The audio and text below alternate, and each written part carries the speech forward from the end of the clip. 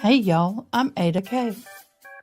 And I must confess, I'm a trial junkie. I enjoy viewing trials as if I was the seated juror. So grab a cup of java, get comfy, and join me as we hop into court. And don't forget to comment, like, and most importantly, subscribe. And if you're really enjoying the channel, please join our membership.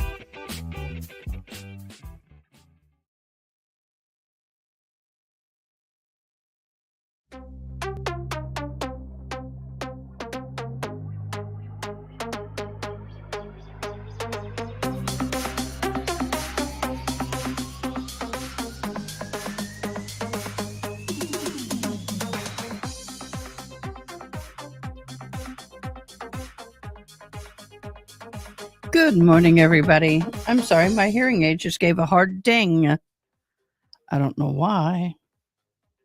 And then my ears went. I hope y'all are hearing me. Good morning, you guys. I'm resetting my hearing aids. Sorry about that. Hello, Britt. Hello, Dan. There I am. Hi, Gabby. How are y'all doing this morning? We have the Sarah Boone trial. Sentencing coming up. Sorry, my glasses have blurs all over. Oh, I'm hot. Okay. I hope y'all had a good weekend.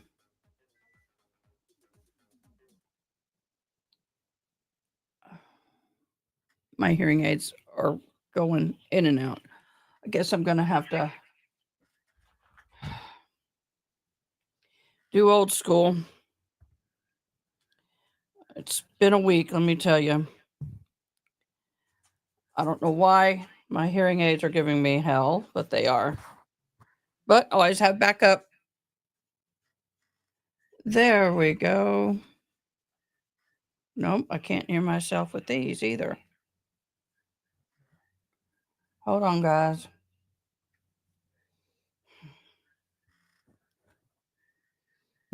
Testing, testing, testing. Testing, testing. Ah, now I can hear myself. Okay, yay! Got my ears on. We're getting the feed up. I'm a little discombobulated this morning. I apologize. Trying to get everything up and running. I wasn't planning on coming live today, but I woke up feeling that I needed to.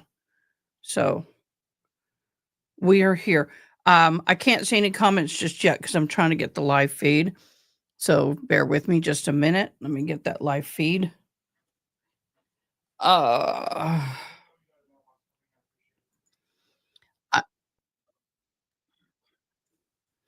Okay. I'm back. Hi, guys. It's a Monday thing. It is a Monday thing. Hold on. My son coming in saying he loves me. We're all good. Hi, ADHD Jelly Bean. Now, I don't know why it was my understanding, and once again, it's probably my mistake, that I thought she was going to be live sooner than she is today, and that's fine. I just need to be live. Honestly, I just need to be live. I don't care what time she comes on. That's okay. That's life.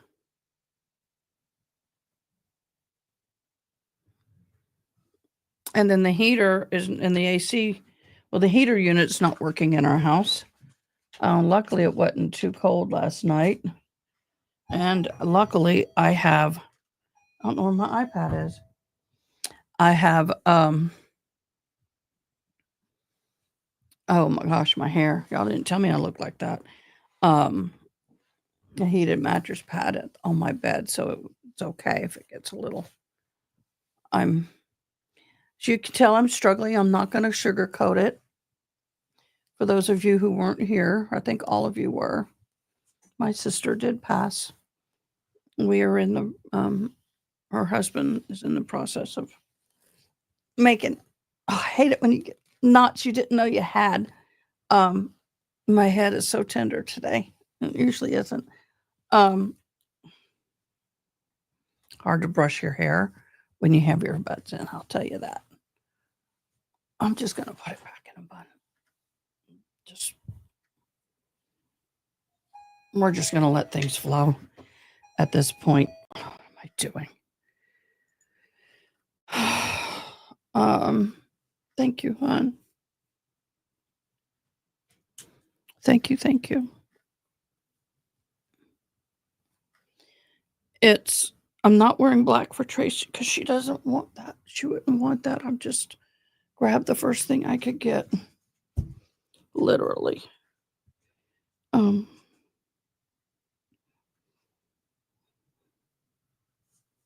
Let me get this hooked up. There we go. Okay. I want to say a thank you to everybody for all of their kind words. I know you've said things, it's popped up on the phone, but honestly, I have not been able to bring myself to really respond much. So please forgive me for that. It's the best I can do right now. Just know that I love and appreciate all your sympathies, your comments of love, and I appreciate them. She would too. I'm sorry. You know what? I'm not going to deny the tears because if I do, it's just harder. But she wouldn't want me to stop going on. She knew how important this was to me. I am overwhelmed by the YouTube support, the YouTube community support, and all of a sudden I'm getting these get business approval loans today.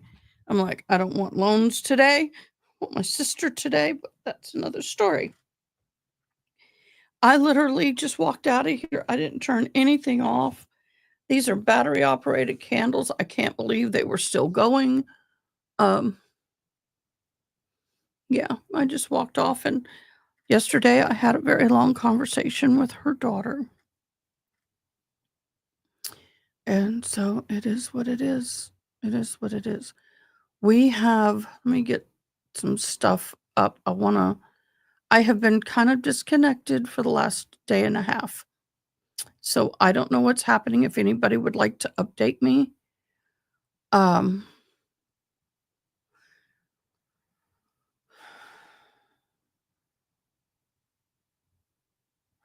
So I think Adrian Kearney, Turtle Boy, is in court today.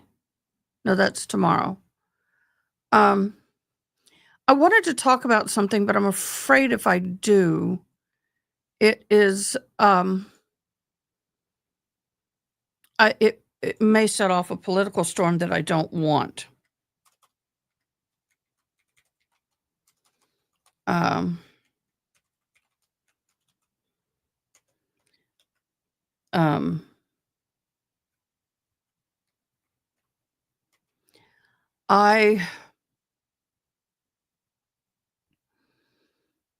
I don't know. I don't know. There's something that happened out there that I just legally don't understand.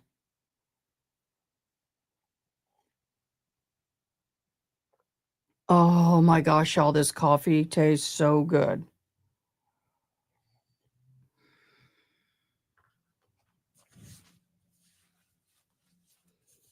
Um,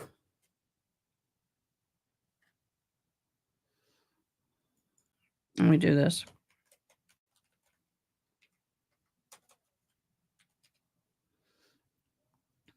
I'm going to just give me a second, please.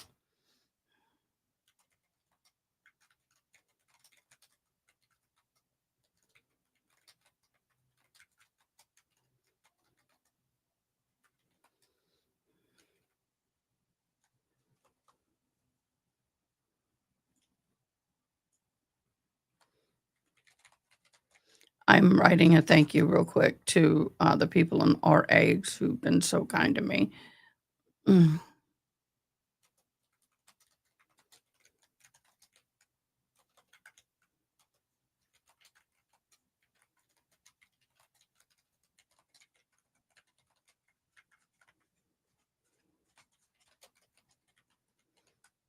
It's weird. I cannot explain how my brain is functioning right now. It's like I normally can do 2 things at once, and I can't. Isn't that horrible? I hate that. I hate that. It is so horrible. Absolutely frustrating. Yeah. I normally have my tea time at 4 o'clock when I'm not on live, and I think I'm gonna go ahead and go back into that. Um, I'm gonna go ahead and go back into the tea time. I miss my tea time, and I have wonderful tea now. We got a tea company that is that we're gonna that's sponsoring us and we're working with in my son's business. We're kinda making some modifications. It's so fabulous, and I'm excited for it. So, wow. I can't watch that here. I saw something I never would have thought I'd seen on, um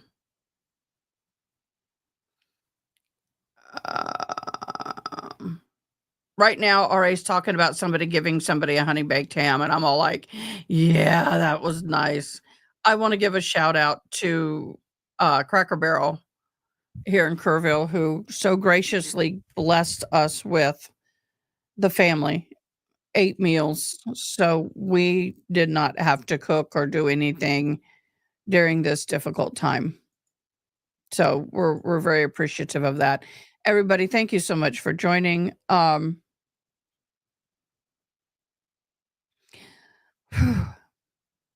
This is gonna be a hard day, y'all, but no matter when I do this, it's gonna be a hard day. So I have to move forward, and thus, that means no matter when the first live, it's gonna be hard. So, all my tissues and everything are out of here. I moved them. Um, but Tracy would not want me to stop. For those of you who don't know, my sister did pass away, um, while I was on live, physically on live. But, I'm blessed that she passed very peacefully, and it was a quick passing, quick passing. I know, hello, Britt, I know. Do me a favor, can somebody look for trials or something for us to watch? Because my brain's not functioning on that. Something that we can I know we have, uh, um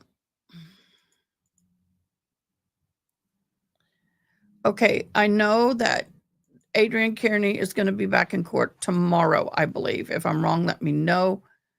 Um, Sarah Boone will be, um, being sentenced today with this huge, huge, huge, huge, huge, um wait,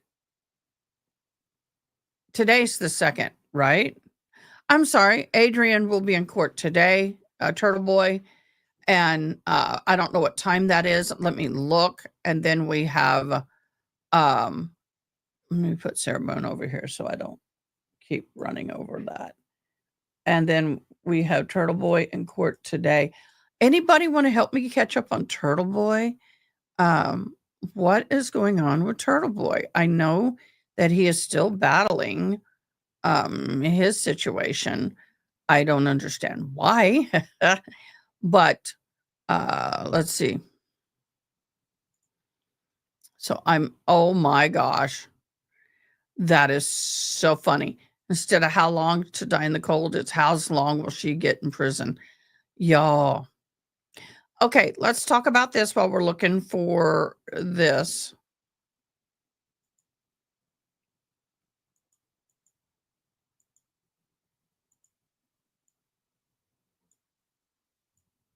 Okay, here's Turtle Boy.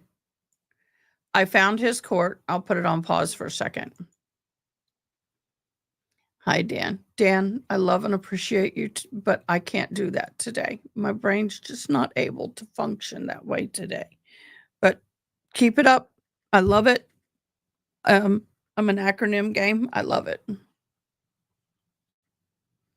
I know what I would call IBA, International Beach Association. That's all I can think of right now. What are your thoughts? Now, don't go political on me. This is legal. I want to know legally, what are your thoughts of Biden pardoning his son? Legally, not political. International Beach Association. And that reminds me of my sister. She used to say, beach, please. She loves the beach and the ocean. But anyway, I promised her we were planning a cruise when she found out that she had cancer again. And I've never been on one. And we were planning to go on a cruise together. And then the diagnosis happened. And that didn't happen.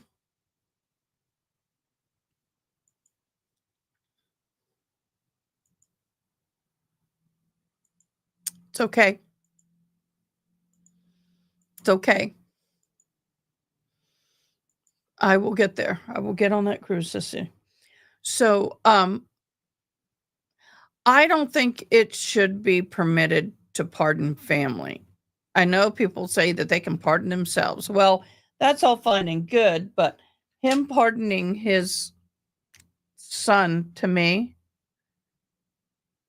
is like a no.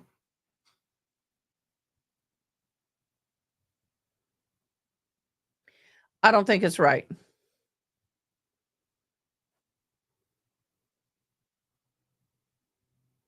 I think that is a chicken way out. 54.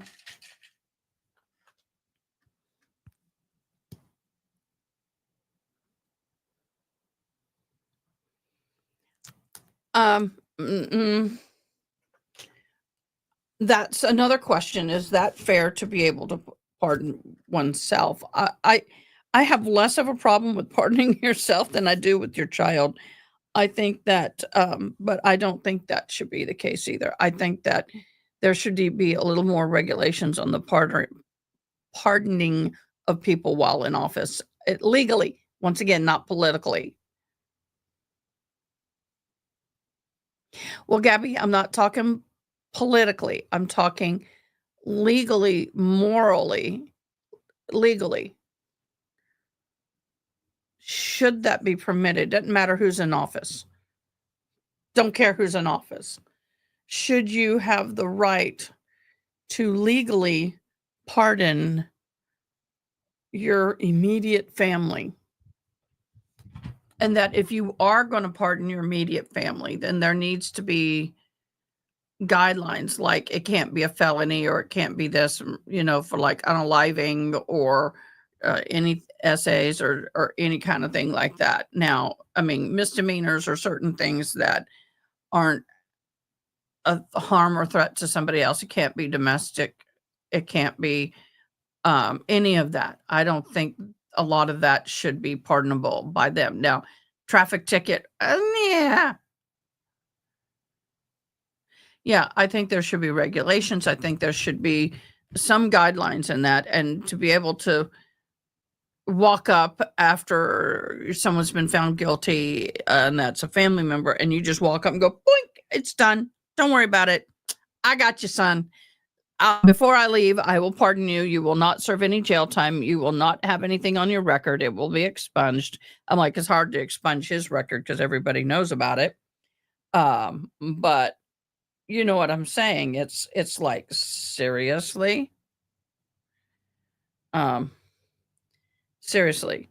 I'm just appalled at the fact that can happen. Once again, I think there needs to be some guidelines. So I was just curious what you guys thought about that.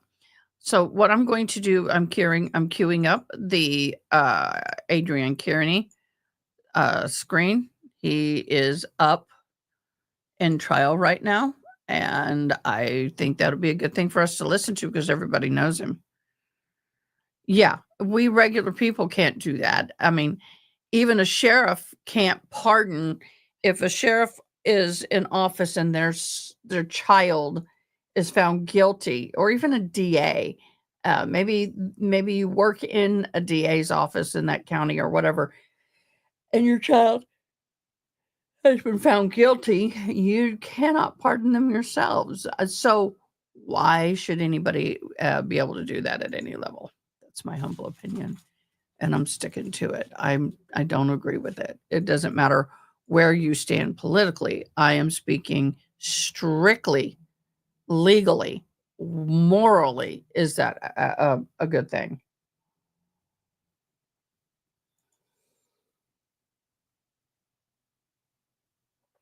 I agree, but I do know that sometimes pardons, I think, are warranted, but very rarely. Okay, let's see if we can hear court. Certain medicine doesn't deal with that, right? Preventive medicine deals with the attorney-client privilege. Thank you, Dan. Thank you, Gabby. In your initial disclosures or your initial representations, you were not representing that there was attorney-client privilege material on the phones. Right, not on the first day or two when I got the case. I didn't know that yet. Okay. But I did say, hold on, there's privileged materials in these phones. And I wasn't certain exactly everything that it was. This is interesting. My first concern was the source material. And there is a protocol in the court, and I'll give the court the citation. I don't have it right off the top of my head here. It's in my papers, but I'll give you the citation that a court needs to do a preliminary determination when there's journalist source materials raised. And I properly raised it. And I said that you know. This was prior or it was before or after the issuance of the search warrant? It was after the issuance of the search warrant. After issuance of the search warrant. So a judge had previously authorized the seizure and search of the phones, right? It's a little more complicated. One thing I didn't have is the search warrant affidavit, and the affidavit in my review of the papers. Maybe it's in here somewhere in some previous filing, but it wasn't attached to any of the papers that I saw. So I need to get that. All right. A couple of dates. 10/6 is when Judge O'Shea issued the warrant. 10/11 was when they were executed, and 10/13 was the dates they were searched and extracted. And we didn't know that specifically until counsel gave us the Celebrate reports, which showed that Trooper Guarino searched the phones on 10/13. And I have those, and I'm going to proffer those up as an exhibit. And Judge, the first exhibit I'd offer is my first email to ADA Mello. All right, do you have a pile of these exhibits? Just give them to me. I do, sure. Give me the 10 exhibits that you want to introduce. Sure. Snap, I don't need them snap. leaked out. Okay, you got 10 exhibits. How many exhibits you got? Thank you. It depends how you want to do them. If you want to do, thank you. Are these in order? Somewhat, Your Honor. There's emails and there's statements. All right. So let me just see if there's any objection from prosecution to any of these. None, Your Honor. Okay. So just for the record, we have an email from Tim Bradle, subject Kearney, date October 19 at 3:57 p.m. We have Commonwealth representations regarding searching phones, a single-page document. We have application for search warrant. No, case one. Single-page document which has certain highlights on it. We have a screen share or a, what do you call this? A screenshot. Your Honor. Screenshot, thank you. Which in the middle says Windows cannot open the folder. That may not be, that may not have to come up, Your Honor. Then I'm sorry? That may not come up, Your Honor. It's a. All right, then we have a progress report of an extraction from Trooper Guarino. We have two of them, actually. Those are 10/13, Your Honor. All right, then we have a copy of, looks like the same email from Tim Bradle. You don't want a duplicate copy, right? All right, that's a duplicate. Then we have a email from Brian Tully to Tim Bradel dated April 27, 2024, which is a multi-page document. Actually, Your Honor, the stapled copy is a series of emails going through December 20th. This refers to my request for a tainting and to seat searching, and it lays out the factual back and forth about the Commonwealth's refusal to. This is April 27? I have it's a packet that begins with October 19th, and the last page is a December 20th email. I see, okay. Yeah. Yes. That We'll lays mark out these, additional- we'll mark these in the order I just identified them. Sure. Okay, as one. Looks like 1 through 7. Thank you, Your Honor. So, Your Honor, at the very beginning of this case, 1019, as soon as I was retained on this case, We're listening in. asked if I they would have no agree to the idea appointment of a yet. taint But team. we're listening On in. 1019, I cited the preventive medicine case in that email. Counsel, if you ask me, clearly didn't apprehend, Counsel Mello clearly didn't apprehend anything about the case law about a taint team. He, on the same day, he said he would not agree to any third-party review. That's the second email. And he said he doesn't know how far they've gotten. And we were going to go to Stoughton Court at the time. I was going to go in there with a protective order to stop any searching and ask for the taint team in light of their refusal to cooperate, even though I cited the case. And a couple quick things about preventive medicine, Your Honor, I know you're aware of it, is it puts an affirmative duty on the Commonwealth to go to Superior Court and put before the Superior Court a protocol to protect any privileged documents. And Which privilege? well, that's the question, Judge. Well, what is preventive medicine deals with attorney-client privilege, right? Preventive medicine deals with attorney-client privilege. Okay. There's other privileges as well. Like I said, I'll give you the case. I just don't have it right in front of me. The case law says that when there's journalists. You should have it issues, in front of the you. The Superior Court will do a review, a preliminary review of it. It would be You nice to should. have that case. Yeah, I'll get it to you. It's in my computer, Judge. I'll get that. Okay, I'm struggling with you as an attorney. You should have it there, and you should have your paralegal with you, and that paralegal should be burning that computer up, getting it for the judge and for his attorney. Not liking this. They knew this was going to be here today. He knew he was going to argue this today. So why is he not prepared?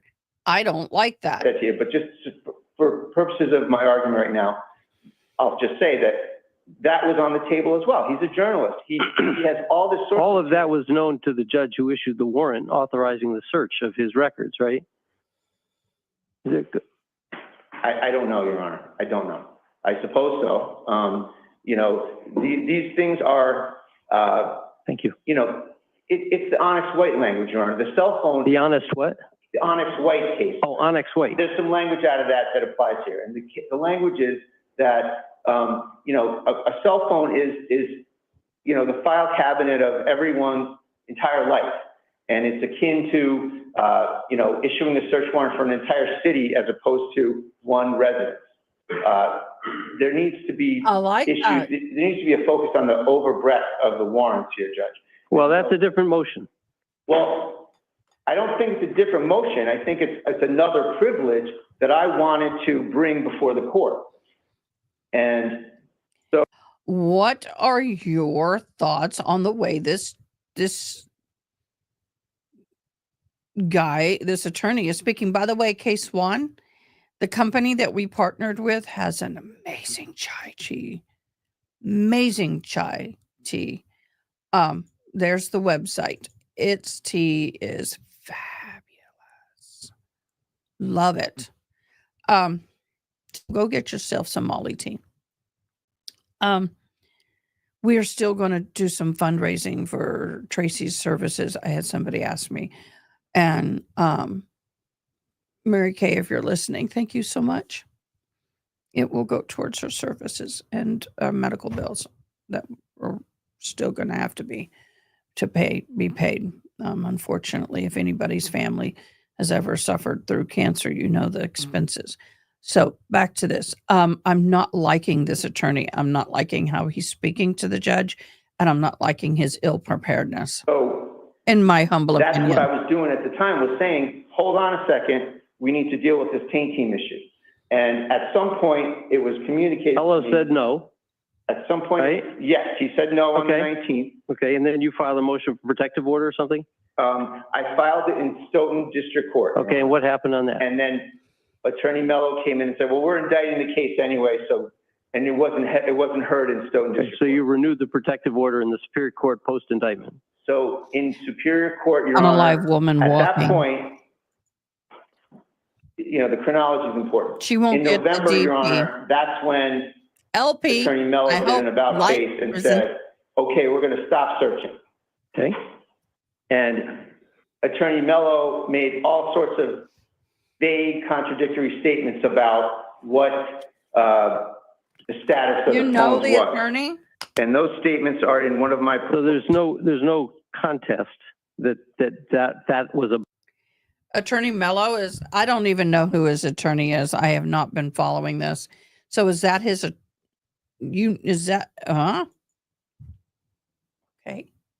the Commonwealth abided by that representation. That is to say, there was no searching after Mello said we're going to stop searching. The searching that you're talking about that obviously happened back in the October timeframe, October 13th, Your Honor. right? Correct. Before you even asked for the taint team. Right. We had Okay. no idea that happened. Okay. And it was never disclosed to That's us. the In fact, attorney it was that's covered speaking up, now, and Mello? we were lied to about it. Okay. And one of my exhibits, judges, 6 quotes from the Commonwealth. Don't take And it just so I'm personally, clear here, Gabby. Judge, we have no Please. beef with Attorney Cosgrove's veracity on anything.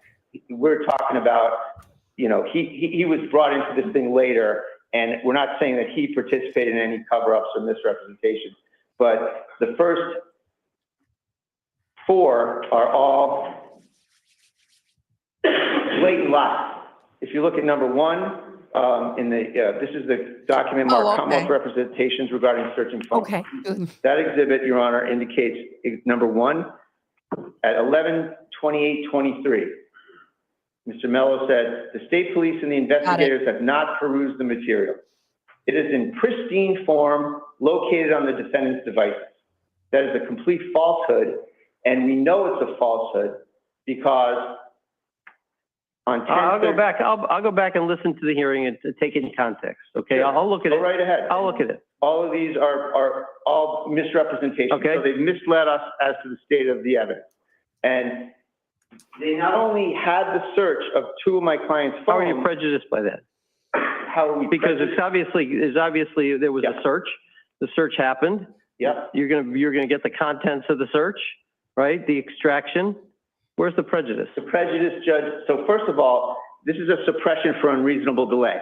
My brother's going to talk about discovery issues and prejudice, but in terms of an unreasonable delay, Your Honor, this all goes to the reasonableness of the delay.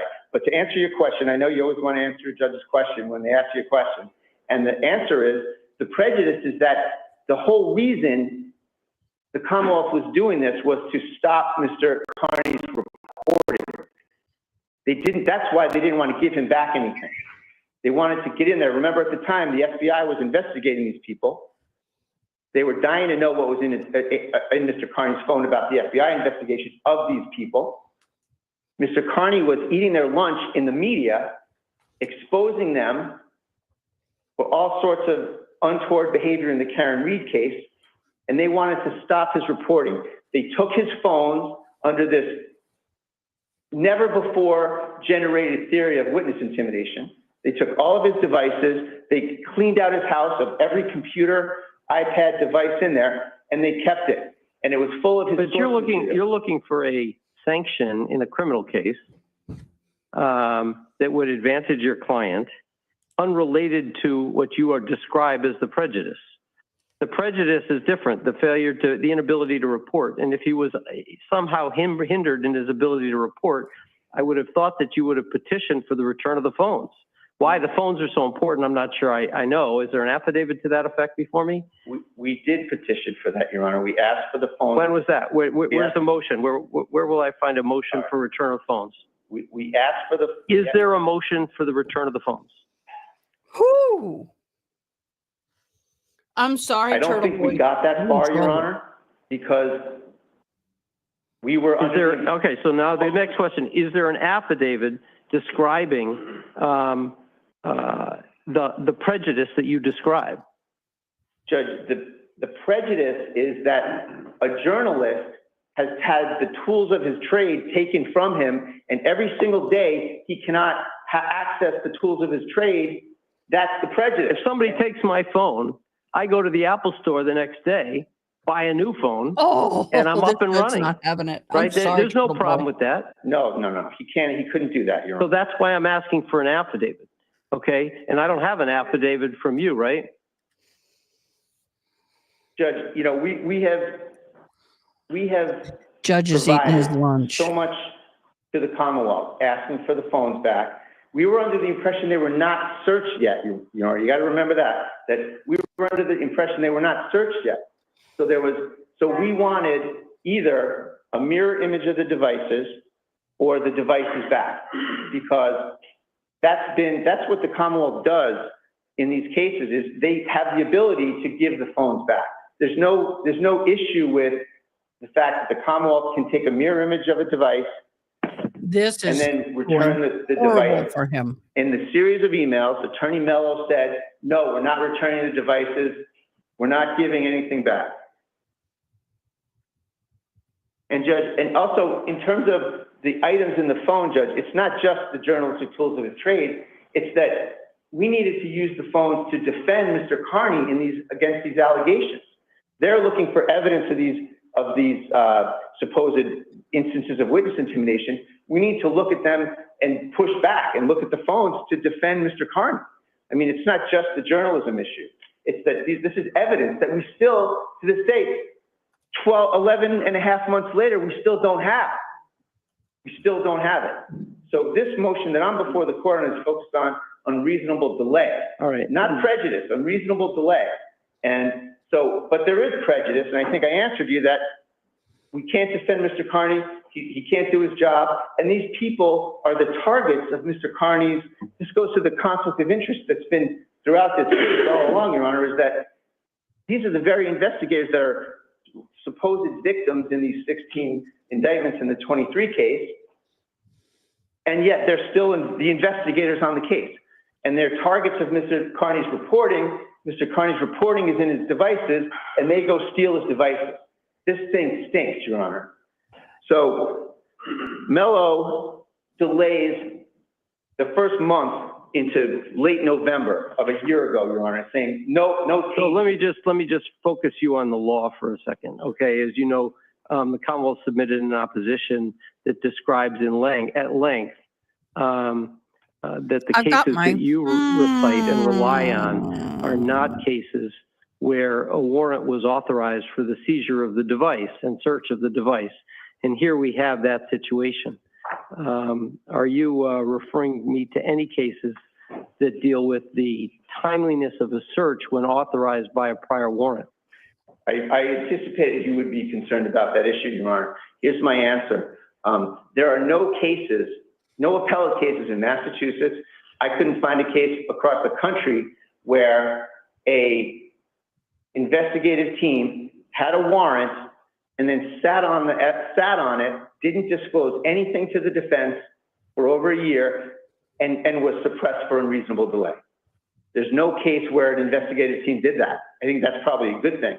This is an anomaly that, in this case, the investigative team got a search warrant, searched 2 of the devices, lied about it, kept it from us for almost a year, and then sat on it and didn't share any of this stuff with us, and pretended that they didn't search the devices to us until 9 months ago. Is there a trial date in this case?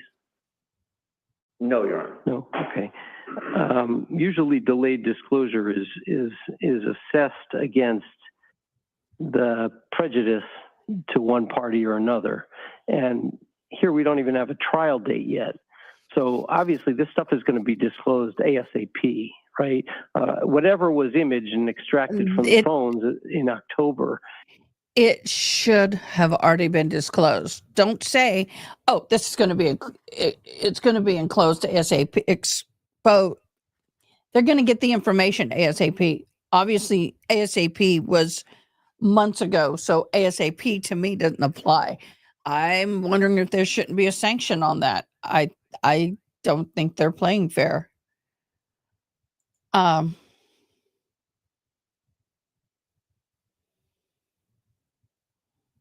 I get it. A lot of people don't like him. I do know that I would air some of his stuff, but his language is excessively harsh. The cursey words. But he has a right to his view. He has a right to do what he did. I don't think I don't think he was inappropriate with some of his stuff that he had gotten the restraining order for put on him. But that said, yeah,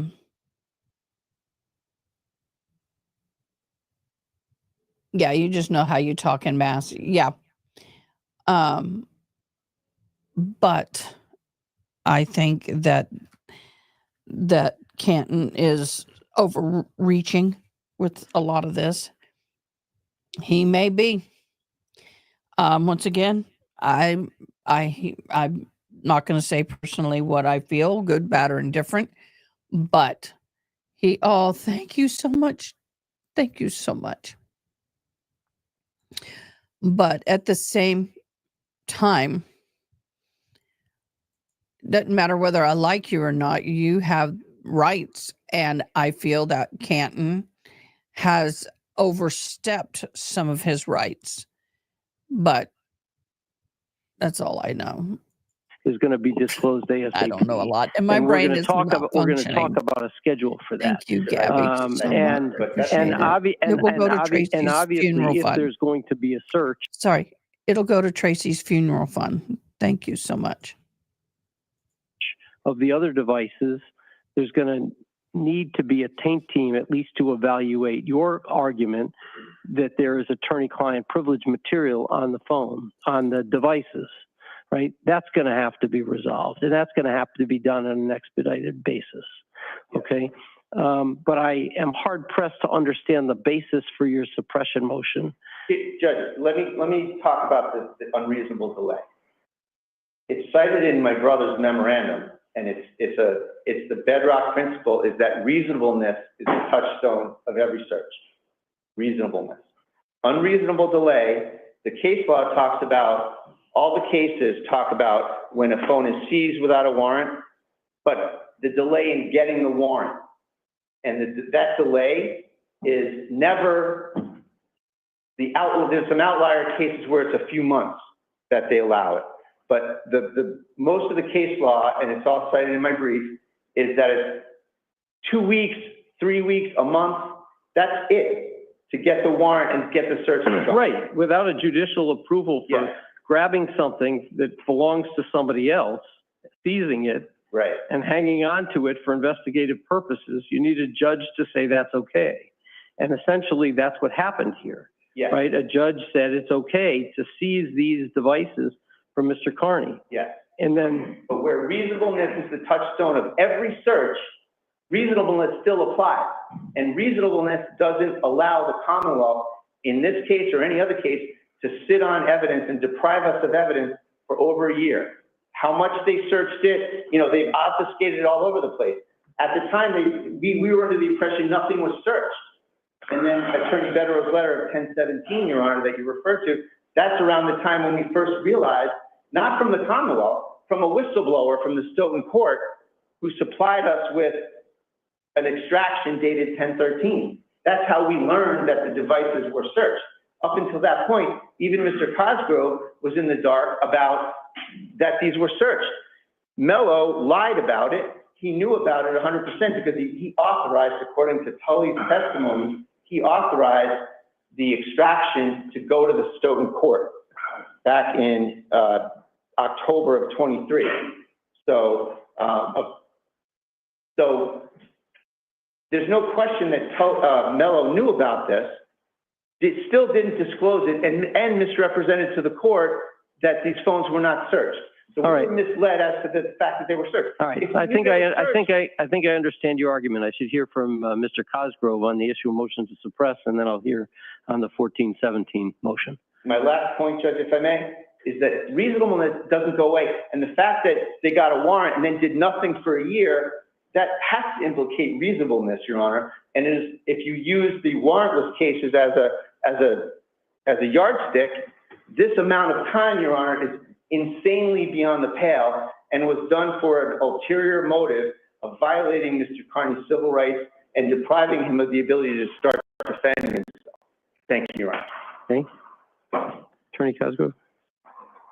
For the record, 617 has been lost. Thank you. I will be brief, Your Honor, and confine my remarks to just a couple of comments. I don't take from Your Honor's questions to my brother that you necessarily have made any decision about my arguments, but I do take Thank from you, your Zach. questions that you've That will go to my sister's funeral fund. Thank you. read my memorandum and understand the essential points that the Commonwealth has sought to make, chief of which is that at least 6 days before Mr. Bradel came into the case, and before he made any request in terms of setting up a taint team, and even then made no mention of attorney-client privilege, the phone had already been searched. It had been downloaded. Lieutenant Tully had looked at it. Attorney Mello has not looked at the extraction report. I have not looked at the extraction report. But certainly in terms of purposes of the law of search and seizure, once the phone extraction is made and once the report was perused, certainly by the time the report was perused by Lieutenant Tully, it had been legally completely searched. So from my point of view, whatever the reasoning was back at the time, whether Attorney Mello didn't quite understand the significance of the Cellbrite report or for whatever reason, I don't understand, frankly, why they... I saw that you had done that, but with everything that's going on, I'm sorry I couldn't watch it. I plan on watching it soon, but I heard you did a great job, Zach. There would be any purpose at that point to have a tank team after the cat was out of the bag with respect to those items. There certainly would be a purpose at whatever point Attorney Bradel represented to Attorney Mello that there was privileged attorney-client privilege material. In stopping any further search, we still had Yeah, we do. I think it's 4 additional cell phones. The exact number escapes me that were found in Mr. Kearney's closet. And we still had a laptop computer and some other paraphernalia that had not been searched. Mr. Mello's initial representation to Mr. Kearney that the Commonwealth would cease further search, I think was precisely accurate. I think some of his later statements are fairly susceptible to interpretation. He seemed to go back and forth between saying, we'll cease further search, or the devices have not been searched. And even that statement is true if you're talking about all of the remaining devices other than the 2 cell phones that were searched. I emphasize that there has been no harm to the defendant. He has plenty of time to examine the Cellbrite reports. I have yet to Good morning, look at Ronnie. them, and I represented in my memorandum that I would not do so until we had a chance to bring the issue before this court. But I have here on a thumb drive both of the Cellbrite reports, and there's no need to set a deadline for the Commonwealth to turn that over, Your Honor, because I'm going to hand it to Mr. Bedrow right now, and I'm pretty confident that he will share those with Mr. Bradel, and they can go through those reports to their heart's content.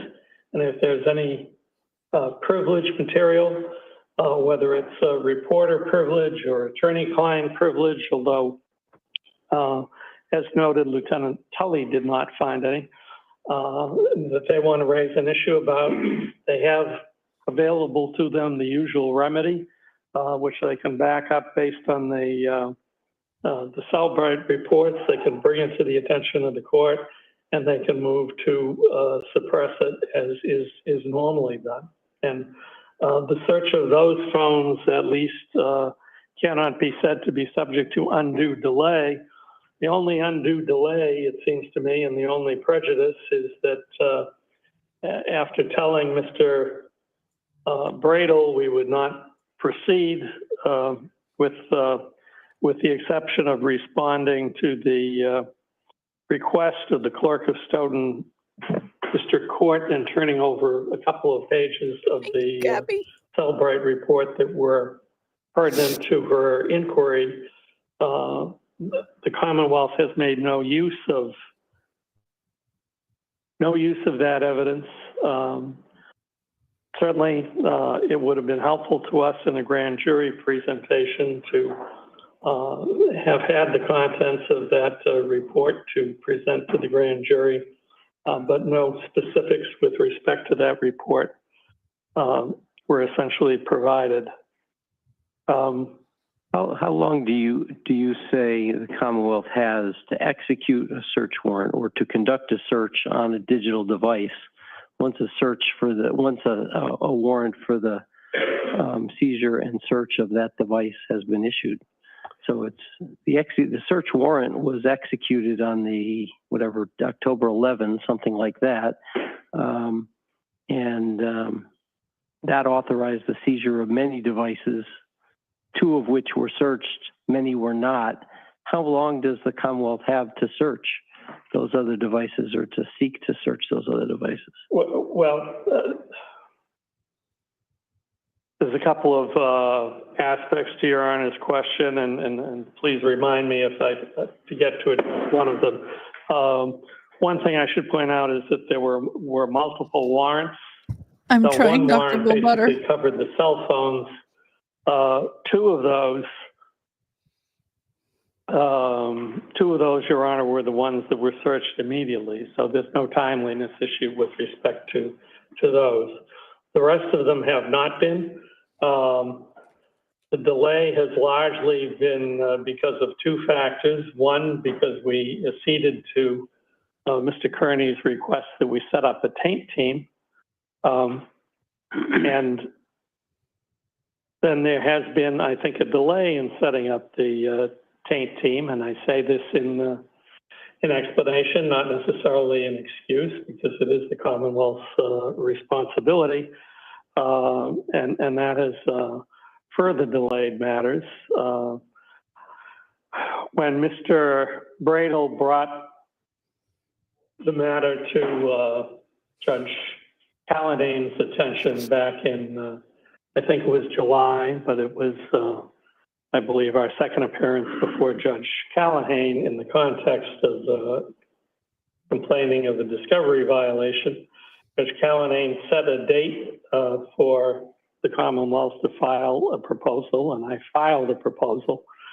And I don't think we can be charged with any delay relative to that point. There is a difference between the 4 remaining cell phones, which are covered under the first warrant, which authorized both search and seizure, and the remaining items that were seized, in that Lieutenant Tully did not apply for authorization to search, merely to seize. So that portion has been executed. There needs to be another warrant filed which we would propose to do at whatever point the tank team is approved or whatever earlier time Your Honor would suggest to authorize the search. As to how long the Commonwealth has to accomplish this aspect of it, I'm not aware of any case law on the subject. Obviously, our position is that in spite of the delay, there's been no substantial prejudice to the defendant, and we're prepared to go forward on it. Okay. Thank you. With respect to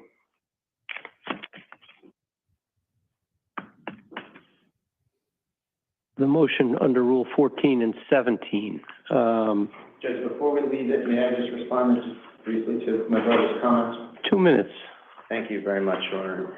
So, judges, at a minimum, the fact that they still haven't sought the warrant for the balance of the devices, that does fit exactly under all the case law that I cited and completely beyond the pale in terms of the delay to seek that warrant to get into those devices.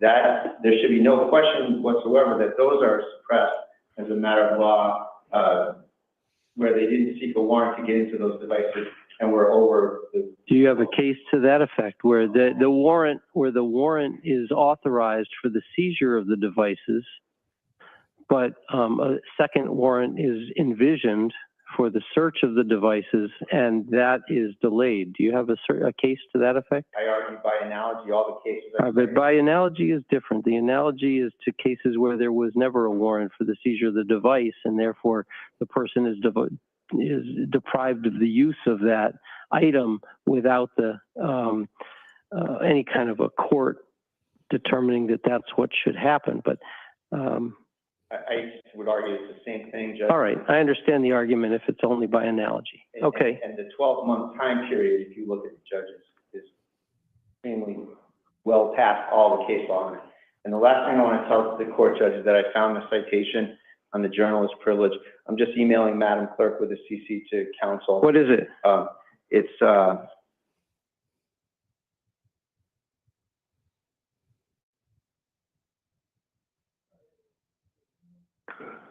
name of the case is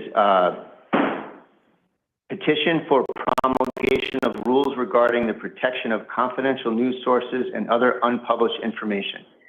395 Mass 164 at 171, 1985, holding that a judge must balance the public interest in the use of every person's evidence against the public interest in protecting the free flow of information,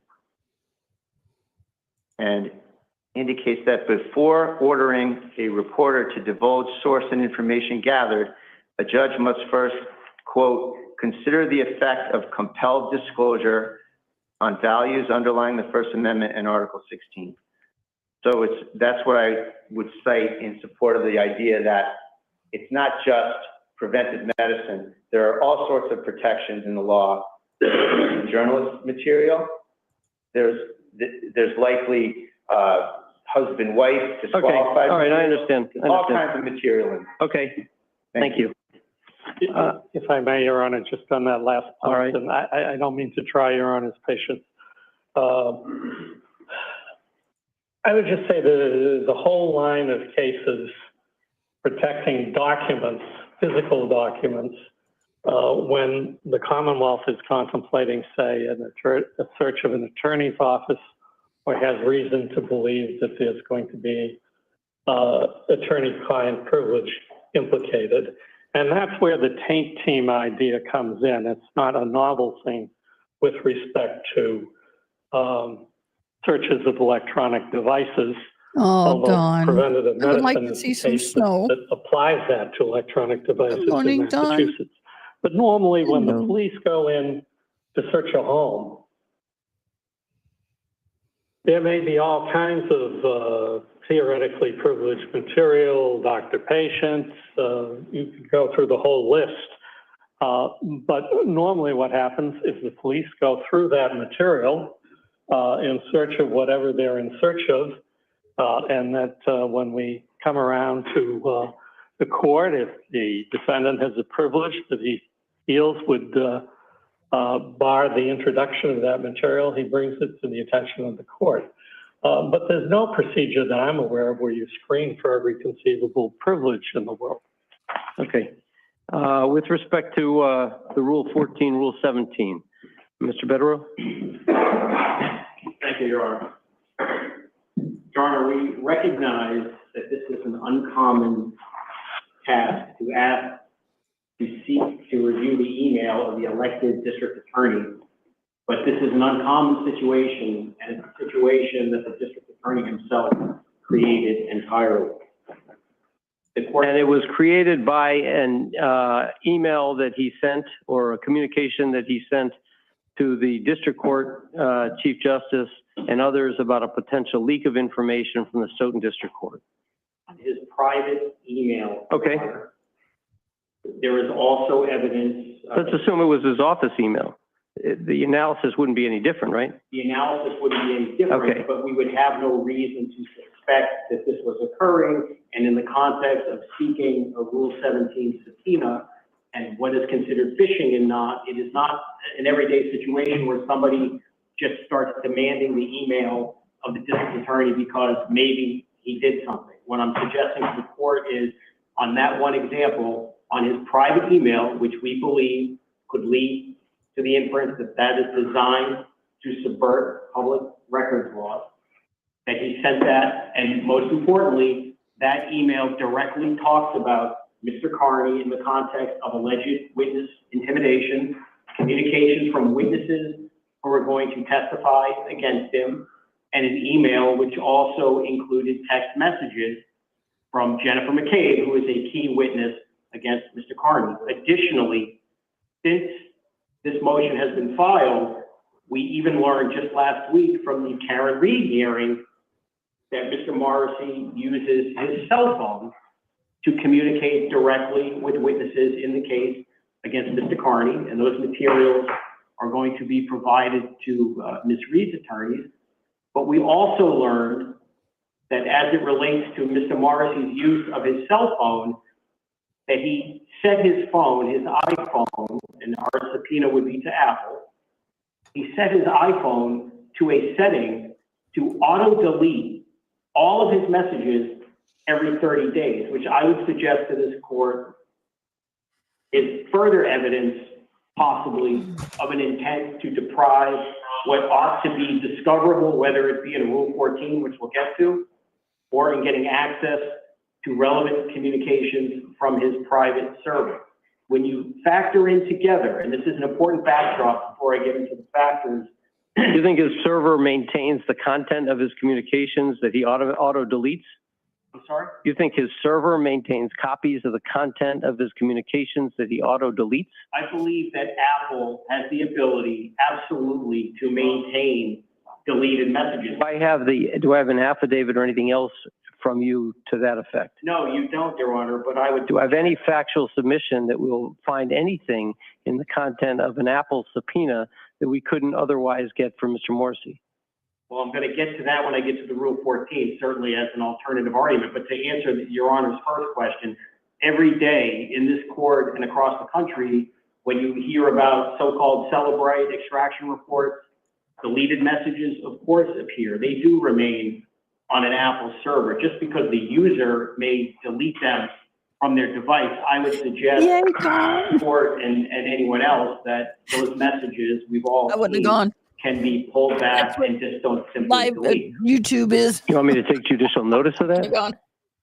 I'm not necessarily asking you to. You better literally woman than take I am. That is judicial notice, too other cold. than I would suggest that is a very common thing, and one should not assume that just because a user deletes an Apple message from their phone, that it is somehow lost forever. The purpose of me mentioning to Your Honor the text messages at all leads to why we want Apple to capture the universe of the email communications that we request from Mr. Morrissey. The fact that he does have it set up to auto-delete, the fact that he does use private email to access business doesn't give us confidence, respectfully, that things are going to be preserved for public records or for disclosure to defendants. Additionally, Your Honor, we now know that the use of the iCloud email by Mr. Morrissey to conduct business is not a one-off. It is not simply the one message that ended up in the hands of Mr. Carney's defense by way of a third party. And I will address this, as I'm sure Your Honor will have questions about a public records request and a response to that as being relevant to whether information is procurable from another source. But it's simply important for the court to know that we now have irrefutable proof by somebody who did a public record search, I have learned, and received some degree of a response from the district attorney's office, that Mr. Morrissey has been conducting business on his personal iCloud account since at least 2020. And the last email that was turned over as part of that public access request just happens to be the September 2023 email regarding Mr. Carney, along with one response from, I believe, the chief judge saying you need to raise this with the Stoughton District Court. It is in that backdrop, Your Honor, that we require a Rule 17 subpoena for this iCloud account, because there is just no reasonable basis to believe that all of the information will be maintained and will not disappear based upon his use of the private server and his auto delete of the text messages. As far as the relevance under Rule 17, it shows again his direct contact with witnesses and with officials regarding things that directly relate to Mr. Carney and his alleged witness intimidation. Notably, the email in question was sent on September 28, 2023. There are documents that are exhibits in the letter that I wrote on October 17th, which I know Your Honor has read, that indicate that Mr. Morrissey had already recused himself officially from all matters involving Mr. Carney by the 26th of September at the absolute latest. This information, if there are other messages, would be relevant to show his personal interest in seeing Mr. Carney prosecuted after he had been recused, the bias of his office, and as Mr. Bradel referenced earlier, the bias of the very witnesses in this case, both police and civilians. Additionally, as Your Honor has taken the suppression undue delay motion under advisement, accompanying the email that was disclosed by the clerk of the Stoughton Court to a former clerk of that court included pages of the extraction report that we now know existed as early as October 11th, 2023, which was only disclosed to the defense on December 2nd, 2024. There could be relevant information contained therein that could very well shed light on whether any shenanigans, as Mr. Bradel has alleged, occurred in why cell phones that were searched, at least two, as the Commonwealth now concedes, at no time were ever disclosed, and indeed representations were made again and again and again suggesting they were pristine and unsearched. As far as not otherwise being procurable in a reasonable manner, the obvious response to that would be, well, if there's a public records request that was satisfied, then you go through that process, and isn't that another way? And in these circumstances, for some of the reasons I said earlier, we don't believe so. Number one, the person who answered the public records request is literally an assistant district attorney who is literally a subordinate of Mr. Morrissey and reviewing their boss's email. Now, if something were to come, It's no different than any other Rule yay, 14, Dawn. right? I mean, the office has an obligation to turn over any discovery materials, right, in the office. An assistant DA reviews the files. That includes the DA's files and anybody else who's, part of the prosecution team.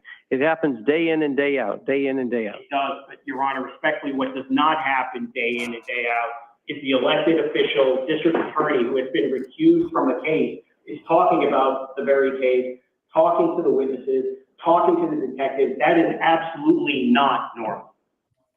And in the normal review of discovery, which we'll get to in a minute with Rule 14, I don't believe it is normal for somebody to say, let me look at the district attorney's email. There would be no reason to even suspect that, let alone his private email and private text messages. This is, as I said earlier, Your Honor, not a common case or situation at all. Now, having reviewed the response to the Freedom of Information request, it is clear that there are materials that were withheld. Now, I suppose we could go. What Freedom of Information request? You made one? I did not make. Who made the Freedom of Information? I don't know who literally made it, but it has come in. What is it that you're talking about that you're reviewing or that the court should consider with respect to a freedom? Who made the Freedom of Information request? I don't know who made it, but it is certainly. What did it ask for? It asked for Mr. Morrissey's email. So you must have the written letter that was the request. I do, sir. Who was it signed by? It is signed This by judge is not having it. Brandon Hunt, Assistant District Attorney. Okay, so the Brandon Hunt, the ADA, made a public records request. Signed the form. I misunderstood Your Honor's question. It's an anonymous person with an email, a Gmail account. An anonymous person made a public records request. Yes. Okay, and that was responded to by an ADA. Yes. Okay, have you made a public records request? No. Okay, why not? You're relying on an anonymous email public records request? Judge, I'm relying upon the response of an Assistant District Attorney who has responded to that and supplied. Have you seen the request? Have I seen the actual request? Yeah. I have not. Okay, so how do you know what was asked for? Because they supplied emails, Your Honor, 200 and something pages from 2020 to 2023. The reason why we could make that request, it's going to be the same response. We have to review those materials. They're withholding materials as is indicated in the letter. We could appeal that determination. That could lead to somewhere else. That could lead to litigation. And I would suggest to the court that it is not a reasonable opportunity without the risk of delaying this for months and months and months. What's unusual is somebody coming into court here relying on an anonymous public records request made by somebody we don't know, requesting God knows what. You're coming in here as an officer of the court saying, I should rely on that, and I should rely on the response. That is very unusual. Well, that may be, Your Honor. What I'm simply saying is I'm not asking you to rely on anything other than, and I believe these emails have been actually supplied in another case. So the prosecution obviously is vouching for the records that were disclosed. They've been turned over, my understanding, under a protective order in another case. I don't think Mr. Cosgrove is going to dispute that. It is signed by an assistant district attorney. What I'm suggesting is to go through this process when the person who is determining what that evidence will be is the elected official subordinate combing through his email, that we lack confidence in that, Your Honor. All right. It seems to me that this can be handled as a Rule 14 request, no different than any other Rule 14 request to a prosecutor. If it prefers the court, I will certainly jump to the Rule 14 components of this. And what is it that you would be making the request for under Rule 14, and why should I consider it before you've made the request? I mean, a Rule 14 is a discovery request. You say, we want X, Y, or Z. Have you made a Rule 14 request? Many. And where will I find those? And do we have a motion to compel the Commonwealth to produce certain discovery that was requested under Rule 14? Judge, they are referenced in the letters that were sent to Mr. Cosgrove, to which we have received in his response papers some degree of a response, and that he agrees to provide us with text messages. Okay, So I believe, you know, certainly Mr. Cosgrove is aware of our demand. but I am not. You're asking me to compel Rule 14 discovery, and I don't have the requests submitted to me. They were made in August of 2024. Your Honor. That was a follow-up. So, It was a May discovery. all right, but I don't have those. We're going to go back to those discovery motions and revisit those now? You prepared to argue those now? I mean, I'm prepared to have you talk about discovery issues, see if you can resolve them, and if there's anything that the court needs to resolve with respect to emails from the district attorney or any subordinate of his, or other kinds of discovery that there's a dispute about, I'm happy to hear you. But it seems to me in the first instance, you folks ought to talk about it and see if you can resolve it. Does that make sense? That does make sense. Okay. All right. Are there any other motions that I need to deal with? Not from the defense, Your Honor. Okay. Let me just see for a second.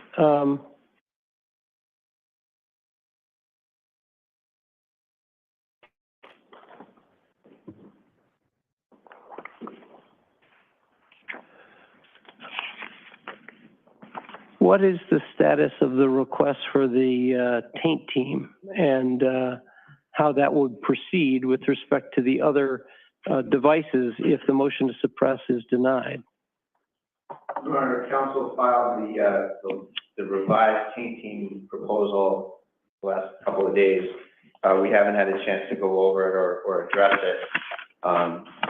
And we would just object to any, the record on that point. We object to any further searches. We object to, you know, the idea of providing us with this stuff here in open court on December 2nd. All right, here's what I'm going to do. I'm going to see you before Christmas, and you folks are going to talk about the protocols, how it will work. I'm going to get you a decision on the motion to suppress, and if there is going to be further searches, we're going to have to deal with that at a hearing before Christmas, so that the case is moving along. You have now the disclosures of the contents of the extraction. And I can hear you on a motion if you were ready for that, okay, on things that you feel like should be suppressed. But I think that's pretty quick for you to pull that kind of thing together. But at a minimum, you folks ought to be in a position to figure out a taint team protocol for review of other devices if they're going to be searched. And you should also discuss any outstanding discovery disputes that I need to deal with. Let's talk about a time when you folks can be back.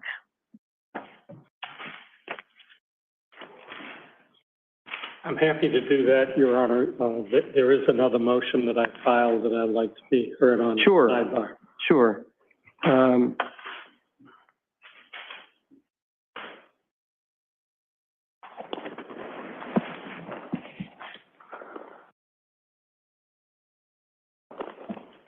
Judge, suggesting that we have a hearing across the street in Denver District Court on Tuesday the 17th.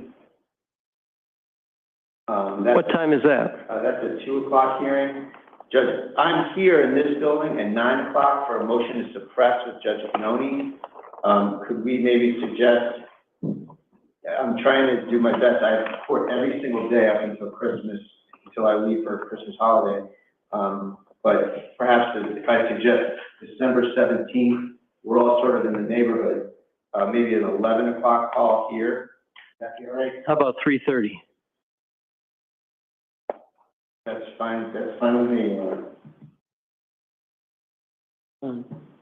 Just give me a moment, Your Honor. Yeah, sure. So you know, I'm here at 9, motion to suppress across the street at 2 for Rule 17 and District. All right, and lunch down the street. December 17th is fine, Your Honor. Okay, yes, 3:30. We have a long list, I know, on the 17th, and I'm supposed to impanel a jury in the morning. So I don't expect to be able to fit you in the morning. We're clear in the afternoon? Oh, perfect. Okay, so let's say 3 o'clock. So you can finish your 2 o'clock and come across the street, and we'll deal with this. I don't expect it's going to be a long hearing because I think most of these things are going to work out, but All right, Thank you. okay.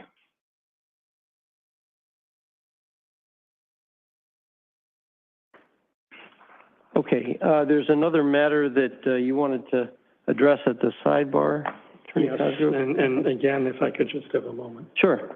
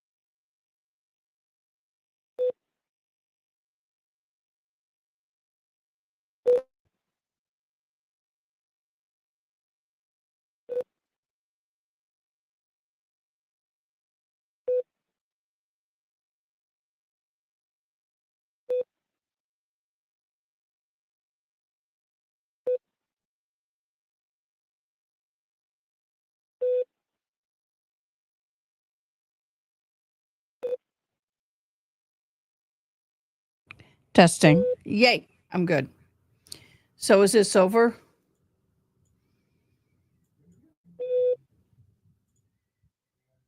Okay. Sorry about that, guys. I had to go to ladies' room. You know how that goes.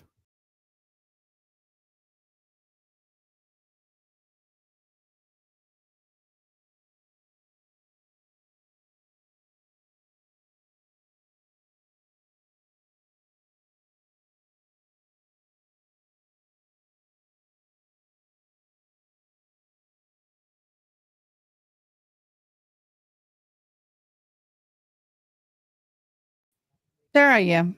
Me bad. Guys, I'm trying the best I can today. It's a day. The wedding night horror trial with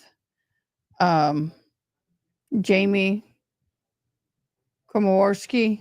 Is that how you say it? Komowarski. That will be coming up in an hour. Welcome, Libby. Welcome, Journey to Justice. Thank you so much. Oh, it was a sidebar? Oh, I'll get it back up and going. My bad. Unfortunately, I can go, well, fortunately, I can go anywhere in my studio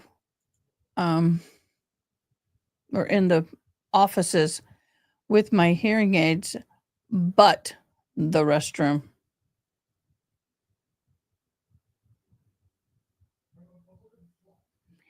And as soon as I step foot in there, I lose my hearing aids. And then it's like, eh.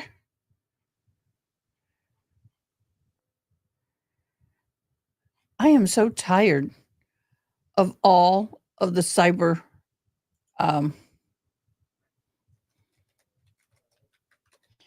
I am getting really exhausted with all of the. Let me get to his live. See if I can get to it. That wasn't it.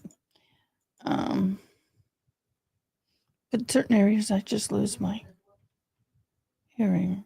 Okay, come on.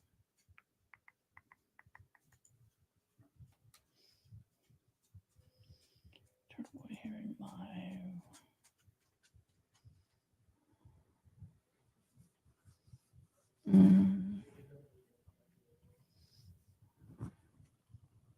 Now I can't find that link. Go figure, y'all. It's one of them days.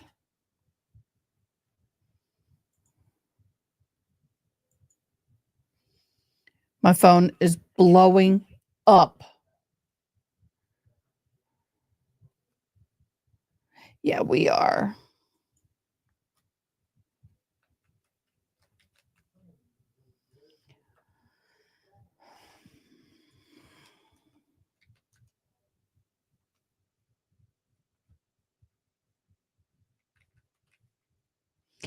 I don't know how to spell his name.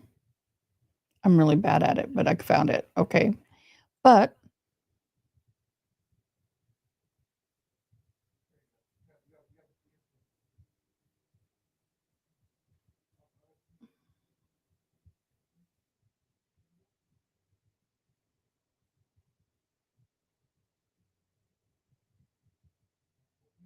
can't find it again. No, not yet. We're waiting for Boone to start. We're waiting for Boone.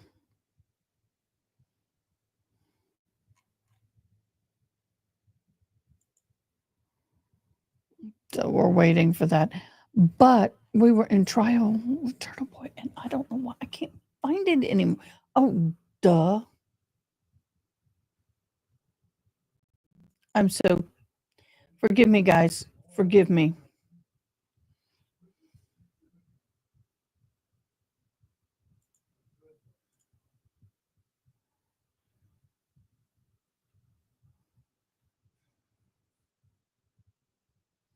There it is. Nope, wrong one.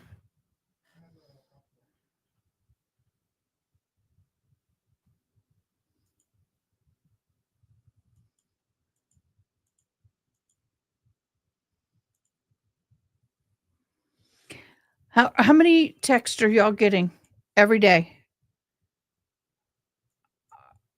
Okay, that video ended. So court is done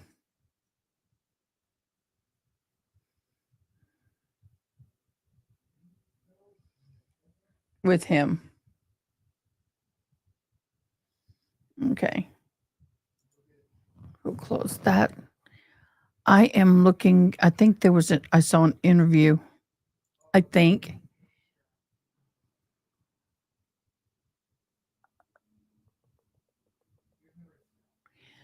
So one of the cases I think we're going to try and start covering is going to be the bride. Yeah, I don't see any else on him. That's old. Okay. So we are waiting at 11:30. We start live coverage for the wedding night horror trial, South Carolina versus Jamie. Oh my God, Toy. I got to stop crying because I'm an ugly crier. And thank you. That will be given to my sister's funeral services. Thank you so much. Thank you. Toy, thank you.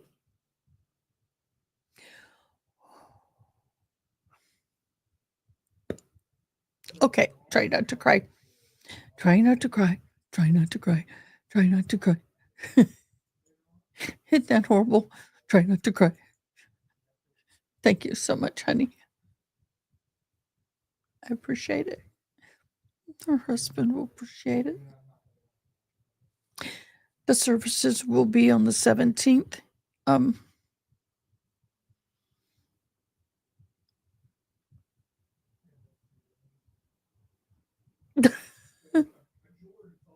Oh.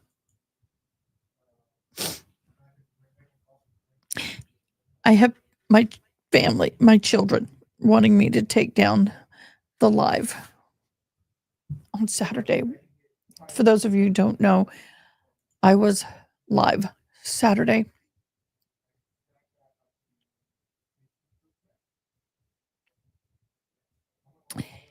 And we knew that the ambulance was going to go and help move her from the couch to a hospital bed because hospice was bringing it in that night. And I have a fire radio and had it on 24/7 just in case. And so I heard it. We were live and I said, it's okay, guys. They're just going to transfer her. And I had just seen her that morning, late morning, early afternoon. And The last word she said was, "I love you." And after I left, she dramatically decreased rapidly. I mean, like, really bad. And they transferred her to the bed, and then within minutes, she passed on. And I got the phone call from her husband, and I was live. And I'm like, "Yeah, I know. I heard the call. We're good. You know, yay, hospital bed got there. Get her a little more comfortable." And he told me she passed, and I was live. And I am so sorry. I just was not in the mental capacity to even think how to shut this down. And ugly cried with everybody here.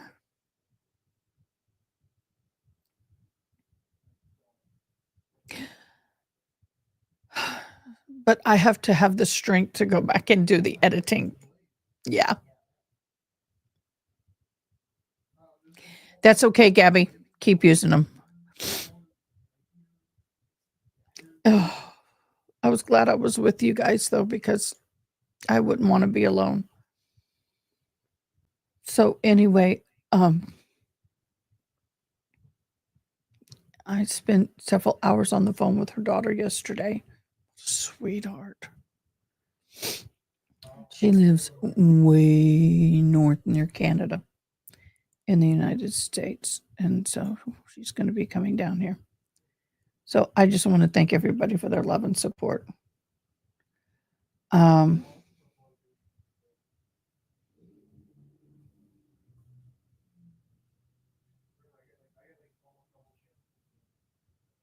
We have some interesting stuff going on.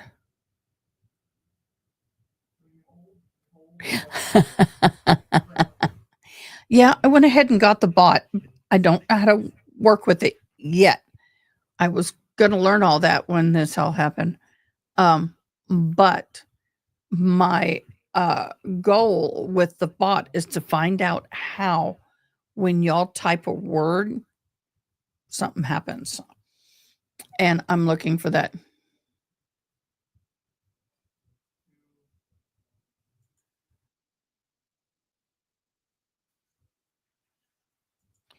I'm not able to really follow Adrian very well.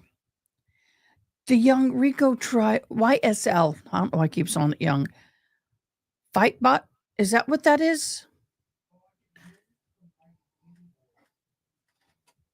I need to figure it out. I need help, y'all, because I don't know what it is, and we need help. There's certain things I want to happen.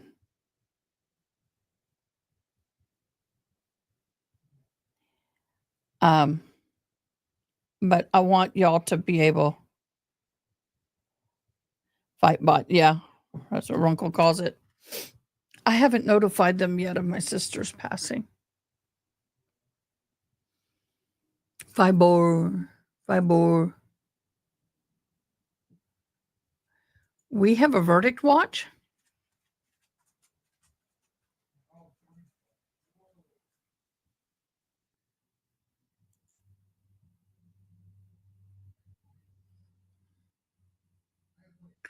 What? Let me share this. Maybe y'all can.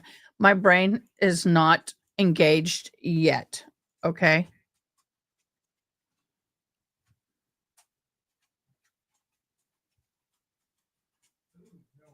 We are in a verdict watch here. I will be glad when this is like totally done. Done. I'm Fightbot. But it has been catching some things. So we're gonna move on to the last request, which was gas station footage after the focus leaves the gas station, and y'all have 30 seconds after. So do you mean from the time the focus leaves through 30 seconds, or do you mean started at 30 seconds after the focus leaves? From the time and then run. Why do they say verdict watch? We'll do that.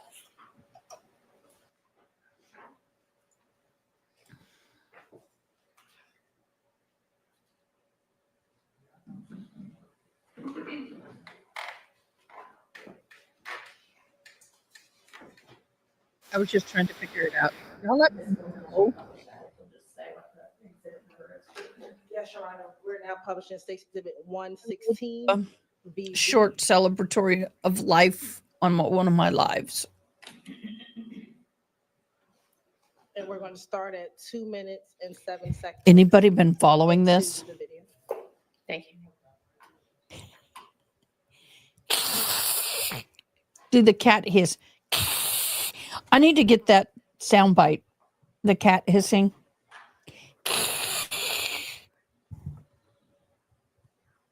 Although I think I do a pretty decent job of it.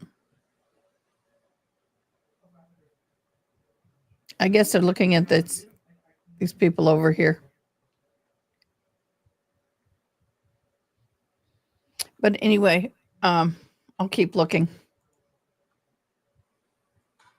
Man, there's a ton of people waiting for the live wedding night horror trial. And we're now at 2 minutes and 50 seconds into the video. I think that's. Keep going or y'all good?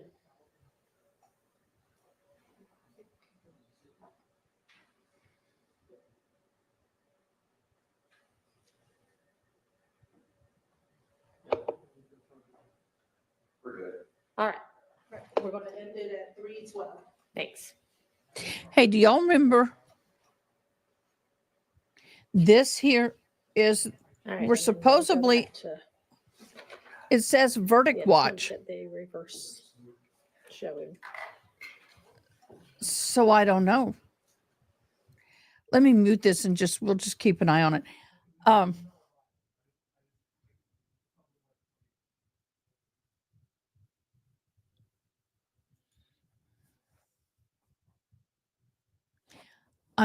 I think last night it hit me because I'm not on Twitter or Instagram. I'm not on Instagram a whole lot. And I didn't know because I hate it when all of these social media things just alert on your phone all day long. And because I'm deaf, I have the flashing light and that because yes, we will be in an hour watching the wedding one. And then we'll take a break for the Sarah Boone and go back. But anyway, I didn't know. My sister was sending me sweet sister and stuff in Instagram.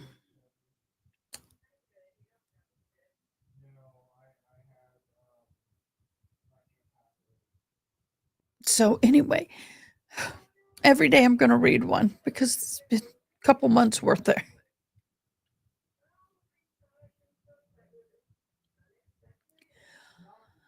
So anyway, yeah, turned it off and I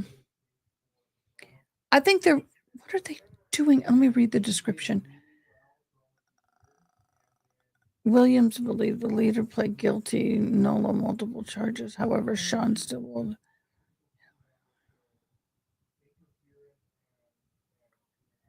Okay, but it says verdict watch. So that's what caught my eye. I would love to see this come to an end. So anyway, I will be probably, a special time every day. I will go and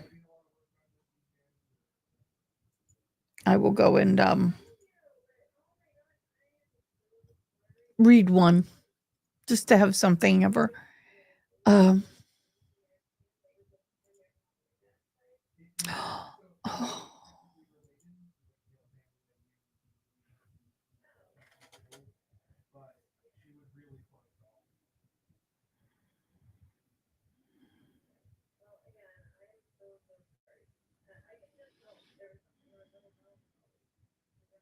So anyway, yeah, and it's been a lot of stuff. So anyway, so I don't know what's going on with this.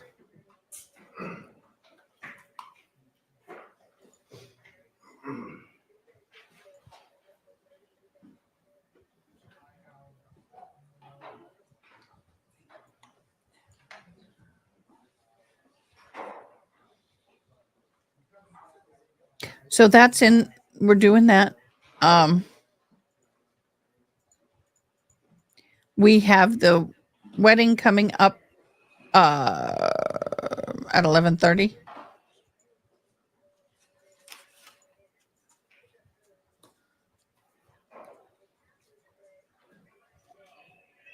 It ought to be good.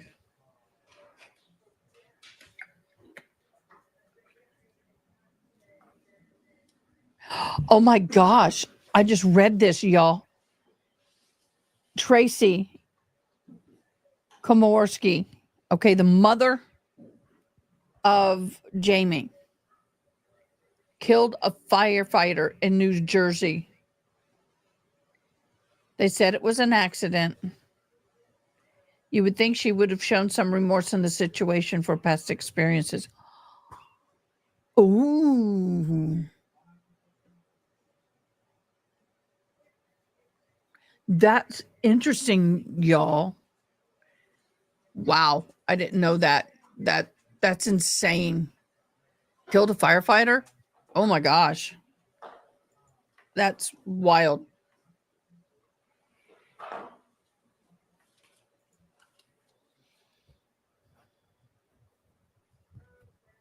We have a bunch of stuff happening on the state side of Texas that are dealing with the border and cartel. And so so that is something that I might start watching a little bit with y'all. I don't know. I'll have y'all return to the jury room to continue your deliberations. Thank you. So there was a question. Hi, Haley Mouse. So there was a question. So has anybody been following this trial? Can you tell me how many people are left out of all the people who started this journey? And right now it's just giving 2 names. That's crazy. The girl's mother unalived a firefighter and it was accidental. Is there anything What for the record? baby girl? My puppers All right, then we will has be in recess stuck. until such time as Oh, we hear from the jury. there is, they've been, oh wow, I didn't know. My dog has been, you won't like this. 12:30. I looked it up last night and there was somewhere it said 9:30. And then I go live and realize, oh crap, it's 12:30. But we're just kind of court surfing right now, just kind of finding some things.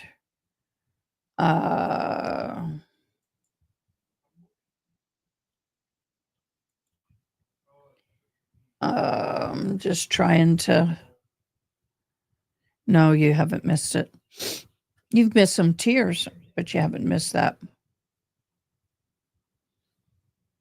I'm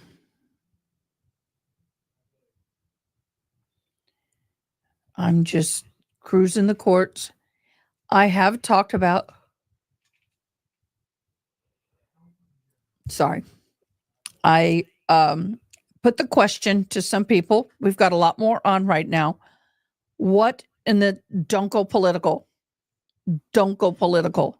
But I want to know the legal ramifications and whether this is ethically and legally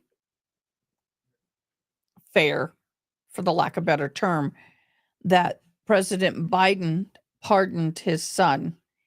And I would have thought and hope that there would be more regulations or guidelines, and it can't be just a carte blanche. I'll do what I want. I'm going to pardon whomever I want. And that's kind of what's happening here. And I'm a little perplexed as to the fact that there is no really regulations or boundaries. So non-politically, but legally, what does you think? I'm not saying anything about Trump. But I will say, I don't think it's fair. Hold on.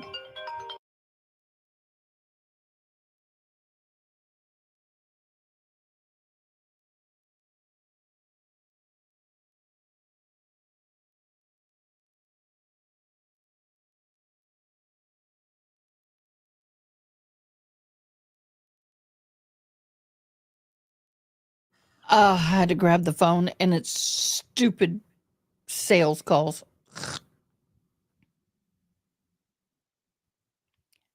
Hi, Lunar, loves Phoenix. I'm not talking political. I'm talking legally.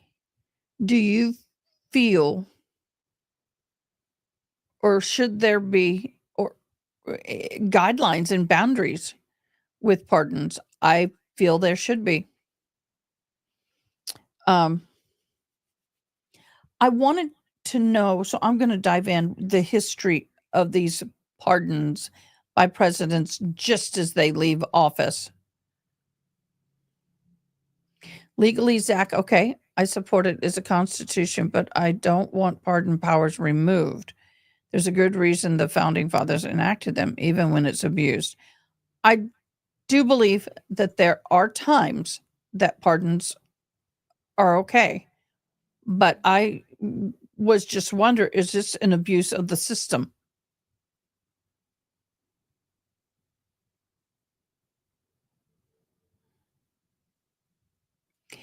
And once again, not political, just, yeah, I agree. I respect everybody's opinion here. You can feel free to state your opinion when we engage a question like this. Just don't attack one side or the other. Try to be as equal as possible. I don't think that presidents should be able to pardon themselves or family, but I could be wrong. But it does not mean how I feel about pardon does not indicate my vote, and I'm not going to go there. Well, that's where it is, Hacho Gonzalez. That is exactly where I'm going with this. This is not a specific, this is from 2014 to 2018. Anything he did is forgivable. I don't believe that that is just an equal and fair statement there at all. Once again, this is not politically driven. This is legally, where are we on this? I agree, Zach. I agree. Don't disagree. It's a healthy conversation, and I appreciate y'all keeping it that way.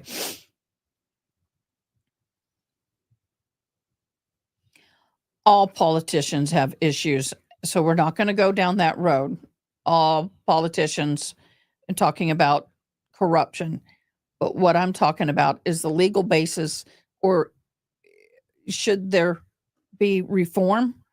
I'm okay with pardons, but I'm struggling with the fact that it's not a direct to a specific thing. It's a vast thing. Anything and everything between 10-year period or whatever period of time it was, I can't remember, is forgiven no matter what it was. That's where I'm struggling with this. I would have thought. I agree, Hacho. I'm just reiterating it for people coming in.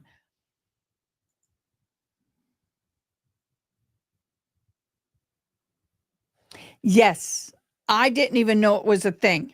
Yeah, there it is. 2014 to 24. Blanket, not specific. That's my issue. And should they be permitted to pardon themselves and or immediate family? I think that if it's something like that, that there should be a guideline that the vice president has to agree, or the head of the house, or whatever, some other person in power and authority must be on board with that. I don't know. I struggle with the fact that his son is where he is. But guess what? There's a Fifth Amendment issue that's hitting. And guess what? He's pardoned. So now he could be subpoenaed to testify against everybody else.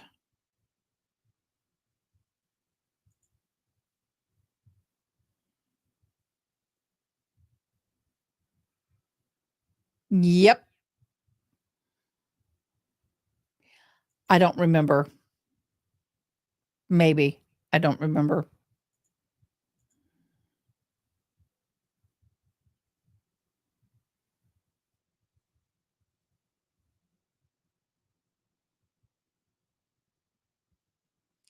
Yeah. Right, Gabby. I understand that. They do. Here's the kicker. You're right, Hacho. By the way, you're new here. Thank you so much for joining. I'll be honest, today is a difficult day. If you're new and you do not know, my sister passed away Saturday. If I do get a little emotional, please give me a little grace.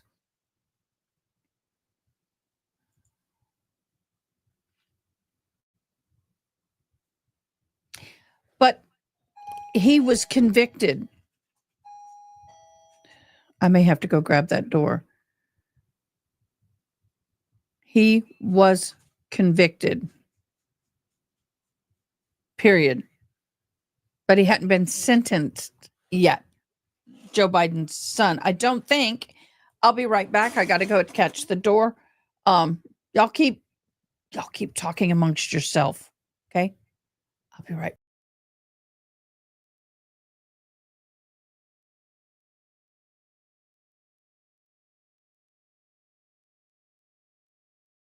Got it. Yay.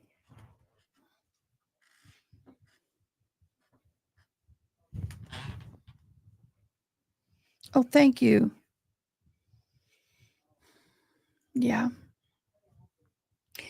Thank you. Any super chats, memberships, anything like that will be going to her funeral fund. So much finances, if you've had anybody pass from cancer, go towards the treatment that by the time we get to this point where we are now, there's nothing left. So my whole thought on this is why is there not some more boundaries? I have nothing against pardons themselves. Do you know, what was his name? The animal dude, the lions, and he had all these tigers, the lion, I hate using the Lion King. Joe Exotics, that guy, he is wanting a pardon. He's applied for a pardon. And he thinks that the moment Trump's getting in office, he's going to get a pardon.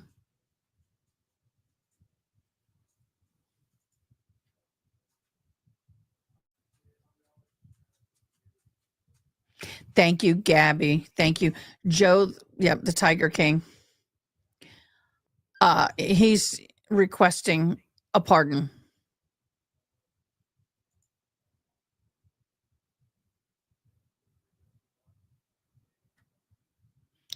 Yeah. But it opens him up, though. So that's kind of what I wanted to talk about with this. Because he's pardoned, it is now going to open him up to be subpoenaed to testify. And he can't plead the fifth. He can't. So this is going to make the legalities of this interesting.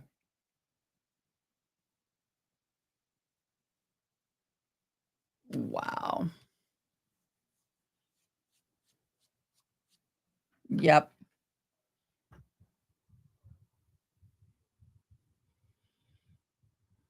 I know.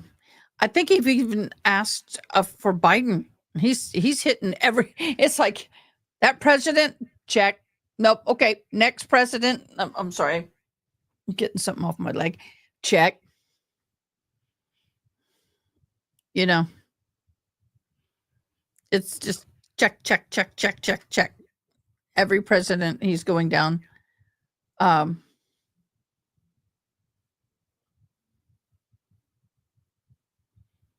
I want to see something here. See.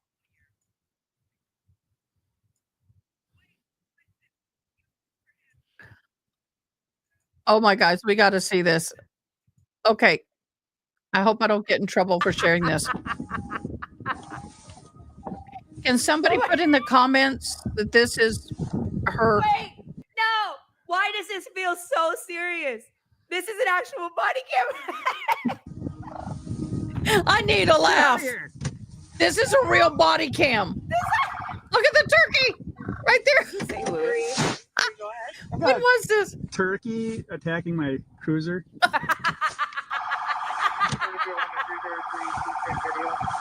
take video. 10-4. He has no fear.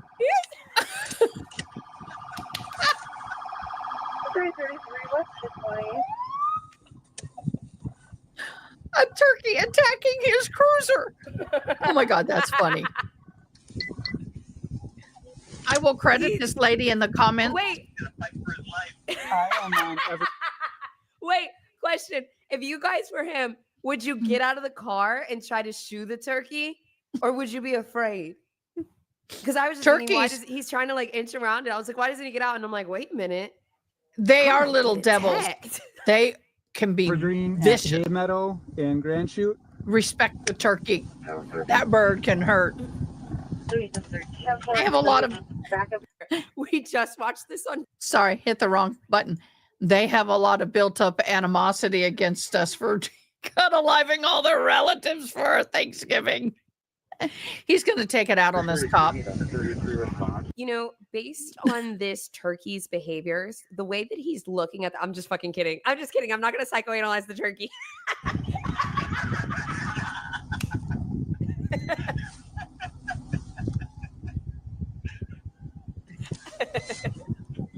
We needed a laugh, y'all. I needed a laugh. And I may cry. No way. She said, do you need backup? Like, is this serious right now? Turkey 33, do you need backup emergent for the turkey attack? Yeah, 10-40 is good. I'm trying to de-escalate. Oh my God, this is funny as hell. Negotiating. He is pecking at my tire.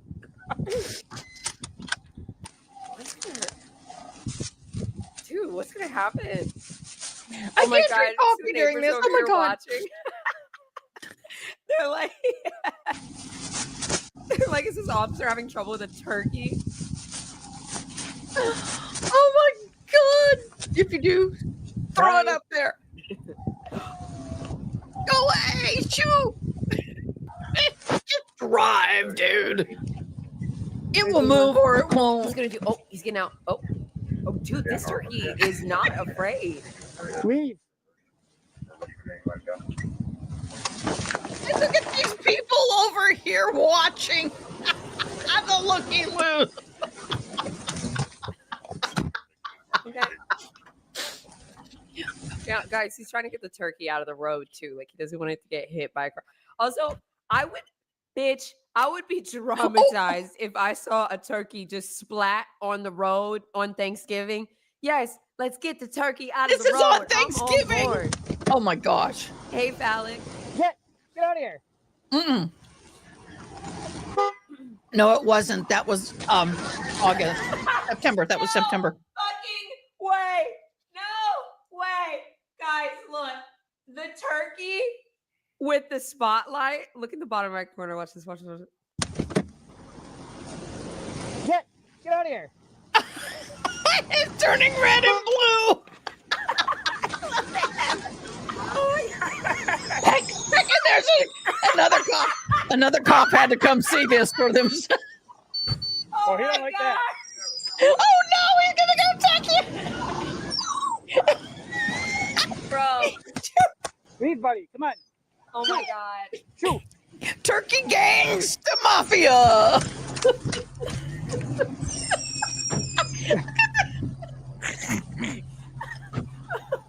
Oh my God. I think I've lost half my audience. Sorry, guys. We'll get back on the other subject. This is actually so funny. Dude, I'm about to edit this myself and upload it I don't agree today. with that either.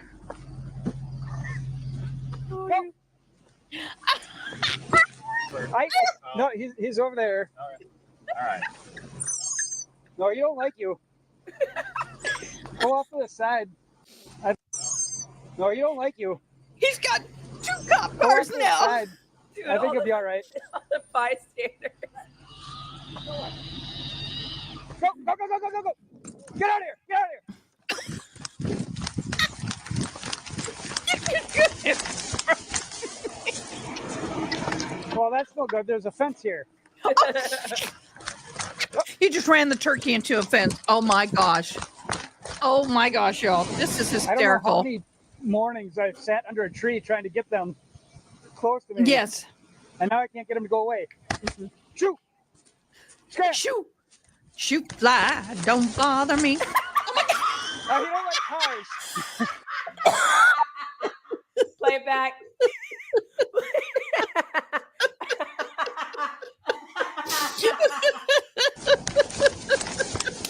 My God. You don't like cars.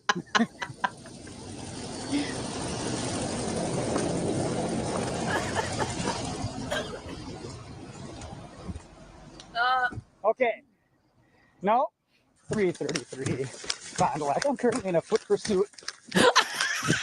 Gonna be eastbound. Male. About 2 feet tall. Not 2 Short beard.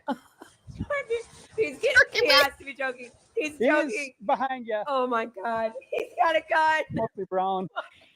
Some red and white trim. Just really fast. Dude, Lassie northbound on I can't. Foxcroft. He's no longer in traffic. Hey, Chase, he's not in traffic anymore. That's Yep. what matters. Can't catch them all. I'm sure he will. I'm going to cry. At least he wasn't like violent towards you.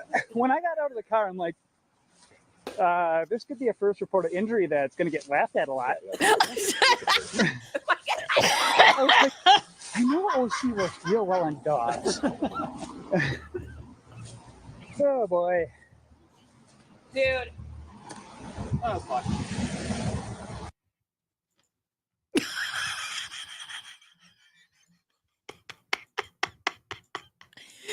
I'm sorry. Not sorry. But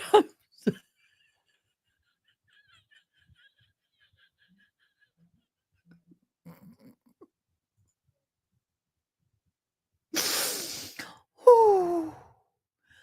Okay, y'all. We had a good laugh.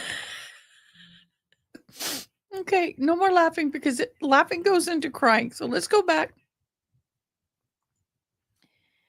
I don't know, Libby. It just popped up. Here is the title. Unruly turkey refuses to back down, forcing officer to call for help. Okay. Google that. And it's from Booze But Shorter. Booze? I don't know how to say it. But shorter. And thank you so much for the video. We give you credit for that. That was funny. I needed that laugh. That was funny. Okay, so we're going back over here. We have no movement in the other. Okay. I have both of the trials up and waiting. So we're good there. Oh, gotta take a breath. That was hysterical. Now,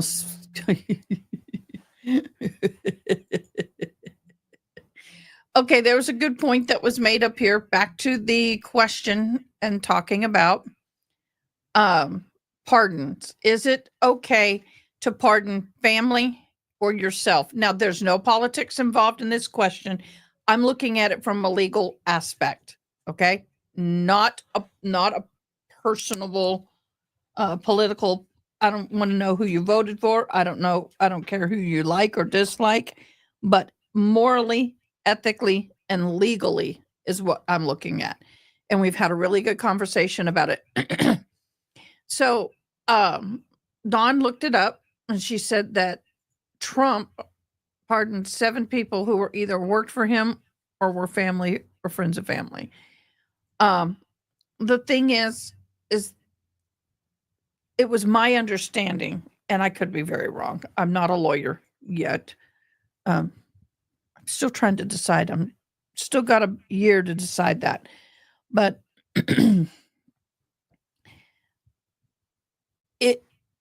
to pardon someone for a 10-year period of time, I don't think goes with, I think Zach is right. I think, or Dawn or somebody, I'm trying to find it. Let me go up. A pardon, what is a pardon? It's a presidential pardon excuses a person who has committed a crime from serving the punishment. The pardon does not expunge or erase the criminal record or a finding of guilt, per Google. However, if any civil rights were lost due to that criminal conviction, those rights are restored. But I think part of the issue here for me is Hacho was correct. And thank you for joining, Hacho. I hope I didn't just run you off. He didn't pardon the crime. He pardoned 10 years. Anything he did in a 10-year period has been pardoned. That's where I'm struggling. What? It should be incident specific. So yeah, that's the real struggle here for me. Hi, Miss Morales. How are you? You don't think any of it. Yeah.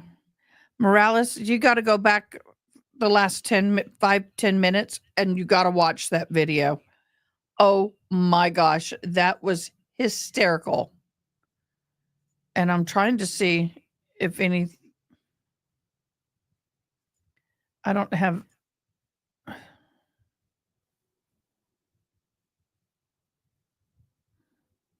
and then there's an update. Okay, I'll have to look that up.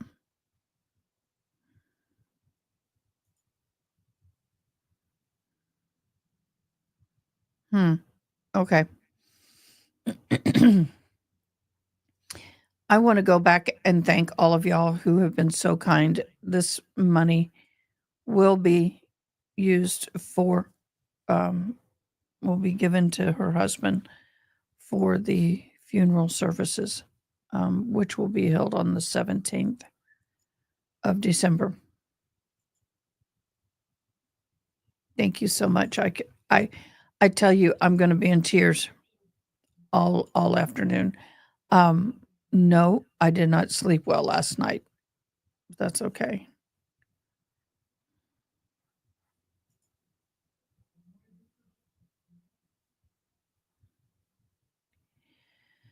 Those abused are outweighed by the pardons like Clint Lawrence and Eddie Gallagher.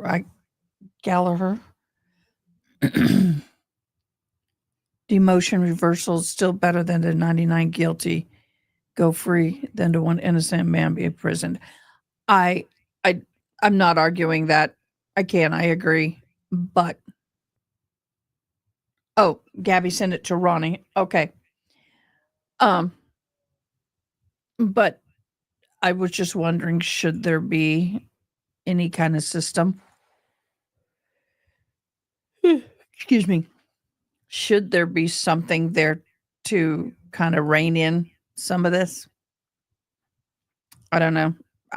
Is there a certain level of crime that the pardons can no longer fix? Let me read this. And this is not political. This here is definitely not political. This is, to me, educational on the law and how it affects the community and the country. Hunter Biden's pardon looks a lot like Richard Nixon's. President Joe Biden granted clemency.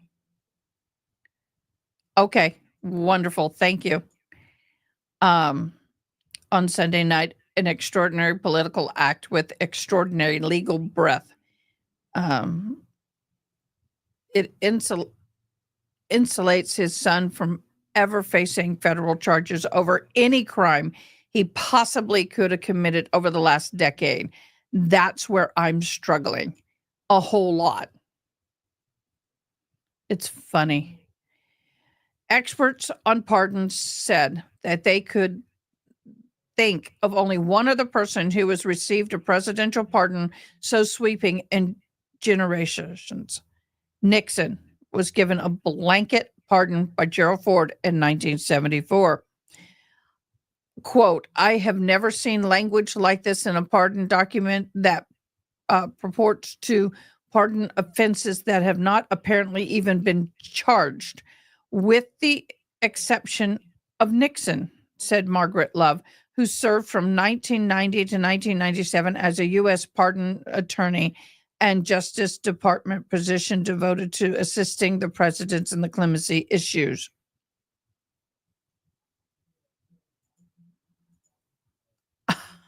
I can't believe it. They actually have a pardoning attorney. Okay, that's good.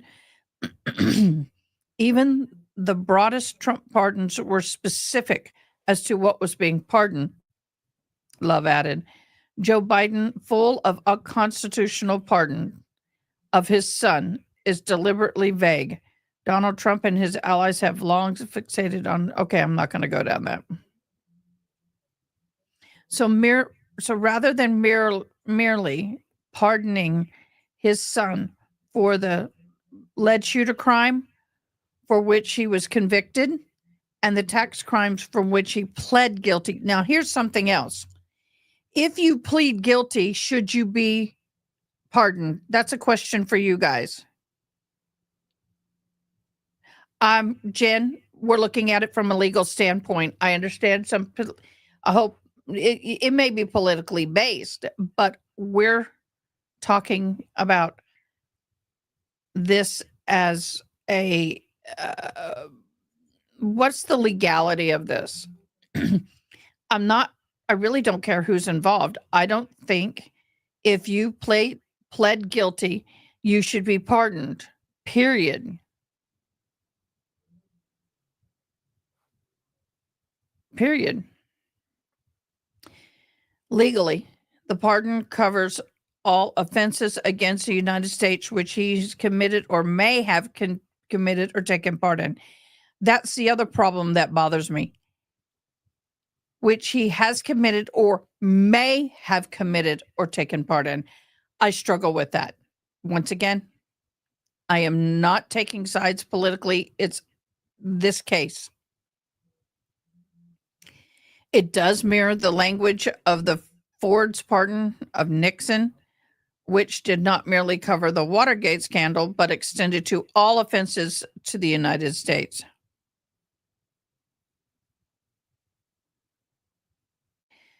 The starting date is January 1st of 2014 in the Biden pardon, which surely is not chosen randomly. Hunter Biden joined the board of this place. Okay, so it starts January 1 of 2014 and goes through 2024. I'm sorry, Gabby. Just yell back. I may delete this thing. I don't know. So, and once the pardon happens by a president, the next incoming president can't undo it. That's something that people were asking. No, it doesn't matter who or which president gave a pardon. The following president cannot undo the pardon when he takes office. Nor are they able to reopen the criminal probe or any other investigation for that 10-year period.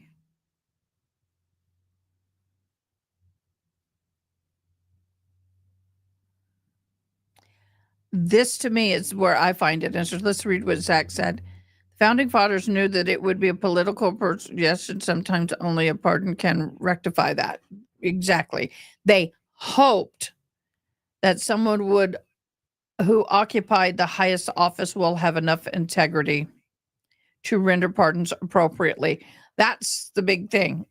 There's what hope do we have of that? But so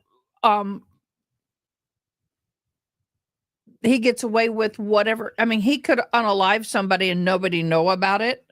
Not saying he did, y'all. Not saying he did. But if, just say, hypothetically, he unalived somebody and nobody knows about it, and now he goes, by the way, I alived John Doe. Too bad. It happened in 2016.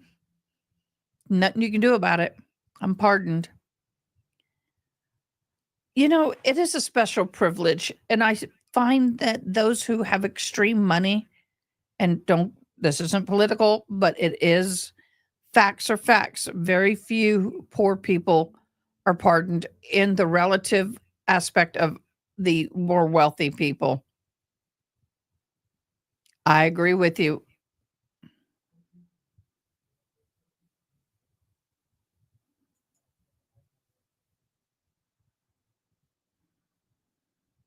Hello, guys. We're having a very hot topic. Right now, we have in the queue is in the YSL RICO trial, Georgia versus DeMonte Kendrick and Shannon Stillwell, day 169 days in. The jury is deliberating, so we're on a verdict watch for them. We have an 11:30 start time for the wedding night horror trials, where the bride was and the groom and two other people were in a golf cart, and a young girl in her early 20s was drinking and driving and ran into them and unaliving the bride. And then at 12:30 we have the Suitcase murder trial of Florida versus Sarah Boone. I can't stand her. She is going to be sentenced today. It's a long awaited day. I wonder if she'll apply to be pardoned on reason of insanity. Jenny, it's not. Hi, Jenny Chrissy 76. Welcome. It's not what he was charged with in pardon, but the fact that it's a blanket.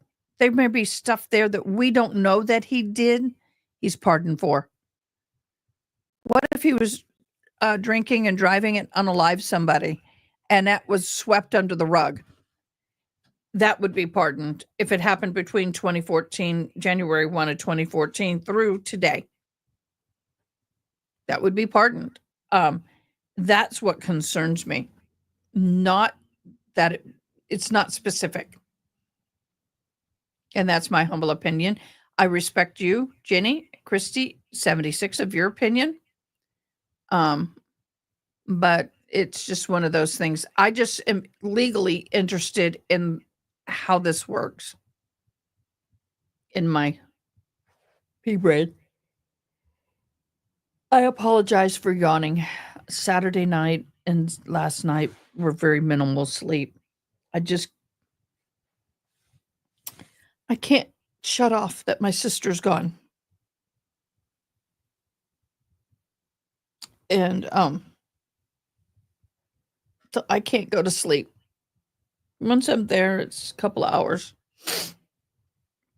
I'm trying not to cry. Yeah. For those of you who didn't know, my sister passed away 2 days ago. So sorry, my neck is so stiff. Everything is stiff.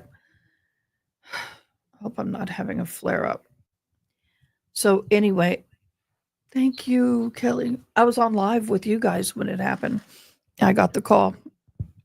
I have to go and edit that, but I just can't do it. Finding it hard to do it. I'm looking for something.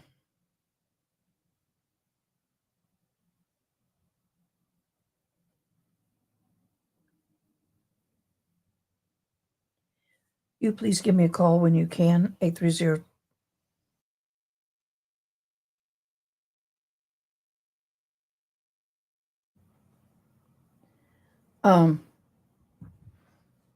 So thank you guys. Here, say thank you. Thank you, you guys.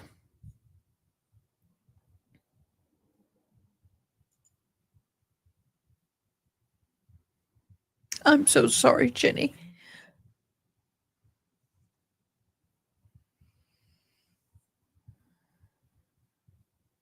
I'm so sorry.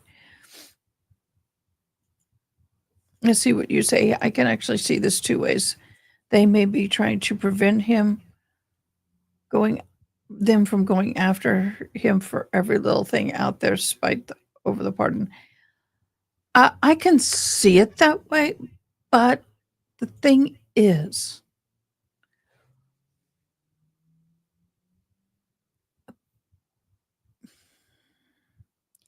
I feel that the pardons, when it's worded like this, is being used in a bullying manner because it's not specific. If it was specific to what he was found guilty for, okay, may not like it, but that's the way the law is. But for him to say any act against the United States from January 1 of 14 to the date the pardon was given is forgiven, I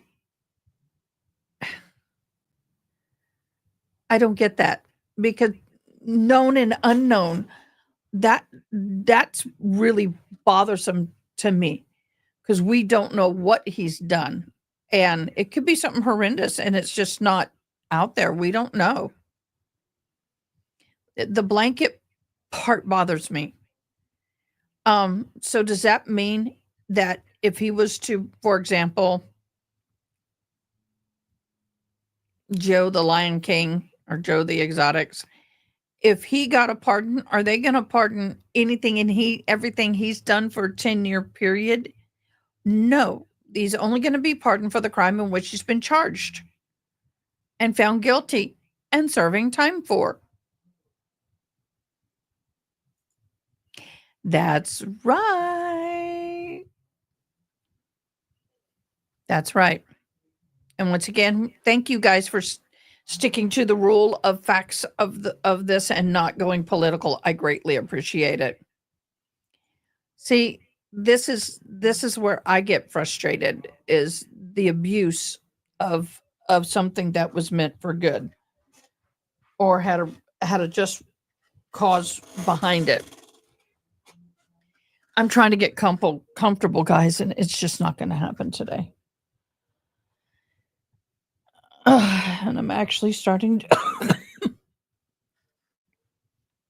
hold on.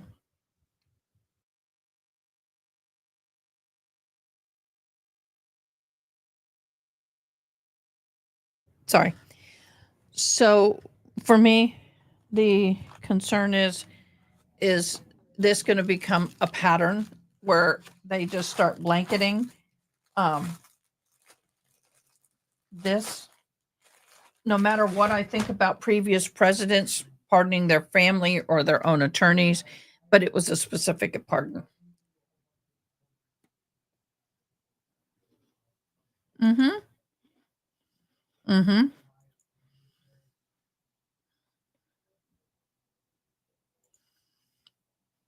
Anything. I am having Central Market's pure butter shortbread. I need a little something in my stomach, but I can't eat much. So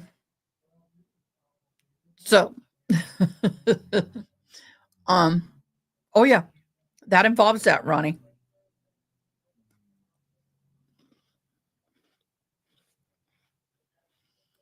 It's anything. That's the frustrating part. Okay. We have then this SKU, which should be popping up shortly. The wedding night horror trials are going to begin We also have the Suitcase murder trial of Sarah Boone. By the way, I do that, guys, because I'm mimicking this.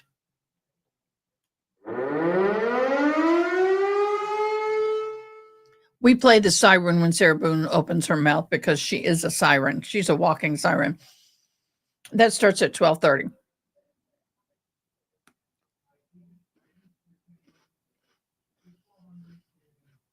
I find it funny that some of these stream companies that are like Court TV, Long Crime, and all them, some of them are starting to disable their chats.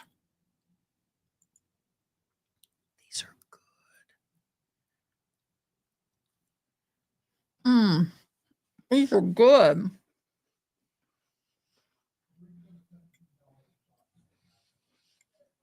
Well, the roses my friend brought me are finally biting the dust. I just can't seem to throw them away. Oh, look what I got from my dog. Clips on her collar.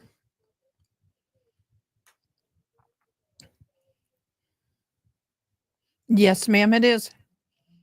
I mean, sir, ma'am, I'm sorry. I don't know. I don't mean to be rude. Here for the hearsay, it is. If Prez pardons Clinton, 459, Bush, 2.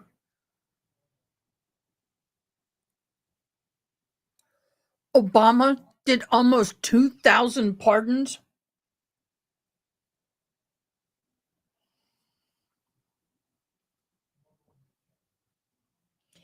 I could not do this without you mods. I could not do this without y'all, especially in times like this. I cannot believe how many. Boy, Bush didn't pardon very many, and neither did Trump compared to Obama. Almost 2,000 people.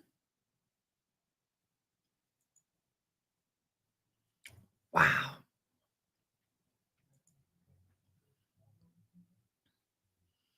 Dang, Zach. Oh, there's Ronnie. Dang.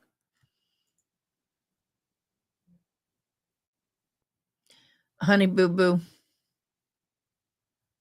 You've been late for supper. No, I'm kidding. I am drinking. And do you know what? I need to do this. I haven't, and I should have. I got to delete that. I can't look at that. We're going to take a promotional break because this is what I'm drinking. Hey, y'all, please help me welcome the Hitchman Homestead Coffee. They are fabulous. They have many different blends of freshly roasted, freshly ground coffee. They have a monthly club where you get 4 bags for $40 or a Keurig option. Also, they just came out with a half and half. Oh my gosh, I absolutely love it. So do me a favor. Go down to the link below at hitchmanhomestead.com. Order you some coffee and show them some love.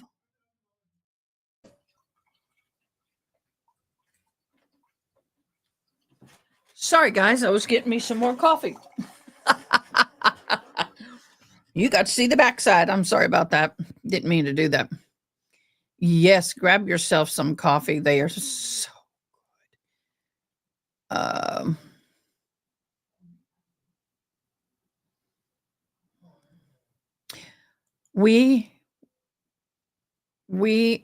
I'm extending the Starbucks tumbler through today because I couldn't go live last night. And then I'll do a drawing tomorrow. But if you are new here, if you become a member, you get 10 entries for a Starbucks tumbler. And if you subscribe and you put I sub, you will get an entry for the Starbucks tumbler. Maximum of 11 entries if you do both. So, yeah, yes.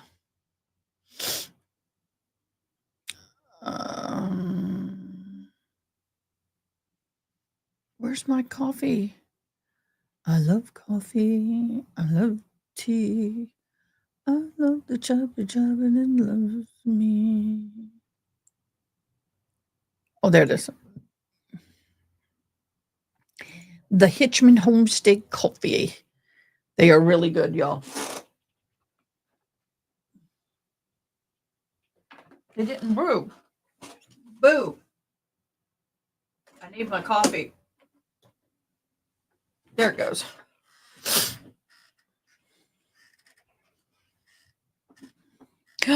Oh, would you be our insider? Would you be our insider? I would love to have you as our insider.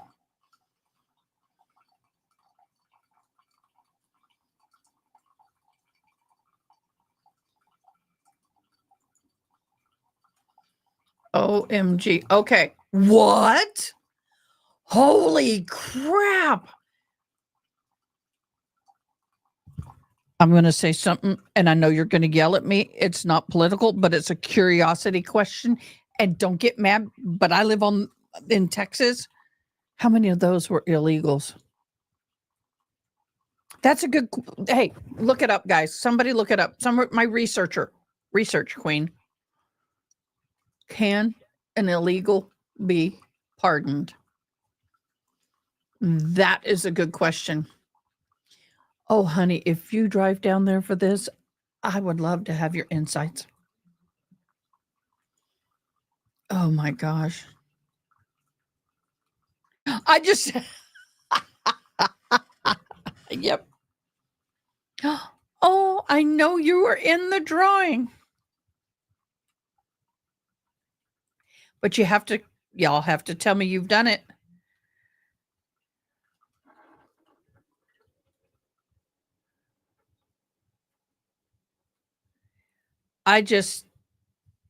That is insane. 6,500 pardons? Holy Moses. Why? I don't understand that. A pardon should be very selective. It should be very minimally used. Zach, what's your humble opinion on these pardons? OMG, this is angering me. Here's why I'm angry. You sit here and spend millions of dollars on trials. I gotta mute this.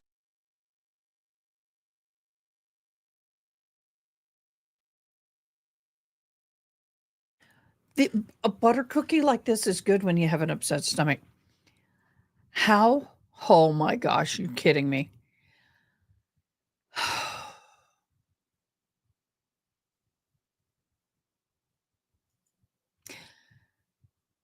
Let's average the cases at 50,000 a person. Let's do the math on that. If each trial cost $50,000 or more,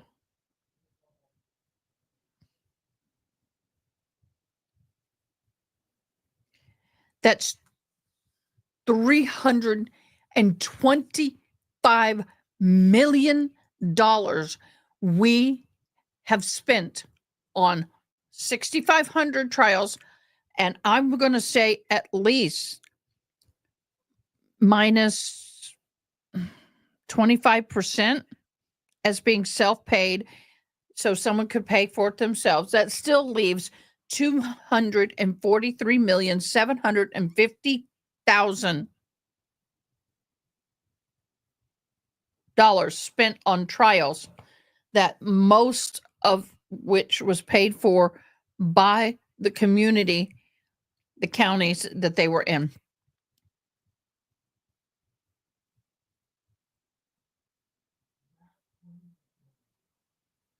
Wasted. That's insane. 6,500. I am freaking floored. Unbelievable.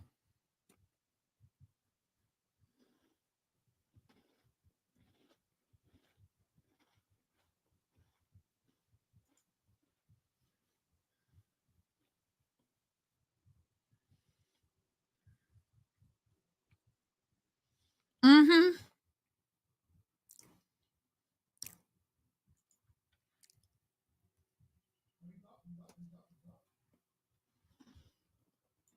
And that's fine, but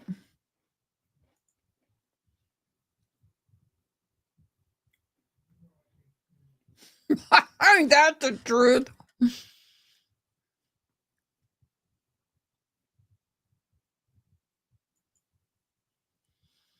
I just think that's an exorbitant amount.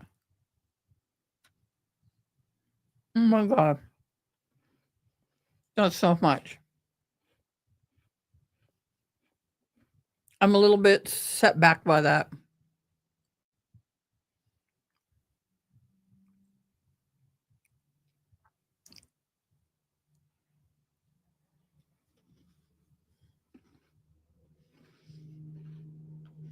I would like to know the breakdown on the offenses of those 6,500. 20% was for unaliving, 70% was for minor illegal substance. What is the breakdown?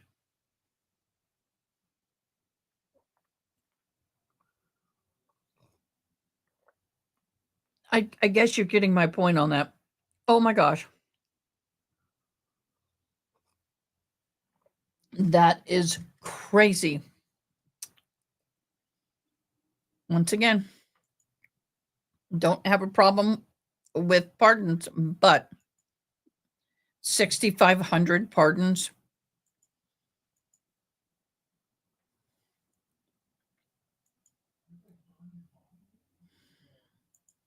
I'm flabbergasted. It takes a lot to get me to get quiet. Y'all, that's got me quiet. I'm floored.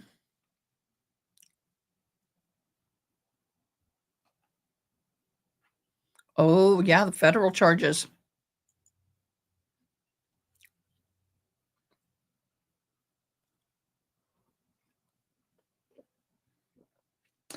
I think they need to create a new system when dealing with personally. I think there needs to be a totally separate system for that.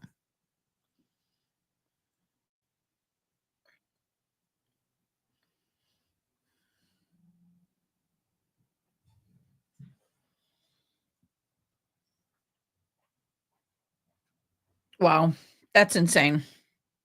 Okay, I'm looking for we have the coverage up, but it hasn't started yet. Well, it's interesting, and don't get mad at me for saying this. It is my channel. As most of you know, but some of you do not know, sorry, I had to fix my mouse. Most of you do not know that I am going to school and getting a degree in criminal justice. And I am in the process of doing that. And one of the things that I have, my thesis, that's like this big thesis I've been working on, is based on, sorry, my son just shut my door, is based on homegrown organized crime. Hi, Sarah Boone's Flat Dr. Pepper. Hadn't seen you in a while. And right now we're on Young Thug, but we are waiting. There is a verdict watch going on for him. And then we're going to hop over to the Wedding Night Horror Murders and then the Suitcase, Sarah Boone. But as I have learned more about the organized crime, homegrown meeting, local motorcycle gangs, whatever, a lot of them have gone international, which we know. But when you get the green stuff, the tea leaves, funding the cartel, that's where I have a problem, because that activity pays for the bad stuff.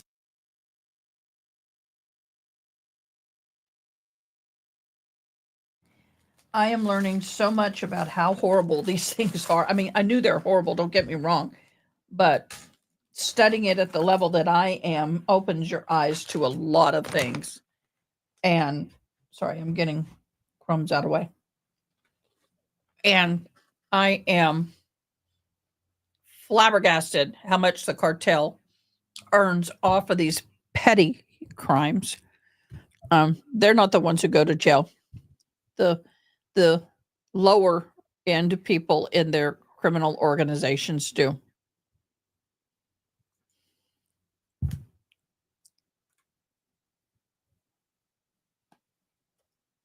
Wow.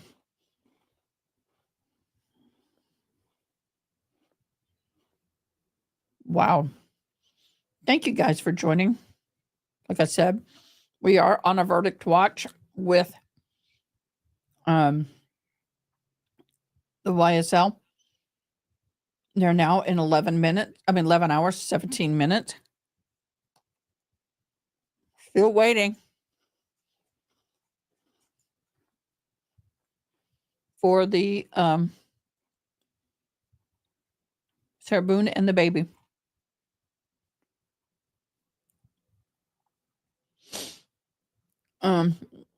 Thank you guys, some of you who have just hopped on. I appreciate all the love and the kindness you've shown since my sister's passing Saturday. I really, really appreciate it.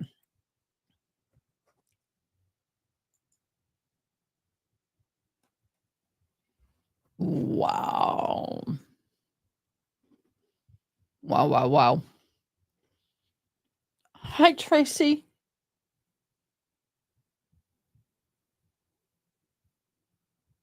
I'm sorry, Tracy. My sister's name was Tracy. She died Saturday. I'm sorry. Stay, don't go. I love having you here. It just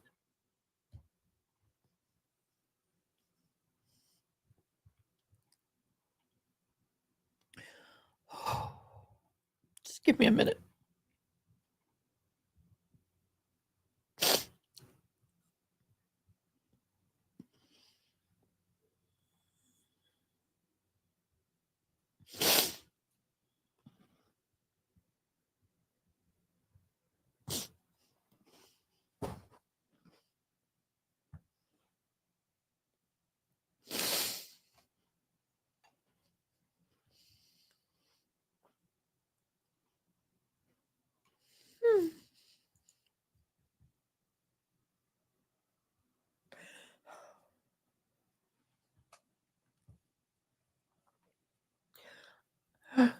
I didn't want Tracy to feel like she needed to leave. Tracy, stay.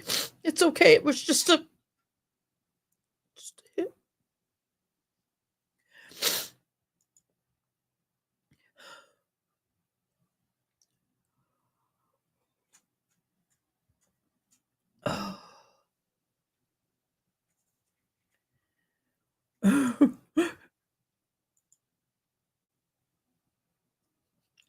That's okay. I'm gonna say bye-bye. I mean, my eyes, I have to say, all of this feels like it's sunburned. 2 reasons. 1, my own crying. My poor dog has been licking my face for 2 days.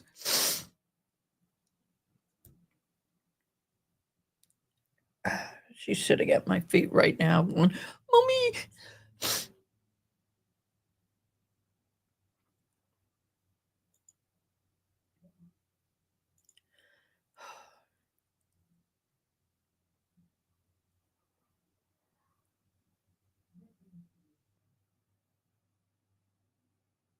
Yeah. It just happened Saturday. I have people telling me, "You want to take that live down, my dear." For those of you who don't know, I was live like this, but we were doing a fundraiser for her. And I had just been playing with ADHD Jelly Bean, my sister's favorite thing, one of her favorite things to do when she got cancer and couldn't do anything. She got hooked on the Switch game, Animal Crossing. So we were playing Animal Crossing and I was showing everybody she had a dream island. And it's nice because I can go back and it's like part of her's still there. And it was a Mamma Mia theme. Oh my gosh, Mamma Mia was one of her favorite movies. And so anyway, I wonder if we're going to have a Mamma Mia song at her funeral. But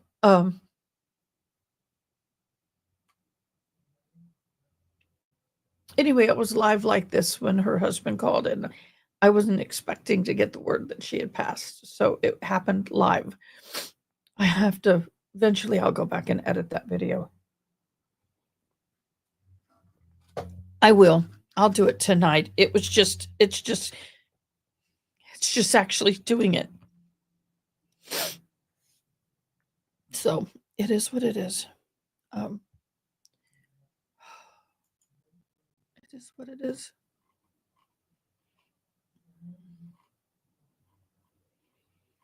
Let me do this.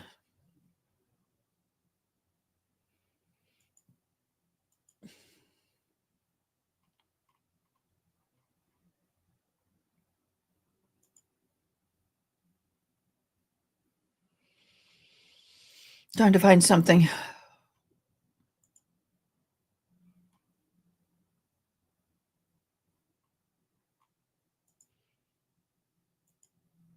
I just wanted y'all to see who she was.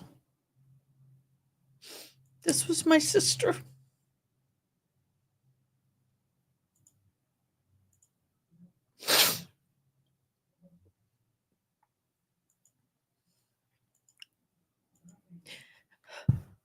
People thought she was related to the Judds.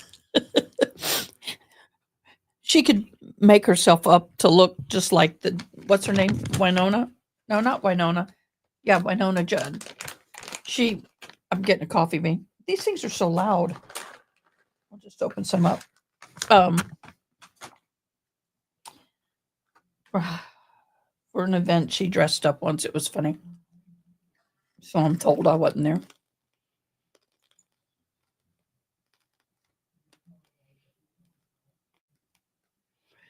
I don't know what she's saying. I think from the phone calls, it's not about whether she did it or not. Her blood alcohol was sky high. But I don't know.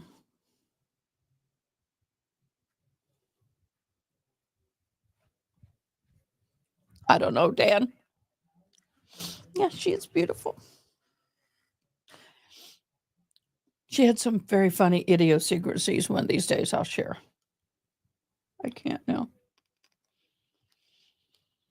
If you guys are ever struggling to stay awake, go to your store and get yourself chocolate covered coffee bean if you like coffee. You can do this instead of drinking coffee, or you can do both if you're really struggling. I just like the flavor. They're late. Okay, I'm going to do some scooping. Let's see if I can find it.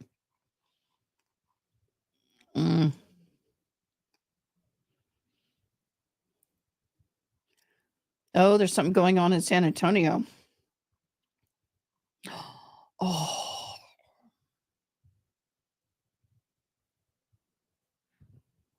Christmas songs for peaceful prayers. Heavenly Christmas. Dang it. Stop it. Stop it.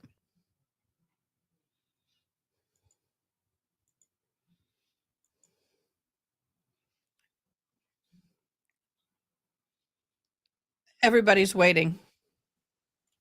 Oh my gosh, y'all, thank you for the likes. I really, really appreciate them. Oh, Tracy really she would sit and watch. She watched a lot. She couldn't do anything but be in bed. Thank you, Tracy. She always watched and she always loved y'all's comments, and she was really appreciative that you're part of my family. And I thank you for it.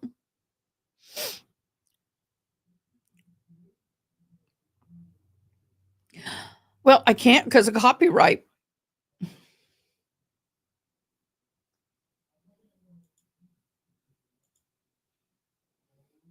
everybody is waiting for this trial to start. So I don't know. I'm not the only one, so we're good. I found it interesting that a Broken Baker has Sarah Boone's picture going like, and he has how long will she get in prison?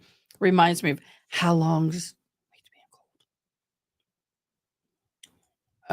so anyway, we got jury deliberating and the YSL. We're waiting right now. They should have already started for the wedding night horror trial, and we're waiting for 12:30 for the Sarah Boone.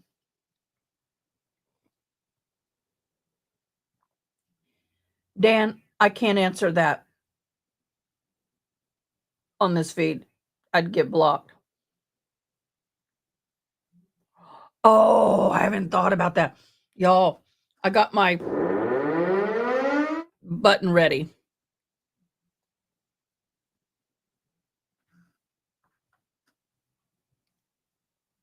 I got it ready. We got all the Boone stuff ready. I even got my goat lost its ear. It's just like EDBs. By the way, y'all have known Heidi, the Highlander, since day one. She's our mascot. My daughter got her for me. Now, she's had a change. She is now a he. Because, and this is a very nice one. Y'all, one of my peeps, and they did not want to be told, sent me this one. How did I get started on these?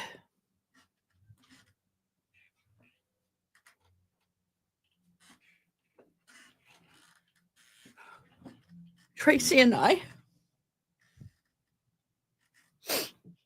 went shopping when I started this for the decorative stuff in the cubbies.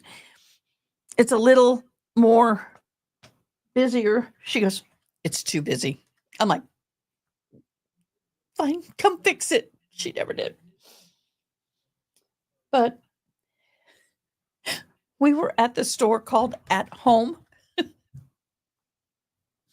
I'm pushing her in a wheelchair, right? She kept grabbing these Highlanders. And I'm like, I don't have anything Highlander. I think they're cute. But I don't have any Highlander. And so Tracy and I would do this. We'd go to a store or something, and we would buy stuff for each other. We would think, it was like, oh, I like that. I'm going to get that. And she may go, oh, that's cool. I like it too. And then I give it to her. And she did the same to me. So now I have people giving me Highlanders. So now I'm a Highlander fan.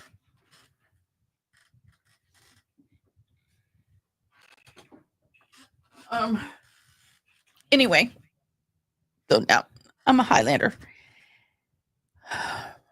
Ada is the goat. No. No Henry. I rather her. Is it Henrik? Heidi is the girl. Henrik could be fine. Oh, going to have a Highlander. Oh, also, you know the show Highlander. I remember when the Highlander show came out, I had a girlfriend that was living here. She moved away. But she and I watched every single one of those episodes. And I haven't watched it in a long time. But I have the whistle. I'm Irish, Cherokee, Cree. Those are my three. And I know how to play the Irish whistle. And on the Highlander, you have that. Sing, dun, dun, dun, dun, dun, dun, dun. So anyway, But let me tell you, the first 2 seasons of Highlander, y'all, not very good. Well, let's just put this. You don't want the kids in the room. I was shocked. Absolutely shocked.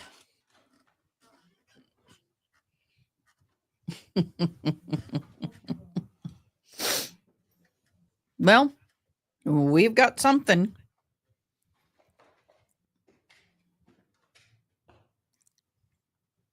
What?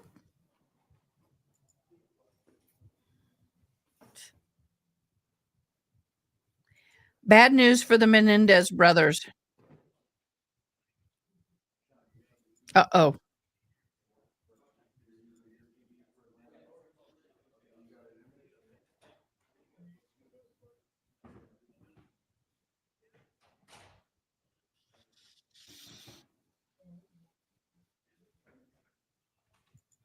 Yeah, I have a problem with that Menendez brothers things. I understand the new AG may have I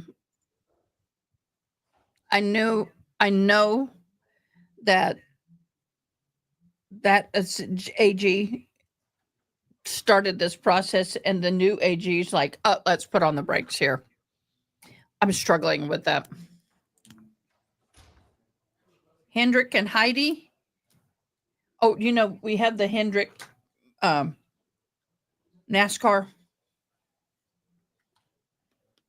I like NASCAR. So we don't have a name for the goat. And we can't do Van Goat because that's EDB's. But the ear fell off. I still have it. I'm thinking about trying to glue it back on and do it kind of cattywampus, kind of standing up. But I'm ready with the goat and the siren for Boone. I gotta pop out my chat. I can't see the.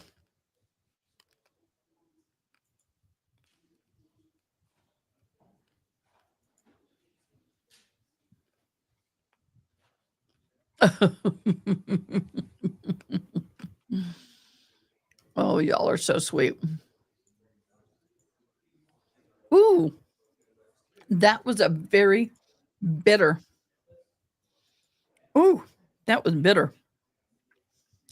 Sometimes you get the coffee beans that are just like. I'm sorry, you're hearing me going.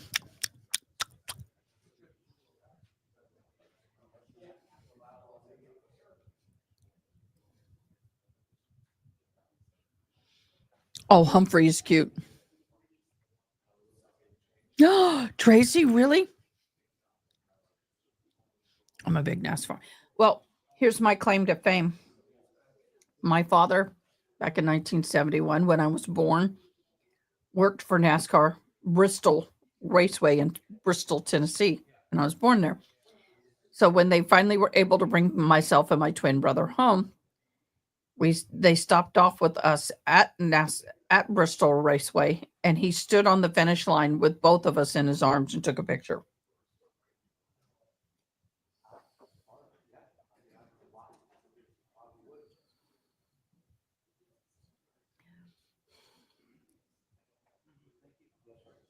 Oh, I'm a goat? No, I'm not. I'm not a goat.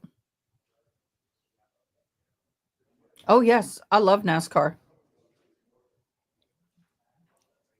And only a few days old, my daddy stood with us at the Bristol Raceway finish line. I would love to go to a race in Bristol because it's my birth town. And I would just love to do that. Maybe that's on my bucket list.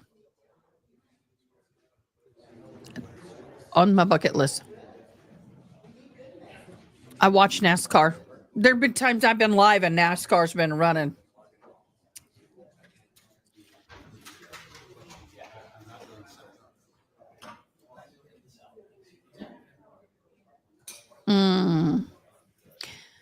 Carmen, I don't know if you've heard, but my sister passed while I was live with you guys on Saturday. Casper the friendly goat. That's cute.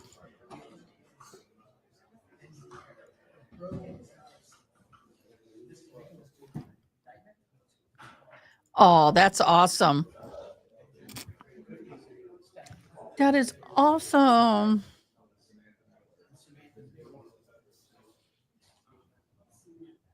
That is awesome. All right, NASCAR fans, who's your favorite driver? My favorite driver isn't even racing anymore. Let's see if y'all can figure out who my favorite driver is.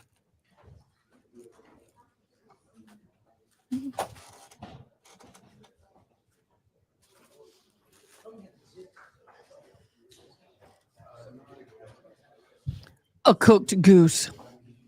Sarah is a cooked goose.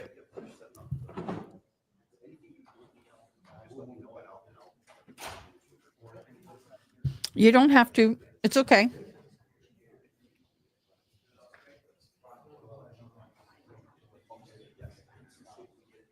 There's a lot of things people don't know about me.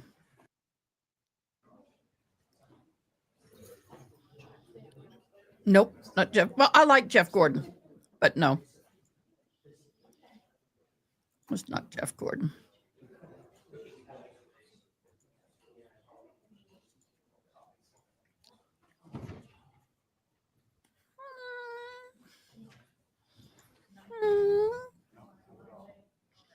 Mm-hmm. Mm-hmm. Yep. You got it, Tracy. I liked all three of those. I did.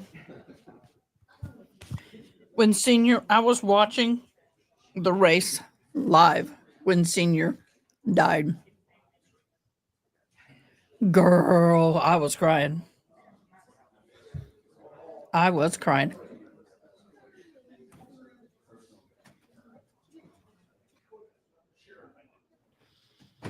Okay, guys. After Sarah Boone is over, my daughter and I have things we have to do. And so I need to get off at that point. Maybe tonight I'll come on and we'll catch up with what happens with this trial. But for at least an hour, we'll watch that.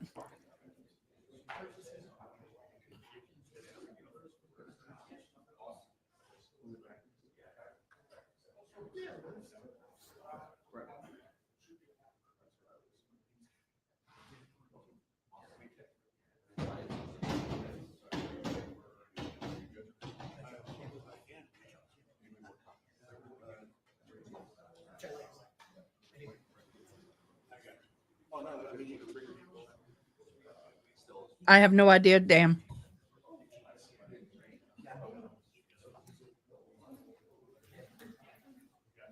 Yeah, it's weird.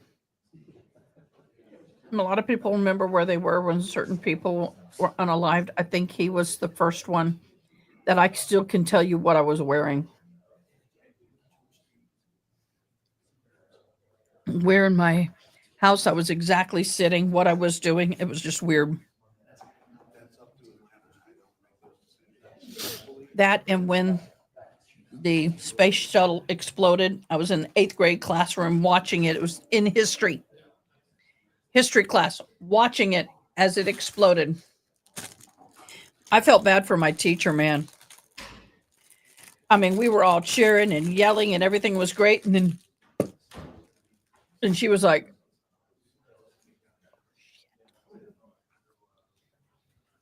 she ran and turned off the TV.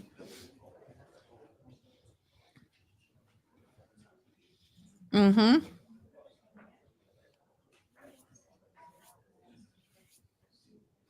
Aww. Ion. Oh, yeah.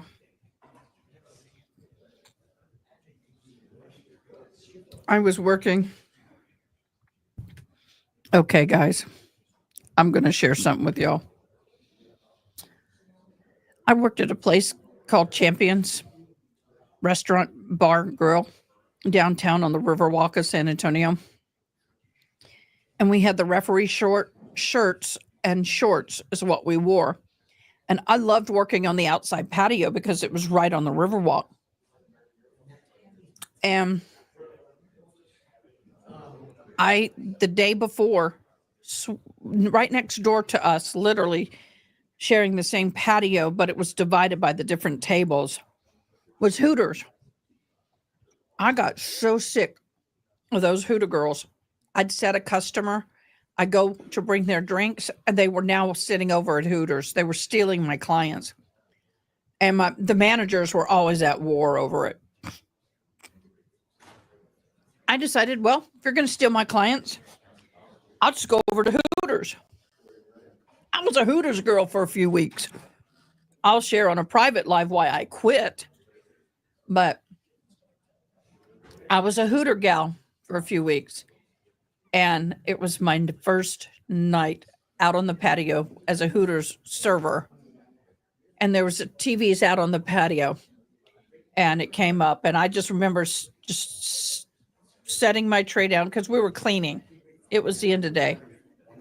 And it was like midnight, something late here. And I remember just sitting down with my tray and just staring, sobbing. And someone come out and they couldn't figure out what was happening. The next thing I know, it's just a swarm of people.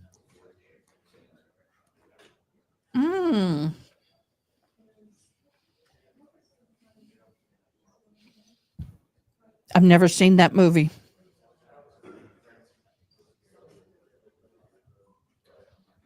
I'll tell you what, back in the 80s and 90s, the Hooter girls were brutally treated by management and customers. Only did it for 2 weeks. Worth 2 weeks.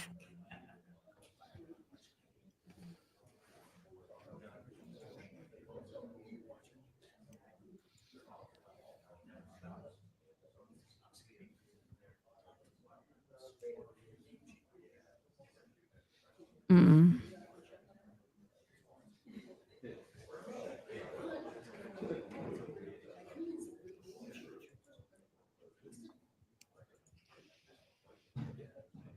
Mm. Oh, yeah. 9/11. Do you know when you go into a place like Best Buy, which is where I went, I dropped my son off at his mommy's day out program, and I went over to Best Buy. I walked in and nobody was there. Nobody was at the registers, no customers. It was like it was closed, but everything was on. And I could not believe I was just nobody there. So I walked down, looking down the aisles, maybe there was something going on. And I see the TV and everybody's just hovered over the TVs. And I saw the second plane hit. That's when I came in. I immediately just turned around and went and picked up my son, because here's the thing. San Antonio, Austin areas. San Antonio at the time, I think at the time, had 5 military bases. And being a military brat, I was educated real quick that if World War III was breaking out, get out of San Antonio. Get far away. My dad we had a bug out plan. And he wasn't a prepper. In fact, he really never talked about it, but he mentioned it to me once as a child, because he was concerned that if World War III ever did happen, San Antonio would be one of the number one places that would be attacked.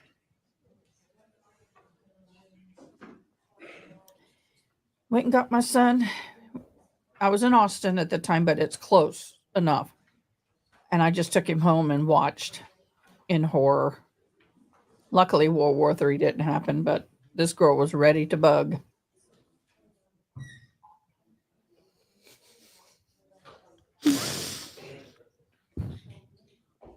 That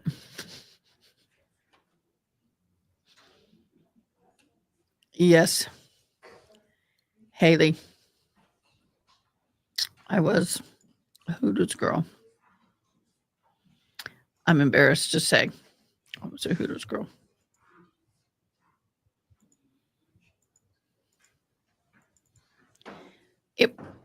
To me, it wasn't a big deal.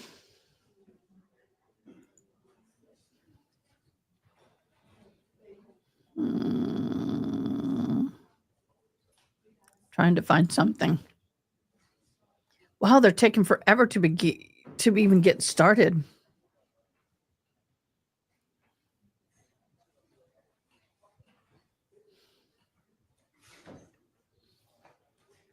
Wow, taking forever. Forever and ever. Amen. Oh, I have a lot of George Strait stories. I even got to measure him for a suit for his what I call country tux for the GMA Awards. Guys, that was nerve-wracking having Mrs. George Strait watching you as you measure the inseam. You heard it right. Measuring the inseam.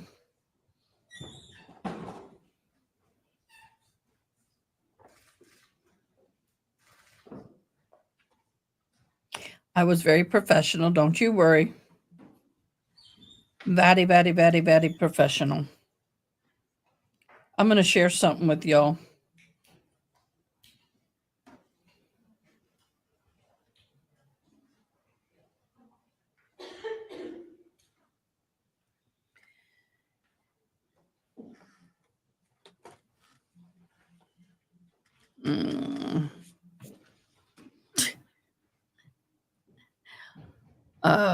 Yeah.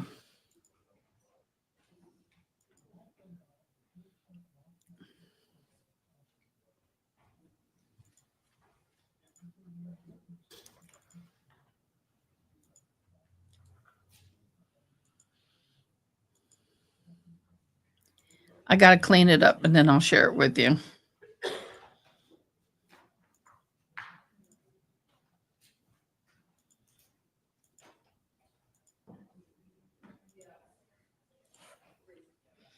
I have really grown to absolutely love Canva.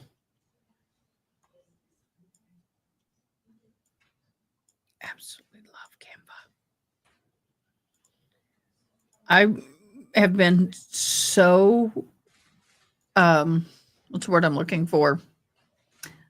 I have been so just words are escaping my brain. Loyal to Adobe Photoshop. In fact, I was one of the first people that they allowed to be a beta tester for Adobe Photoshop when it first came out. Because I was in photography, had a very successful studio at the time. So I've been very faithful to them until they decided to make it I paid $100 a year for the upgrade and I was done. That'd be about $25,000 now. But now you have to have a monthly subscription. And I'm like, look, I should be grandfathered in. I have spent so much money with you. I have had your product for so long. Straight up nuts. What's straight up nuts? That I was a Hooters girl? I don't have a picture of me in uniform because I didn't stay long enough. Because I used to put pictures of the girls. I didn't even stay long enough. I left. I walked out in the middle of a shift.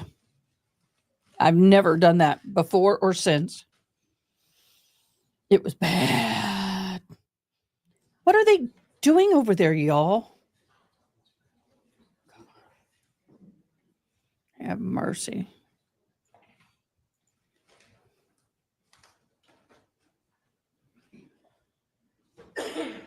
Oh, I'm so blessed for you. That is awesome.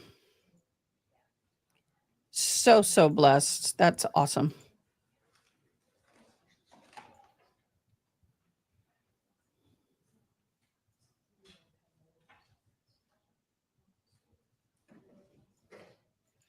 That's about the best I can make it.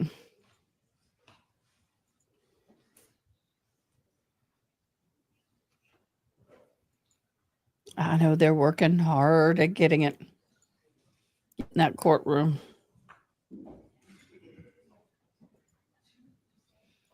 Okay, guys, I'm going to share something with y'all. Can't believe I'm doing this. This was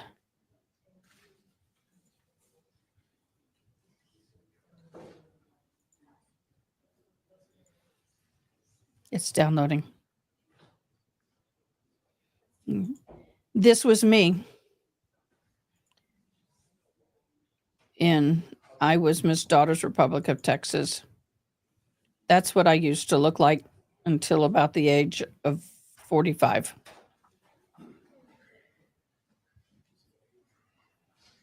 Oh, they don't eat turkey. So yeah, I would go to the rodeo. I had a Western hat and the crown was affixed to it. And then I had a regular crown that just went on my head. That was me. I ain't that no mas. No more. Not like that me again.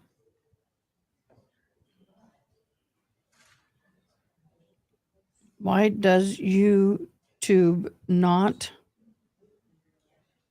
like me? What's going on, love? Is it go up into your comment area and put all, not top comment, all comments, and see if that I don't have that crown anymore. It broke. See if it will let you comment. We see you. We're seeing all of your comments. You don't need to break it up. I've been seeing your comments. I don't know what's going on. Yeah. 1201, you said, I do too. So I don't know what's not coming through.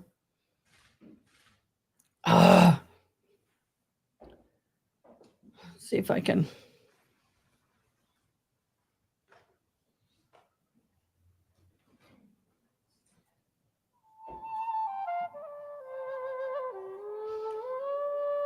We got to have something, y'all. That's a really nice sign. Seal. I think that's a new one.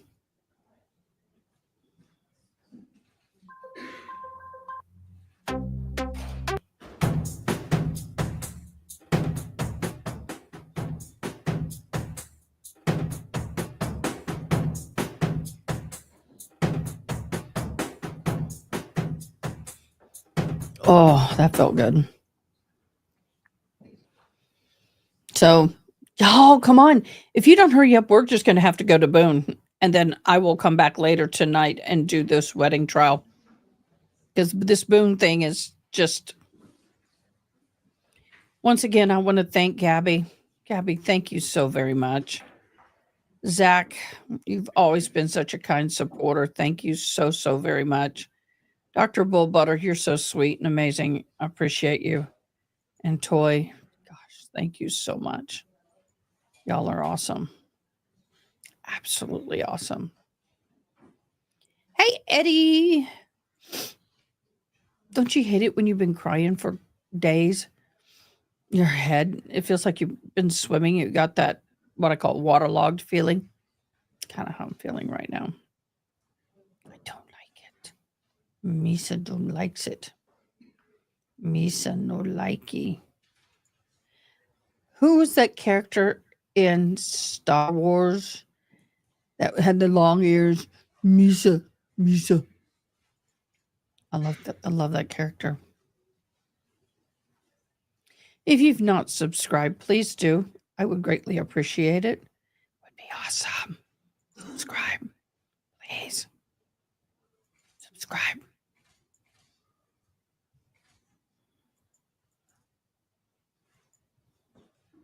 Subscribe.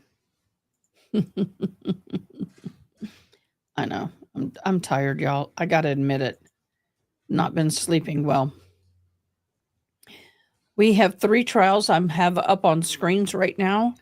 One here is the YSL, the jury is deliberating. We are going on 12 hours of deliberation. We have the Sarah Boone tab up and waiting, but this trial should have started already. How much you win it bets it starts? Jar Jar Binks. That's right. I like Jar Jar Binks. I like him.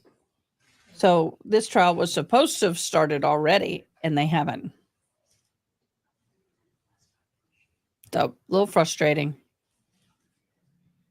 But that's part of what this is. I'm getting to where I just want to curl up and go to sleep.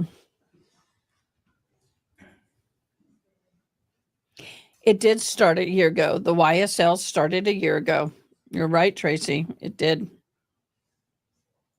It did. It did. It did. It did. It did. Oh, I guess I can start going into more the Thanksgiving kind of is over. So now I can start going more into the Christmas time is here. I can get rid of the Halloween. Thanksgiving. Delete. I'll save it for next year. Kind of got some new backgrounds. I got that. Got that. Kind of like that. I got one that moves. Sarah Boone's we're waiting. It's a very slow move. Very slow move. But for now, we'll leave it with Christmas. And we'll get this back on stage.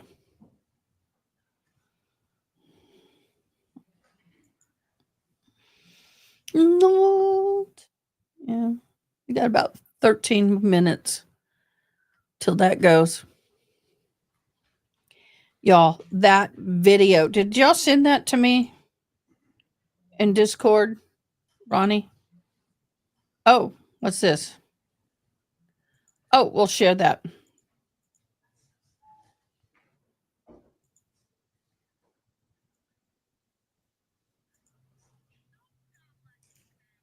Oh, y'all, that's horrid. All right, here you go. Curse words coming out the chute.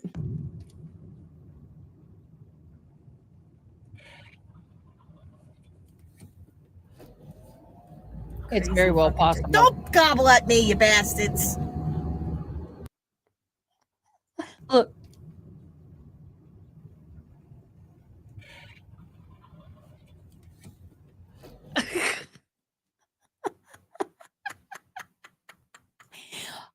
We found a video where a turkey was accosting the cop car and he had to call it in, and they were chasing it like it was a suspect, describing the turkey. It was funny. Go back and watch. It was funny. I haven't laughed that hard in a long time.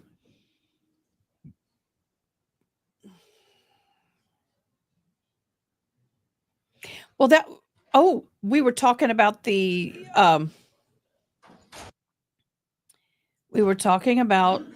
pardon and the legalities of the pardon, not the politics of it. But do you know that Biden's promised he was not going to pardon his son? He did it anyway.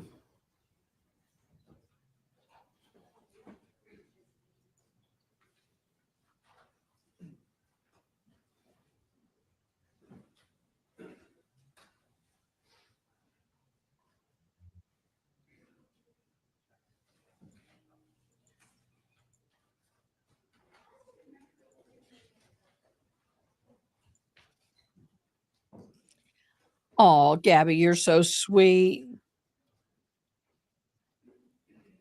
Hey, Dawn.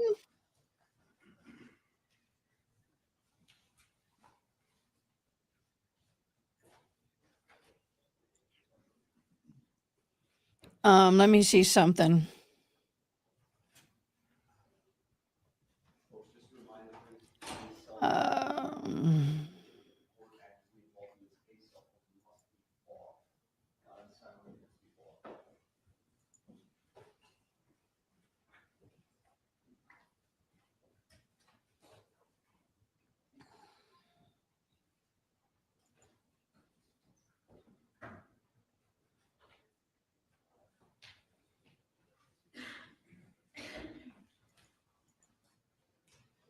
I am looking for the Sarah Boone. Someone said that some of the cameras are just starting to come on.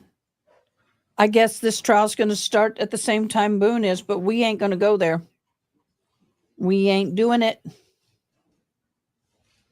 See, we got CTTV carrying it. Young Thugs is going on. We got that trial going on.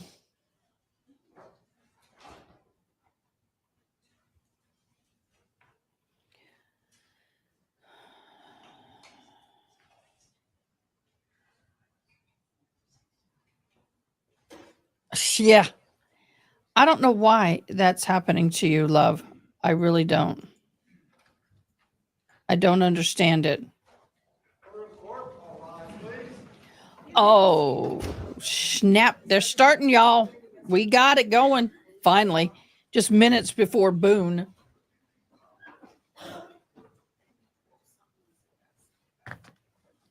She's a no-nonsense woman. Just look at her. You know it.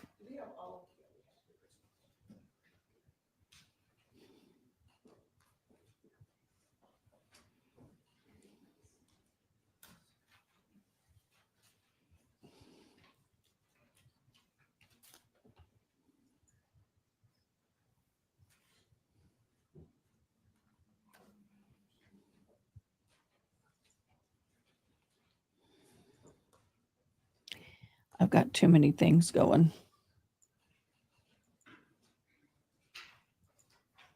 This is State versus Jamie Lee Komorowski, 2023 GS 103982 felony. Oh, please don't tell me this is going to be one of those courts that there's no sound. As indicted.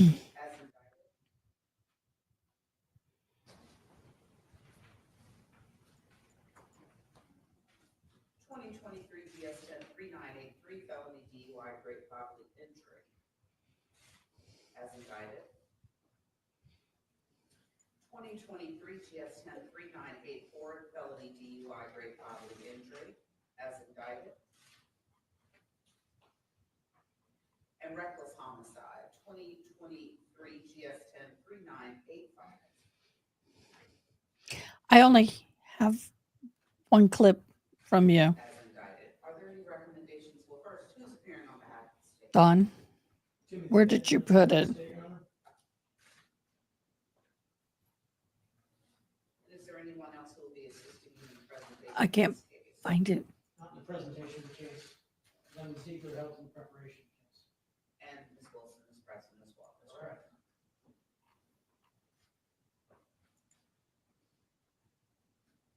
Who's appearing on behalf of the defense? Oh, Good afternoon.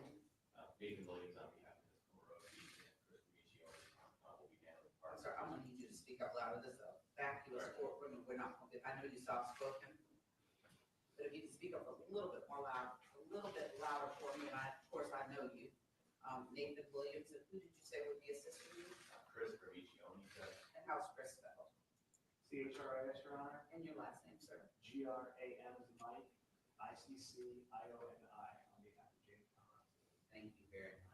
Are there any recommendations and negotiations, Mr. Finch? No, Your Honor. And does Ms. Komorowski have any record? No criminal record, Your Honor.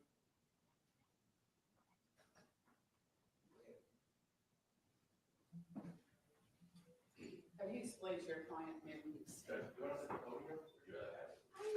is better? I mean, it's not. The podium's closer, it's probably easier for the full court to hear everything and record everything. what's going on?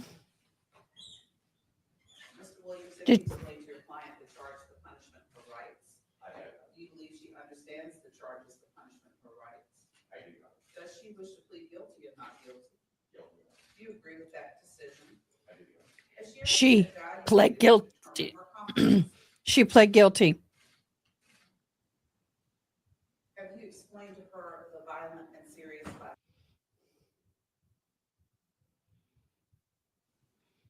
And you also explained to her the collateral consequences of that being the suspension of her driver's license or the revocation of her driver's license, as well as the requirement of any interlock devices?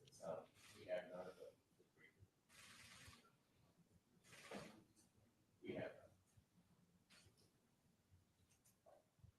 Wow. So she took My hearing aids are hot. She took responsibility. And raise your right hand if you swore. Do you swear affirm the testimony you give will be the truth? Keep this right hand Sorry, on the I've got it gained up 100%. Nothing I can do. name for the record. How old are you? 27 years old. What was the last grade you finished? I have a bachelor's degree. In what discipline? Nothing I can do, y'all. I have a bachelor in science and business administration. And where did you get that degree? Coastal Carolina University. And how long ago was that? I'm sorry, I can't hear you. I graduated in 2020, so. We can't hear it. The year is fine. That's what I needed. Thank you. Yeah. Are you married? No. Do you have any children? No. Are you employed? Not currently. What was your last job? I was employed until I was put in jail. Digital marketing. Web design. And how long were you employed in that capacity? Hey, Karen. How are you?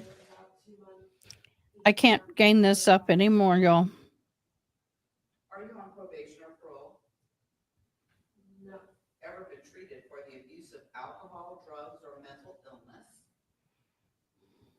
I'm now in AA. How long have you been in AA? I started AA as soon as it was available to me in the jail.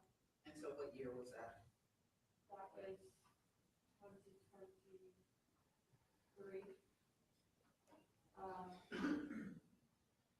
Are you still engaged in AA? Okay, so it's not just me. Have you had any All right. alcohol or medication in the last 72 hours? Yes. What have you had? My anxiety medication. And what is that? Lexapro. How often do you take Lexapro? 2 times a day as needed. Does that affect your ability to understand where you are or what you're doing? No.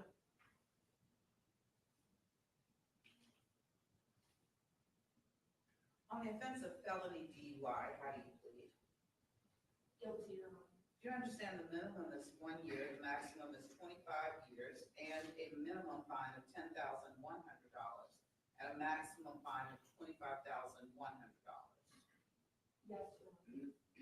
Do you understand that it's classified as violent and serious? Yes, Your Honor. Do you understand that under South Carolina law that subjects you to enhanced penalties?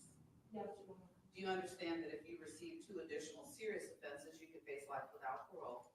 Yes, Your Honor. You may have discussed parole or parole eligibility with your lawyer or with others, but until your sentence. They have video and camera footage. It was at the wedding as they had left the wedding. That you're sentenced to day per day. Do you understand? Yes, Your Honor. On 2 counts of felony DUI, great bodily injury. I don't know what's going on with you. I am so sorry. I don't know how to fix it. 15 years. Yes, Your Honor. Do you understand that the maximum fine is a minimum of $5,100 and a maximum of $10,100? Yes, Your Honor. Do you understand?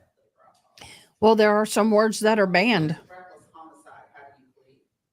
Guilty, Your Honor. Do you understand the maximum penalty is 10 years and or a minimum fine of $1,000 and a maximum fine of $5,000? Yes, Your Honor. Do you understand that on the reckless homicide that your license will be revoked for 5 years? Yes, Your Honor. Do you understand the court has no control over that? Yes, Your Honor. Do you understand that on the felony DUI with great bodily injury that your license will likewise be suspended? Yes, Your Honor. Do you understand that no probation can be given on those offenses? Yes, Your Honor. Do you also understand that you will be required to have an ignition interlock device on your car? Yes, Your Honor. And you also understand that likewise we have no control over those statutory mandated conditions? Yes, Your Honor. And you also understand that on the felony DUI with death that no portion of the sentence can be suspended? Yes, Your Honor. I want you to listen carefully to the facts. Finish. Your Honor, may it please the court. Yes, sir. This occurred April 28th, 2023, at the 1200 block of East Ashley Avenue, Holly Beach, in Charleston County. On that date, shortly before 10 o'clock p.m., the victims had left the wedding reception of Eric and Samantha Hutchinson, which was held on the western tip of the island. The newlyweds were being driven away in a low-speed vehicle, or LSV, a street legal version of a golf cart. The LSV was fully illuminated with head and tail lights as it traveled eastbound from the reception site. Benjamin Garrett was driving. His son Brogan was riding next to him in the passenger seat. On the rear of the LSV,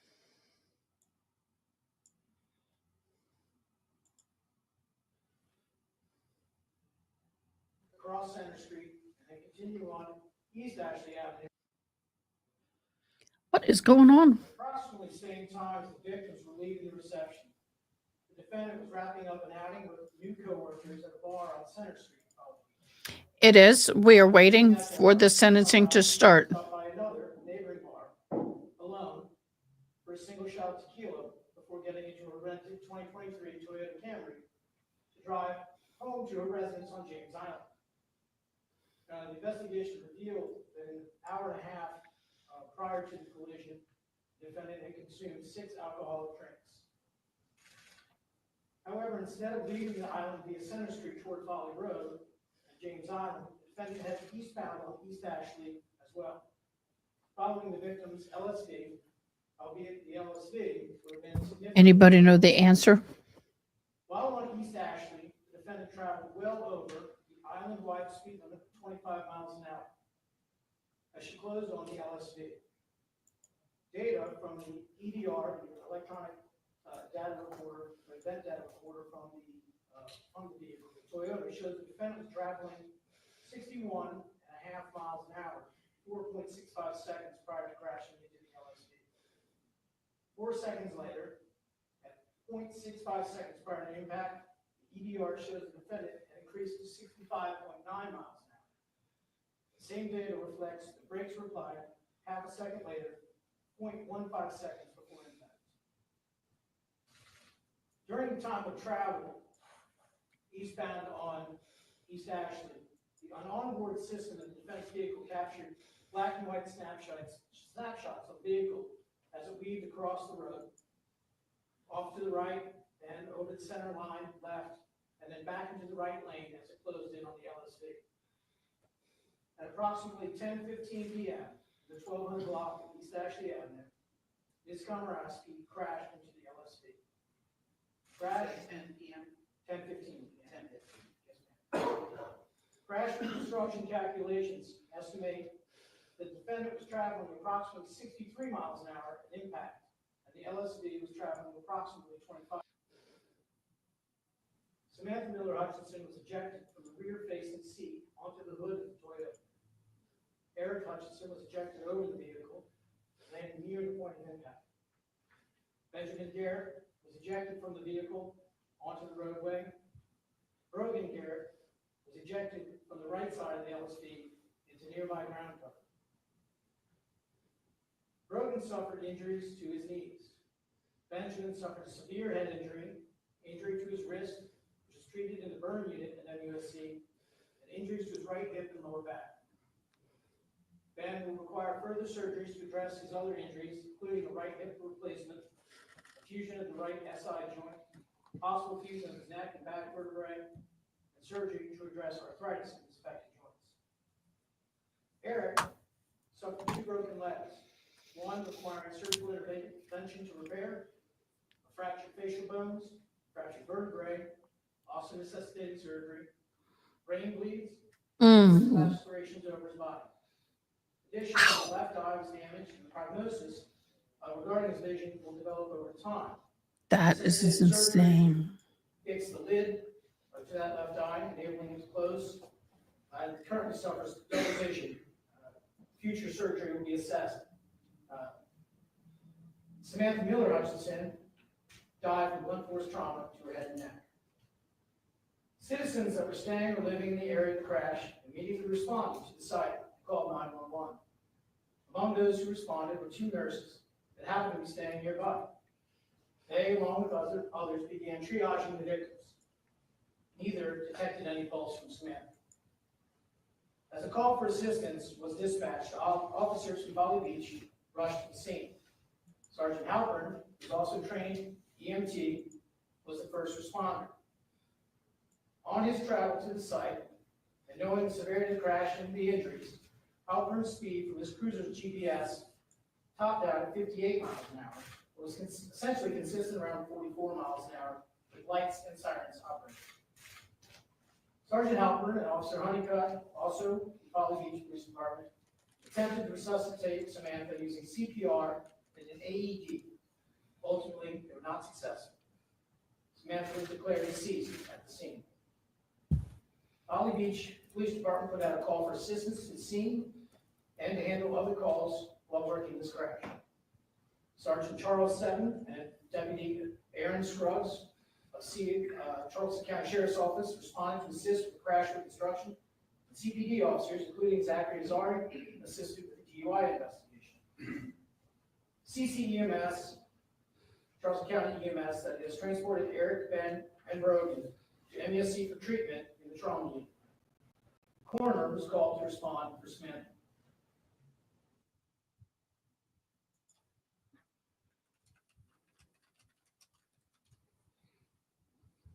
She declined to perform standard field sobriety tests. She was then taken into custody for suspicion of DUI and transported to Valley Beach's Department of Public Safety to provide a breath sample, which she also declined. At approximately 1 a.m., August 29th, or April 29th, Sergeant Halpern drove the defendant to MUSC for medical clearance. A search warrant was issued for a blood sample from the defendant. MUSC collected the sample according to SLED protocols. The sample was later tested by a SLED toxicologist who reported a VAC of 0.261. A retrograde extrapolation based on the time of the defendant's last drink, her age, weight, and height, estimated her VAC to be 0.255, 0.318 at the time of the crash, between 3 and 4 times the legal limit. Ms. Komorowski was indicted by the Charleston County Grand Jury in September of 23 for reckless homicide, 2 counts of felony DUI with GBI, 1 count of felony DUI with death. Again, this plea is without negotiation or recommendation. My question exactly, Karen. I guess because I get smaller and smaller and smaller and smaller and smaller. I don't know. Do you agree or disagree with the facts? I agree. Jawbreaker. That was the answer. No, Your Honor. Are you pleading guilty because you're guilty? Yes, Your Honor. Do you understand you're entitled to a jury trial? Yes, Your Honor. Do you understand that during a jury trial, the state has the burden of proving your guilt beyond a reasonable doubt? Yes, Your Honor. They have beyond a reasonable doubt. Cross-examine the state's witnesses. Yes, Your Honor. Call your own witnesses. Yes, Your Honor. Present any defenses. Yes, Your Honor. And challenge any statements as well as remain silent, and your silence could not be used against you. Do you understand each of those rights? Yes, Your Honor. Do you understand that you're giving up those rights? Yes, Your Honor. Do you understand that if you desire a trial, that the court make that request, and we have a panel coming in for that purpose?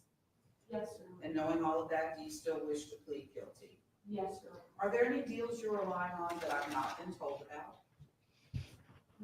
Are there any secret deals you've made between your lawyer and the state that the court is not aware of that you're relying on in pleading guilty? No, Your Honor. Have you been satisfied with your lawyer? Yes, Your Honor. Has he done everything you've asked or expected? Yes, Your Honor. Any complaints about his services? No, Your Honor. Has anyone promised you anything to plead? Has anybody said yes? No, I want to know Has that. anyone threatened Has it, how many people go, yeah, No. I really Are didn't you like the pleading dude. guilty freely and voluntarily and of your own will? Sarah Boone. Have you understood my questions? Yes, Your Honor. Do you need to ask any questions? No, Your Honor. Have you been truthful?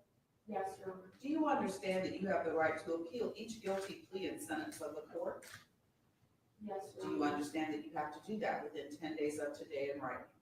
Yes, Your Honor. Do you understand that if you What? cannot afford an attorney for that process, that one will be appointed to you at no cost?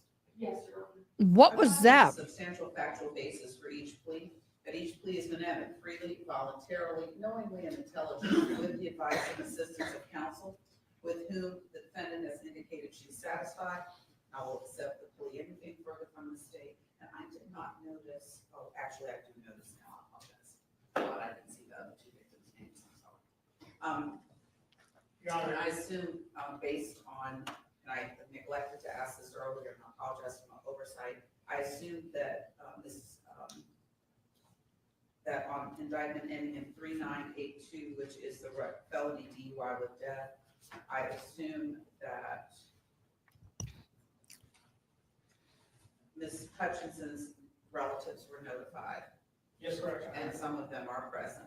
That's correct, Your Honor. Is there any restitution? None is being sought by the state. And I assume on indictment ending in 3983, which is the felony DUI, great bodily injury, that Mr. Ari Hutchinson was notified. That's correct, Your Honor. And He's is, present. and he is present, correct? Yes, Your Honor. Is there any restitution? None sought by the state.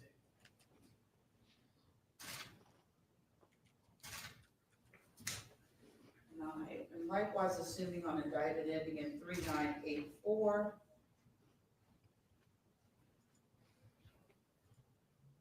that Ben Garrett was notified. That's correct, Your Honor. He's also present in the courtroom. And is there any restitution? None sought by the state. And on indictment ending in 3985,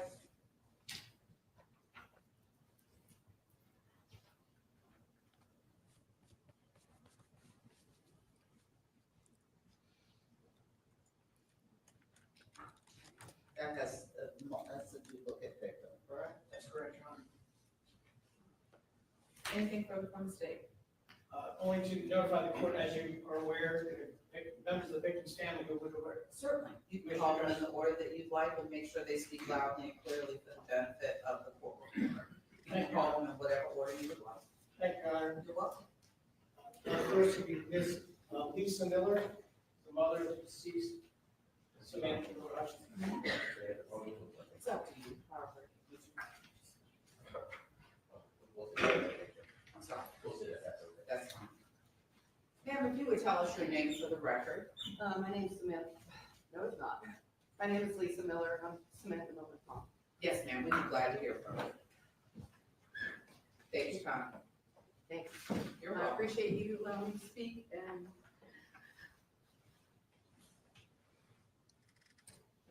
everybody be patient. I really want to get through this.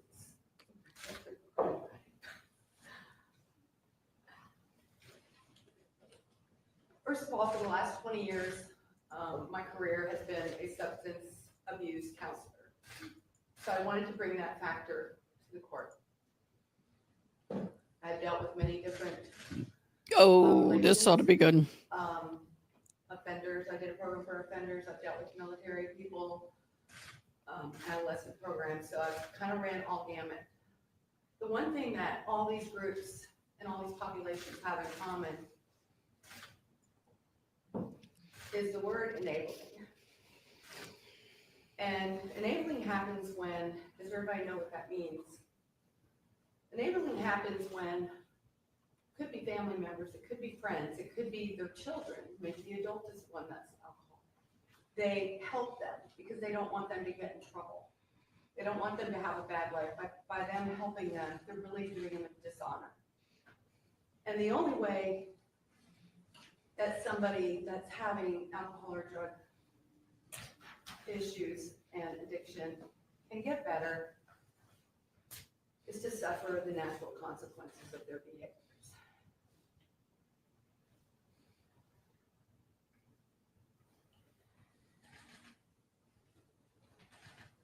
In this case, the natural consequences is the legal consequences of what happened, which resulted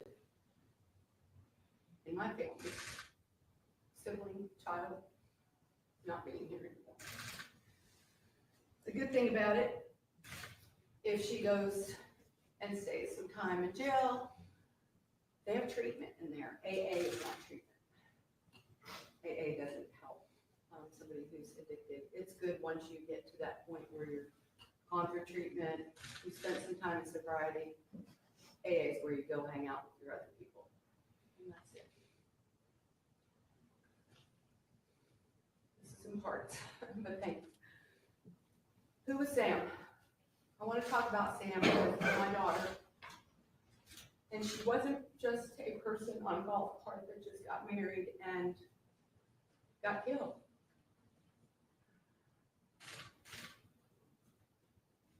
She was and will always be my child.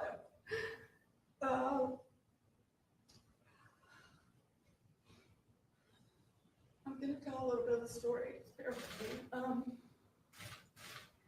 I got pregnant with Sam. I was single, divorced with an older child. Those things happen. They did not have any help or any assistance. And so I think that bonded Sam and I as being fighters together through life, helping each other until my husband and I met and married, adopted Sam, and was her dad. So life wasn't always easy for us to get through what we had to get through. It's really hard to figure out how we were going to make it financially. My whole first career was based on being pregnant with Sam. I know it sounds funny, but it's like I have 9 months to get a career. Honey boo, you're not late I yet. can't make $10 an We're hour. still waiting. We're So watching I other worked stuff hard, until we but get there. we figured it out. Like we always This is figured it out. oops, I got to be there. This is the girl who unalived a bride on her wedding day. She's my daughter. She pled guilty. Sam and I had, excuse me. That's okay, take your time. Sam and I had a relationship probably better than most people that love each other. I'm very close with my other 2 kids. Our family has always been close. But Sam and I had a bond that was very different and very amazing. And we both had each other's backs all the time. We talk every day, her whole entire life. You know, most 30-year-olds don't want much to do with their parents anymore. You know, hey, yeah, I'll come over for Christmas dinner, but I'm not going to hang out with you all the time. And Thank all of you. into something else I'm getting off of. But in saying that, the last time I was with Sam before the week of the wedding, her birthday's 3/27. So on 3/27, a month and a day earlier, she called me for her birthday and she said, all I want, Mom, is for you to come see me, for you to be with me on her birthday. And I brought champagne and we brought cupcakes and we went down to the beach at sunrise, our favorite time, and we did silly dances on the beach with cupcakes and champagne. That's what an amazing relationship is. She used to, when she was little, when my husband would tease me or tease her or whatever, you know, just he would act like he was saying things about me and she would just get so mad, be like,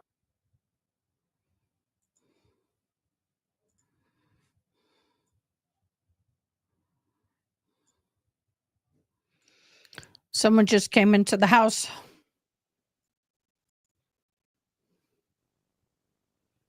What? That is creepy. Oh, Carmen, thank you.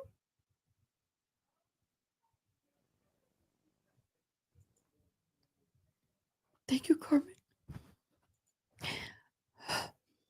It'll go to her funeral fund. Thank you. Thank you. Very generous. Thank you. Yeah, let's watch that little creepy thing again. That was a little on the creepy side. Let's bring in some Boone humor here.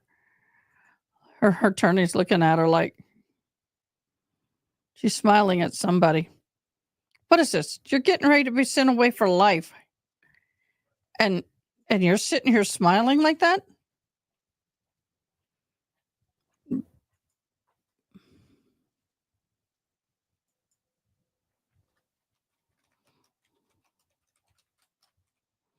Hey, Sarah.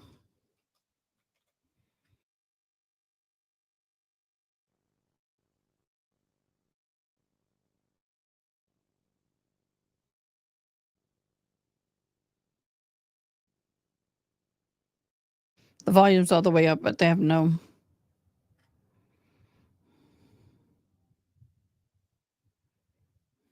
Gotta get.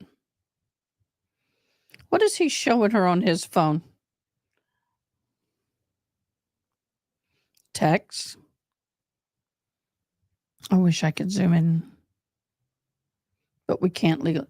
Why are you showing photos? Strange.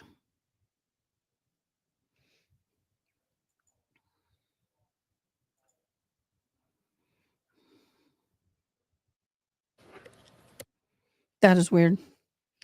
Okay, we're gonna. Oh, didn't mean to do that. She keeps turning around and smiling.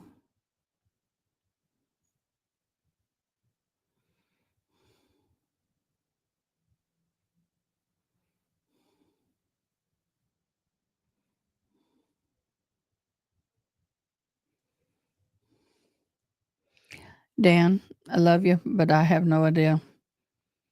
All of a sudden, I'm kind of going. My emotions have got me so drained.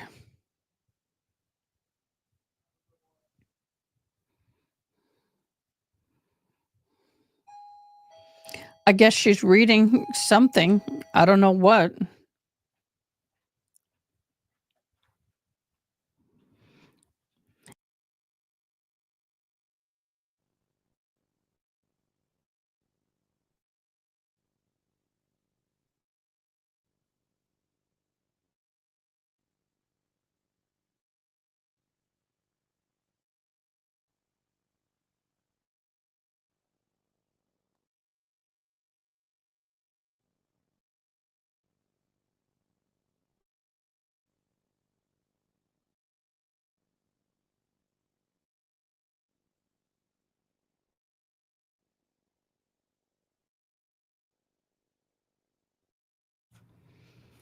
The proverbial what's for lunch question.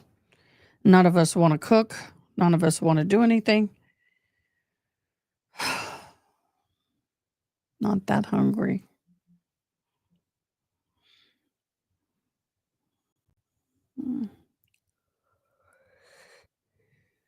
Excuse me. Where's Zach? Zach, come look at her one last time. No white legs. You can't see the legs. Milky cottage cheese leg is covered. Come back, Zach. She's in the courthouse and she's in the courtroom and they're reading something off of the lawyer's phone. Interesting.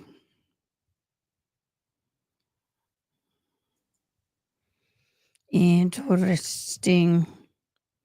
I wonder if it's her speech. I wonder if he crafted it for her. Doubt it.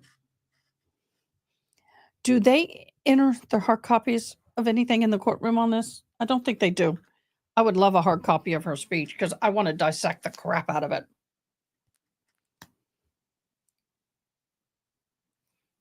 Just saying.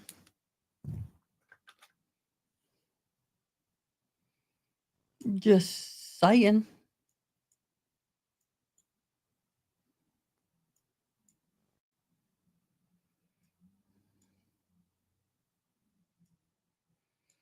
Love to dissect that baby out. Yeah. But do you know how expensive those are? My gosh, that stuff is expensive. I wanted a transcript of my ex-husband's court case, and it was going to be almost 3,000 to 5,000.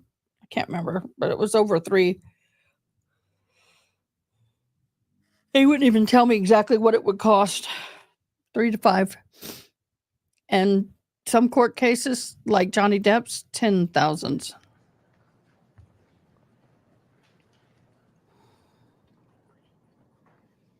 Jeez, bye.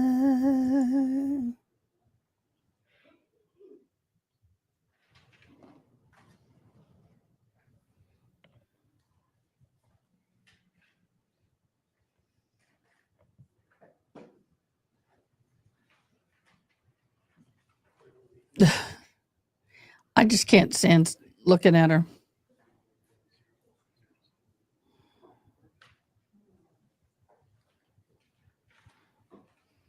Ooh, okay, there's his family. Who over here is she smiling at? Someone over in this pocket. Let me get my mouser. In that pocket, keeps smiling at, and I don't know who. But this is definitely the family. I think that's Mama there. I can't tell because of their faces. Wow. Y'all.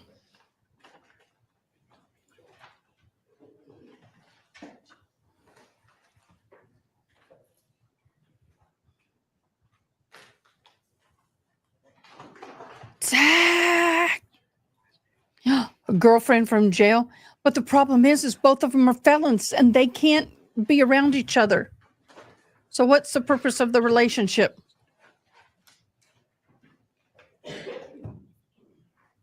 No, she's talking to her attorney. One of the attorneys. She said, "Can you get this out for me?"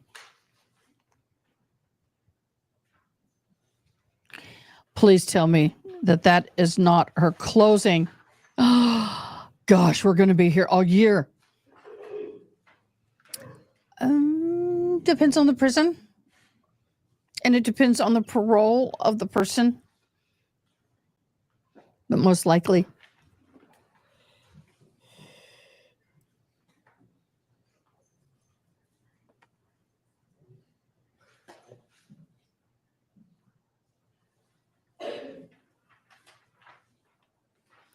Oh my gosh, that's like 6 pages.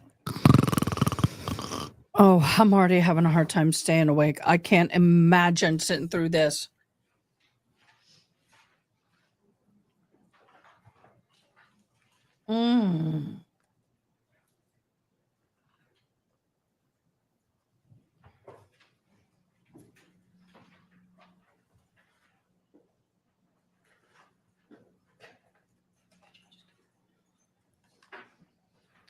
Yeah, they tend to have a little more stricter rules on that than what they do in jail.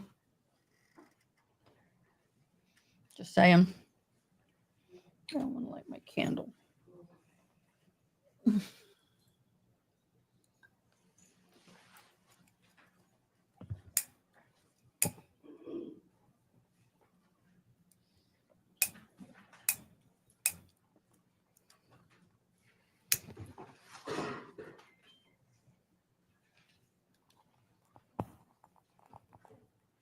Can y'all hear that?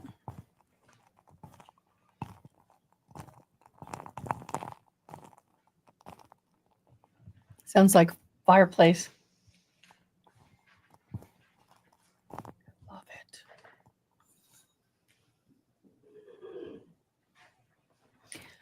Christmas tree? I don't know.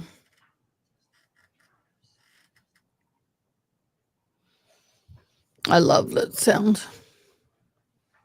Before Tracy passed away, in her family, it's 30 years old, but you know how we have those faux fireplaces? Well, 30 years ago, they had a really nice solid oak. But you can put fake logs in it and light, but it doesn't have heat. I'm going to eventually take the faux brick off because it dates it. And I'm going to get one of those that you can slide into it that pushes heat with the fire. It's in my office here.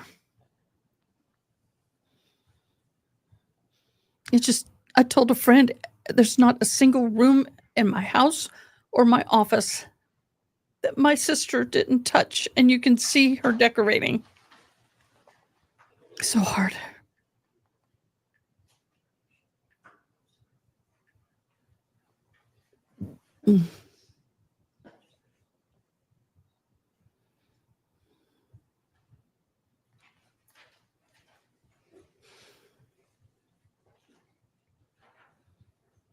I got hot all of a sudden. Whew.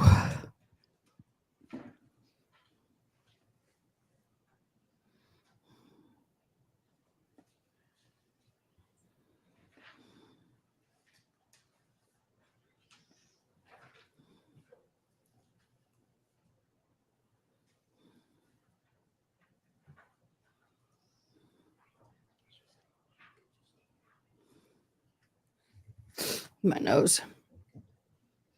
Thank you, Andrea. It's been hard.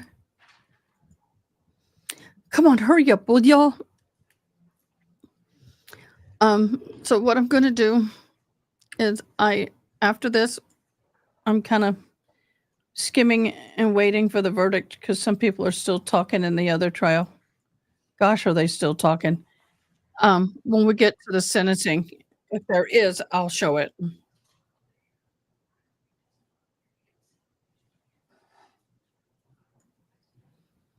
But I don't. I love y'all too. I do. If I didn't have this right now, I don't. It's a good distraction as much as it can be. Oh, she's been around since day one of my YouTube channel. She's one of my founding mods, or followers.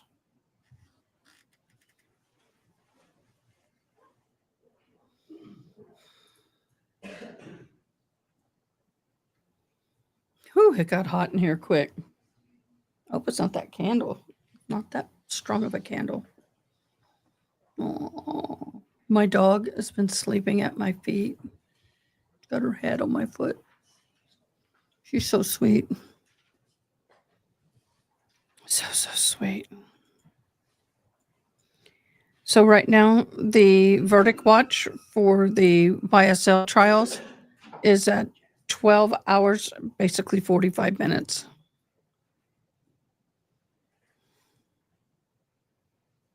I knew all these were going to hit at the same time.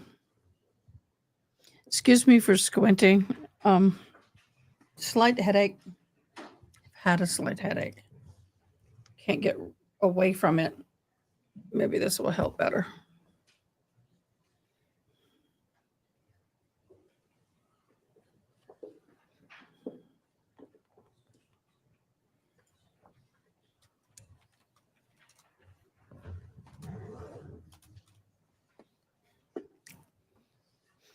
Where's Zach? Somebody go get Zach. He's probably watching on another channel. Yep. Mm-hmm. He's probably over there in Broken Baker. Let's see if Broken Baker's live. Yeah, Broken Baker's live.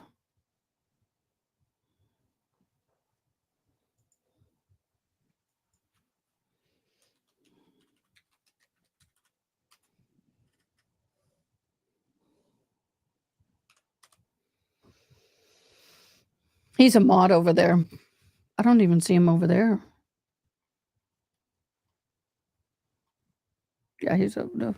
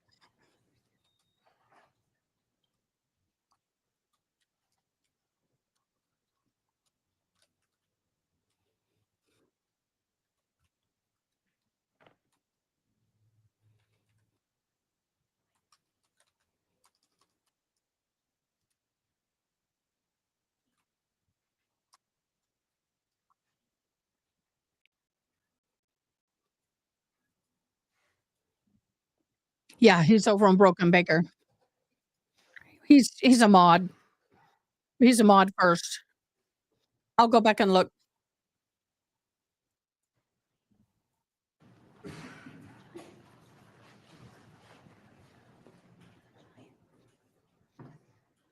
I got to turn off this so I can hear. I have to. It's hard when I got sound coming in. Let me watch again. The camera's moving. Dude, don't do that.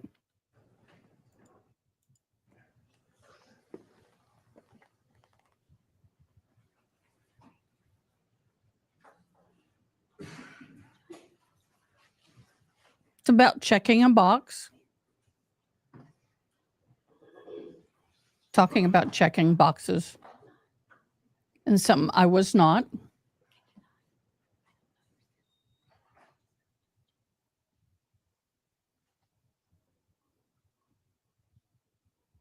They're talking about a box.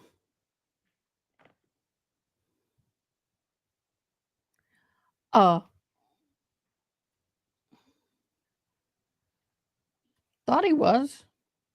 I could be wrong. It's okay if I am. I thought he was a mod for Baker. Why did I think he was a mod for Baker? Or maybe he said they won't let him mod. I don't know.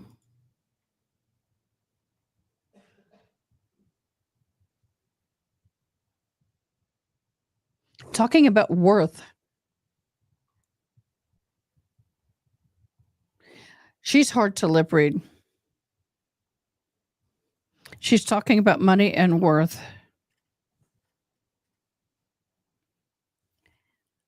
Mm.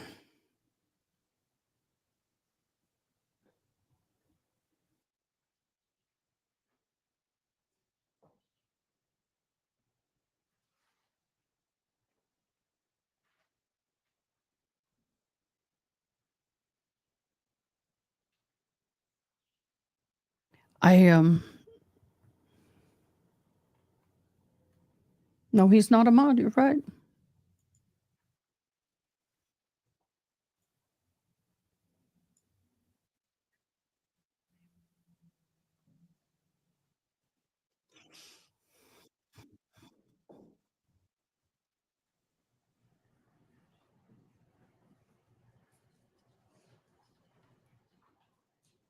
Okay, right here today is very, very important. Hold on. Let me go back and read this.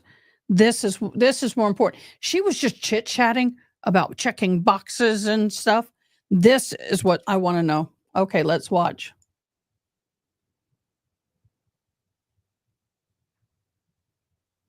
This is really, really, really, really important.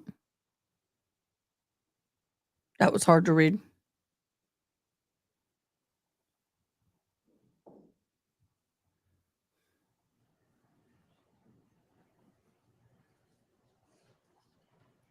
What happens here today is very important. You understand? Okay, they're pulling away. He would talked about he mentioned the word acquittal. Why are you getting timed out over there, Zach?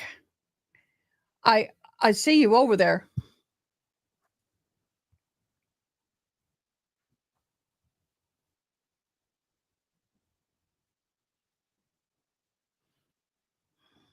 So there's paperwork that she had to fill out and check boxes, and they were talking about that.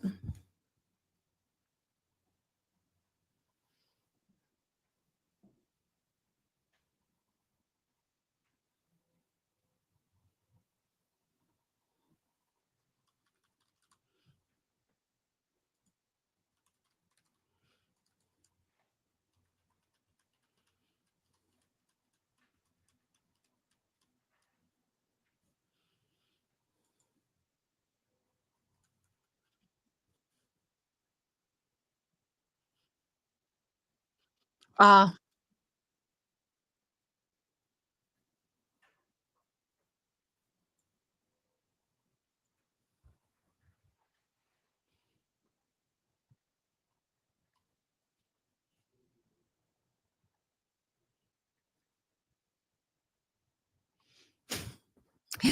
they're talking over there,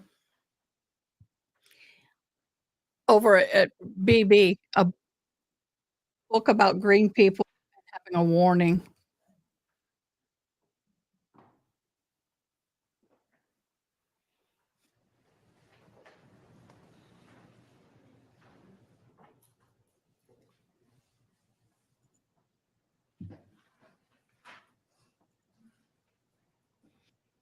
Thank all y'all for your condolences. I appreciate it. I really do.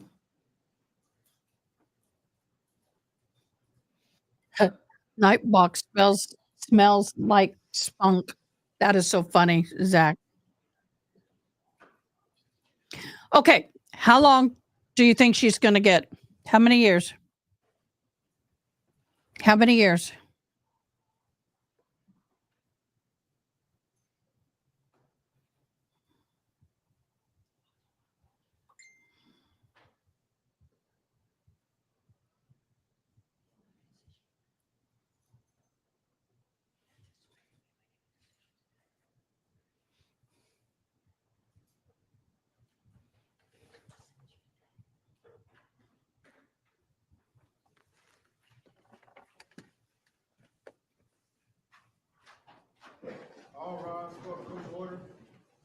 $800,000 has already been awarded to the Hutchinson. Okay, well, never mind. 22. Let's see.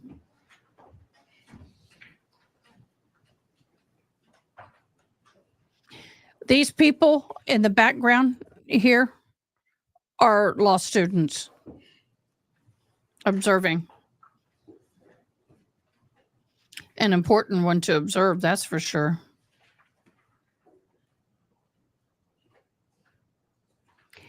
$800,000 has already been awarded to Hutchinson from multiple bars that served her that night. I don't know who they're talking about, I guess, Elena.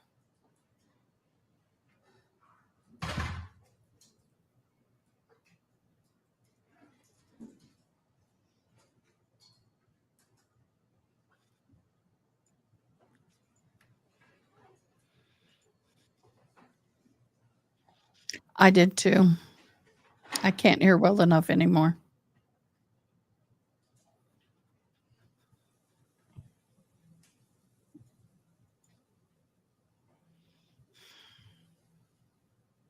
Really?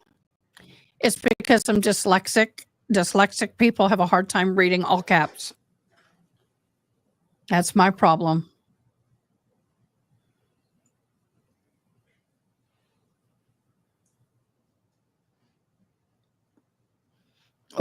Ooh, snap.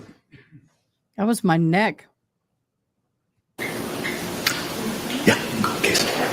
Okay. Calling State of Florida versus Sarah Boone, 2020 CF 2603, State. Steve Cacciatore on behalf of the state. Defense. William J. for the state. Defense. James Owens for Sarah Boone. Ms. Boone is seated at counsel's table. Ma'am, if you could please raise your right hand, Madam Clerk's going to go ahead and swear you in. Do you solemnly swear or affirm the testimony? That's weird. Oh, that's right. I do. Ma'am, can you state your full name and date of birth for the record for us? Sarah Yep. Boone, 10-10-7-7. We are here for a So you're sentencing. not- The jury returned a verdict on October 25, finding you, Ms. Boone, guilty of murder in the second degree. We're running a little bit late this afternoon. I apologize for that. I was in court all morning and took the opportunity to review all of your submittals from earlier this morning, Mr. Owens, including the God, I got to go check. victim or the character statements, the psychological evaluation by Dr. Harper, the motion for downward departure, the motion for new trial, and the state's response to same. Before we proceed with any sentencing in this matter, the court needs to address the defendant's motion for new trial and the state's response to the defendant's motion for new trial. Anything in addition you'd like to argue at this time, Mr. Owens, over and above what is contained in your motion, sir? No, sir. State. No, sir. All right. After reviewing the motion and the state's response to same, the defendant's motion for a new trial is denied. Based on the court's review of the record, the court's participation in the trial, and the review of all the evidence, and the court's prior findings and rulings at trial and prior thereto. With that, I believe that we're prepared to proceed with sentencing at this time. Dang. The court has reviewed the pre-sentencing investigation prepared by the Department of Corrections. Are there any housekeeping matters that we need to address, Mr. J or Mr. Cacciatore, before we proceed? I got all the documents. Are there any housekeeping matters from your side of the ledger, sir, that we need to address, Mr. Owens? Judge, Our psychic exam is locked. We can't get it. It's 11 pages. Dag nabbit. But everything else we got. We'll go through that tonight. or later this afternoon. Lay witnesses wants to appear by Zoom. She lives up in Minnesota. I don't know if that's allowed. No. We don't have an objection to that. One of our witnesses will be providing an impact statement, would also like to appear on the court's virtual link as well. Okay, so stipulated. If you need it, just let Anita know and I can have her email it to you right now, the link. We do have the link. She's waiting to get on, I guess. Who might it be, sir? Several people. It should be Lana Albert. She is here, sir. She's in the, she's viewing, her camera's off and she's, microphone is muted, but she's in the lobby. Okay. All right, with that, State, you may proceed. Your Honor, at this time, we would like to take an impact statement from, I believe, Anna Torres, who will be appearing virtually.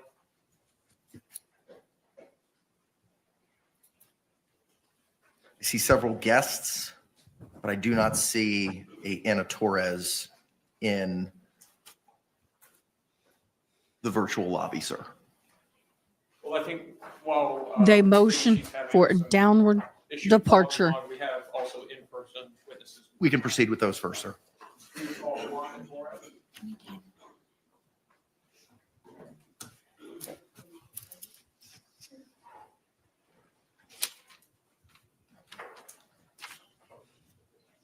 They filed a motion for confidential information.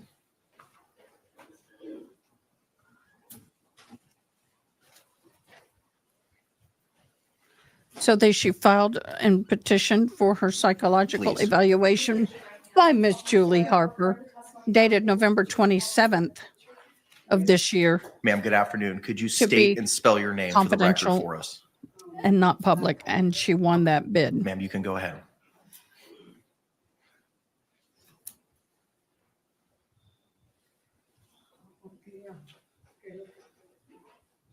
And then they have the new trial. So we'll go through over that. I'm I going to just have to get a nap. I just want to tell Sarah Boone that I don't hate her for what she did. And I always remember that evening when that lady came into my door and she knocked at the door. And she asked for my name. I said, I tell her my name. George's and then she mom. said, can I come in? I said, okay, yes. And she told me to sit down. I never think that was going to be my son. And then she said my son was dead.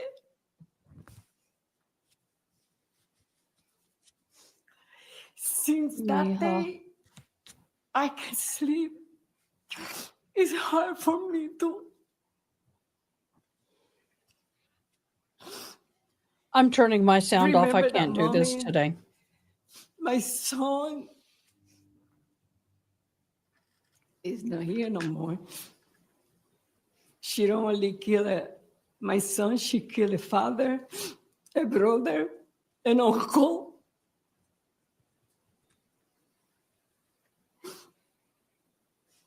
It's been hard. And my family, because all the brothers, they will always work together. But now it's like something real. Love is missing. Sometimes when I look out the window, I'm waiting for him to come and say, Mom, I love you. She was always there. She called me. I miss that mommy. The last time that I talked to him was at 12 o'clock in January, New Year. He came to my bed and said, Mom, he woke me up and I said, Mom, I love you. Happy New Year. Since that day, I don't see him no more.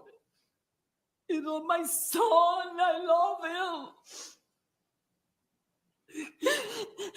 And I miss him a lot. My family miss him a lot too.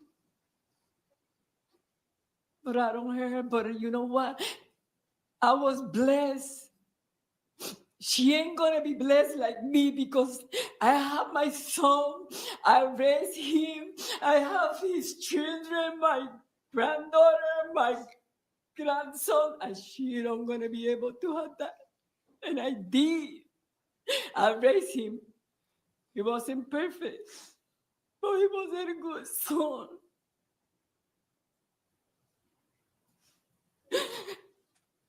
Thank you. Thank you, ma'am. State anything further from this witness? No, Your Honor. Defense? No, sir. Thank you.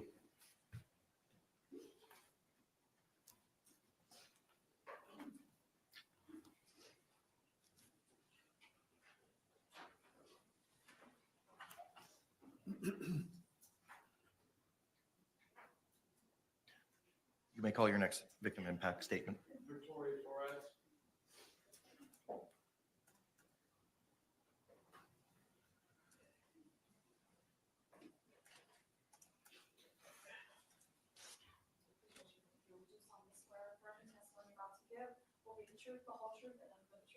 I do.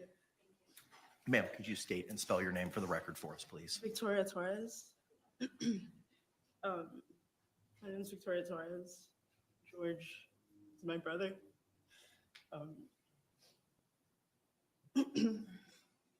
Unfortunately, my family has experienced two horrifying tragedies.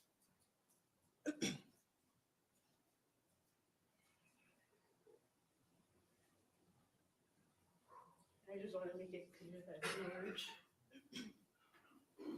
deserves justice. As far as my other brother and Sarah deserve to rot in jail.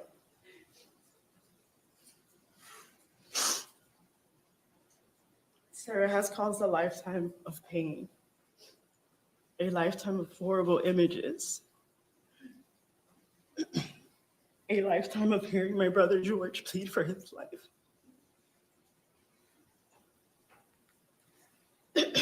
This is just this moment for all of you. For me and my family, it's forever.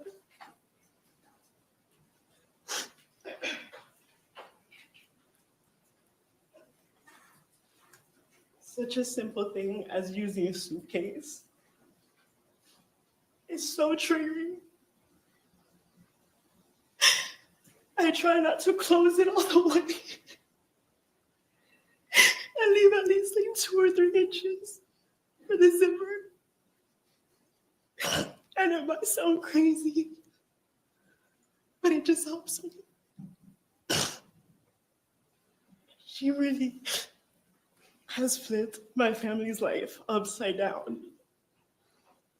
And I just hope that we can truly get justice for my brother. And I just want to tell the team, thank you so much for everything we did. Thank you. Thank you. State anything further? No, Your Honor. Defense? No, sir. Thank you.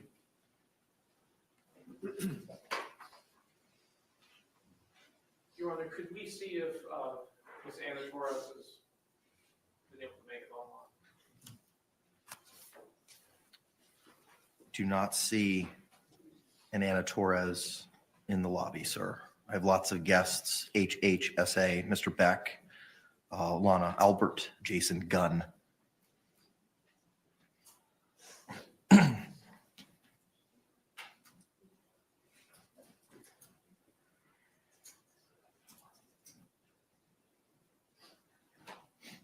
Honor, is there a cap to the link as to the number of individuals? Not to my knowledge. Could we just have just a moment? Yes.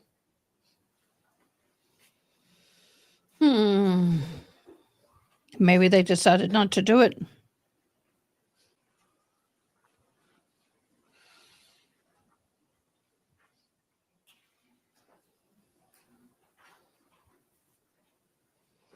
Yeah, I'm not able to listen. Oh, they are, yeah.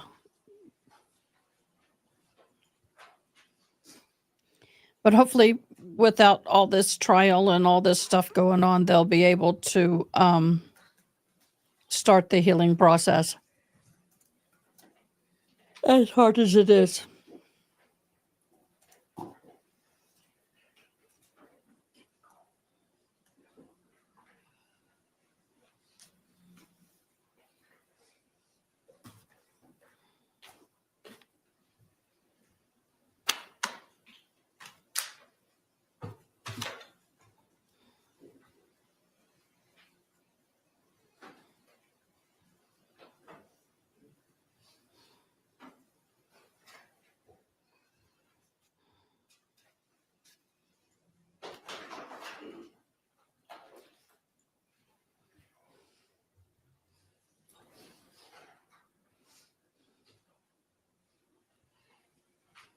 Wow, I wonder who are they trying to get? Do you know?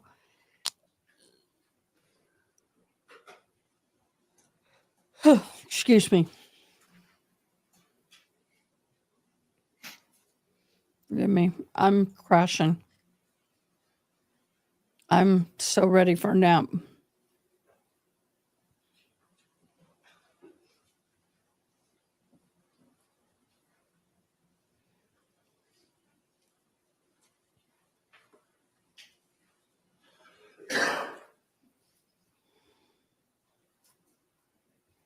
I guess they're trying to communicate with her.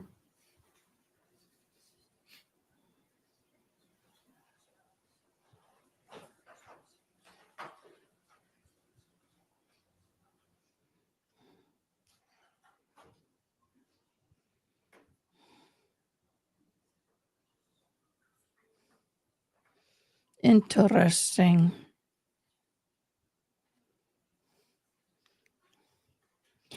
In the wedding night horror trial, the young lady that ended the life of the bride and injured the groom is very much crying and trying to hold back tears during the impact statement. I'm not listening. I'm just have the video going. And then when I see that they're going to be doing the actual verdict, I'll pause it.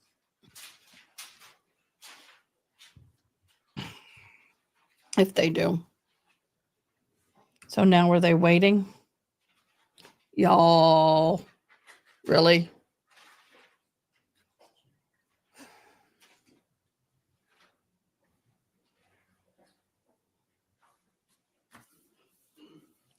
I would move forward and then, if possible, go back for rebuttal if they can do that. I don't know if they can.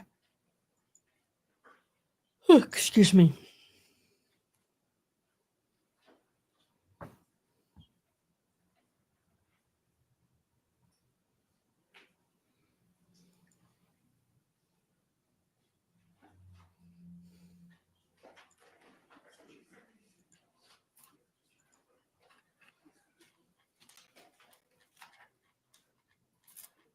Yes, sir, Mr. Cacciatore. Your Honor, after speaking with Mr. Owens, given the fact that the victim's daughter is having difficulties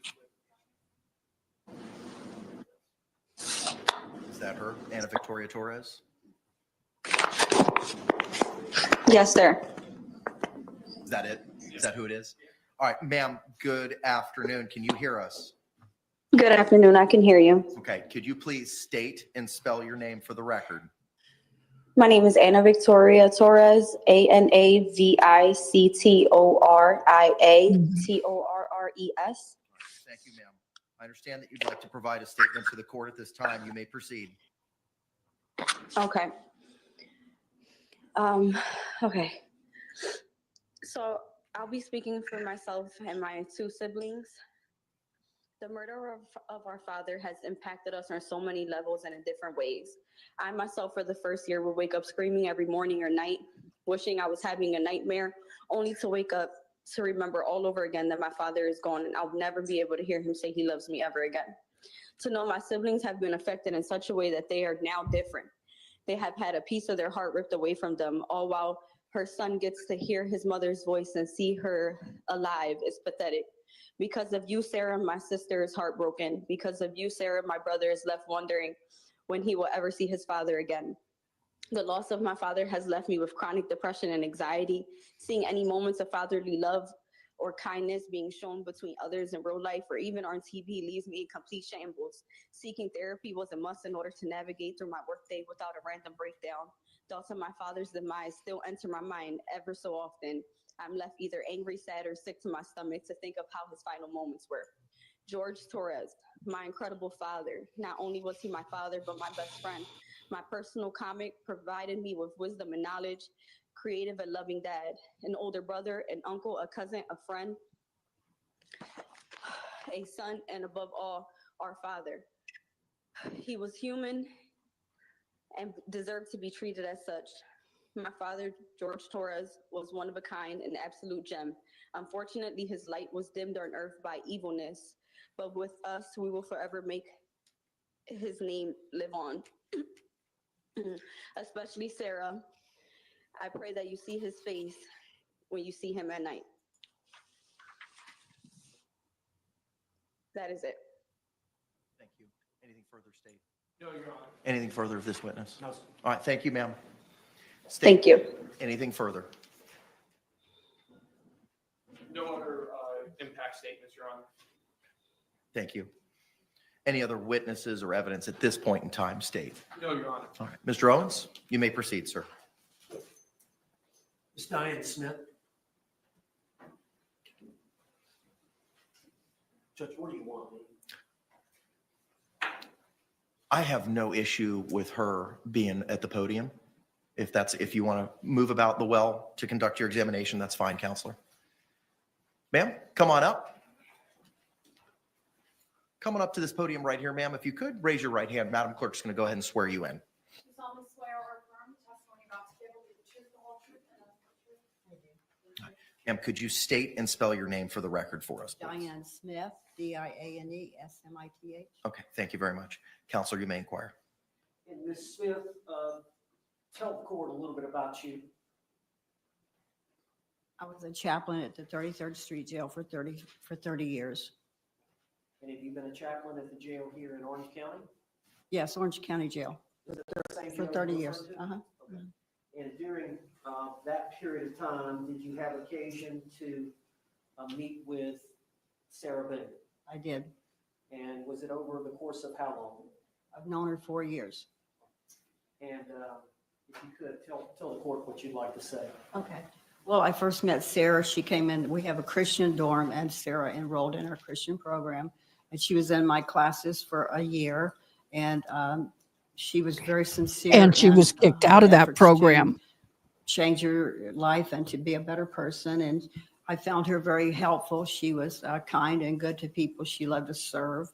And she helped the new girls that would come in, the younger girls. She would mother them and be very kind and very helpful. And then after she graduated from the program, I was her counselor for the other 3 years. And I always found her, very sincere and, trying to do better. I spoke with many inmates that knew her and was associated with her. And I got to say this, that Christian group, she was removed from it. They moved her out of the dorm, out of the Christian group. She didn't graduate from it. She was released. I spoke very highly of her and said that, she was helpful and kind and tried to help other people. And I just found her to be, very sincere and trying to be a very good person and change and help people. Was the Bible involved? Not if you look at Oh, her yes, it daily was all spiritual. That's behavioral our- notes. Yes, it was spiritual growth plus character, growth and character, trying to just be a better person in general. She liked What to do you have in serve your other hair? people, like she would help the girls wash their clothes and show them around and teach. But spiritually, she grew very, very great spiritually. Thank you. Look at her Hang on, ma'am, just 1 second. behavioral notes. Hang on just 1 second, Ms. Smith. State, any questions? Absolutely not. Thank you, ma'am. I appreciate you. What is it with all those clips? Christina Sorry, Pena? no judgment. It's right here. Yeah, it's fine, counselor. Thank you.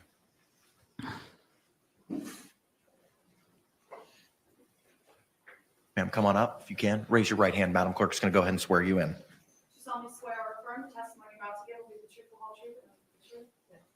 Ma'am, if you could state and spell your name for the record for us. Christina Pena, Christina, You may inquire, sir.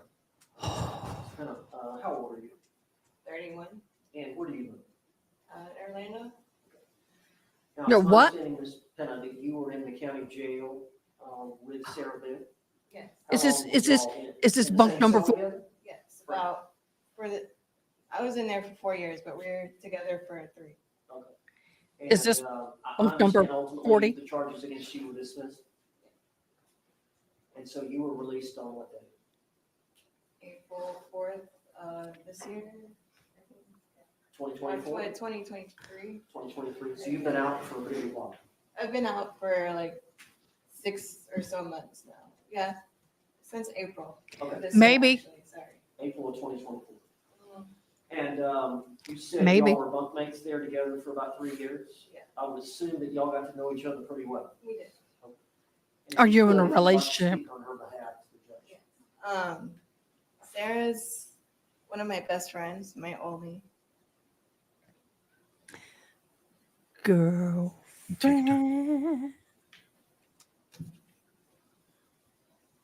What's She's going helped on? me with a lot. Spiritually and like growing and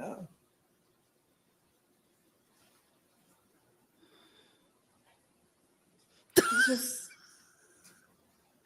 she helps everybody. She's always I don't know, spirit. She helped me a lot and she would come to me, she talked to me all the time and pick me up when I was down or if I didn't know something. She just good. I don't know. She was a good person to me. She just mistakes happen. She always helped. She always helped people. She was always helping everybody in the dorm. She even like her artwork. She did art. Anybody need any help or needed anything, they'd come to her and they. All right. So the only reason she was friendly with all them is because she was using their bunk space to put her crap. Oh my God, this is so full of bull. They'd help. She'd help them. And even if they, did wrong to her, she would still go back and help them and praise with them and pray over them and everything. It's just She wouldn't be praying over me. And was she a little bit older than you? Yeah. How much older was she? 40 in her 40s. Did you think of her as maybe an aunt or a big sister? What A was big sister, yeah. She was like a big sister. Like a sister I never had. Because I have brothers, so I never, we clicked right away. I don't know.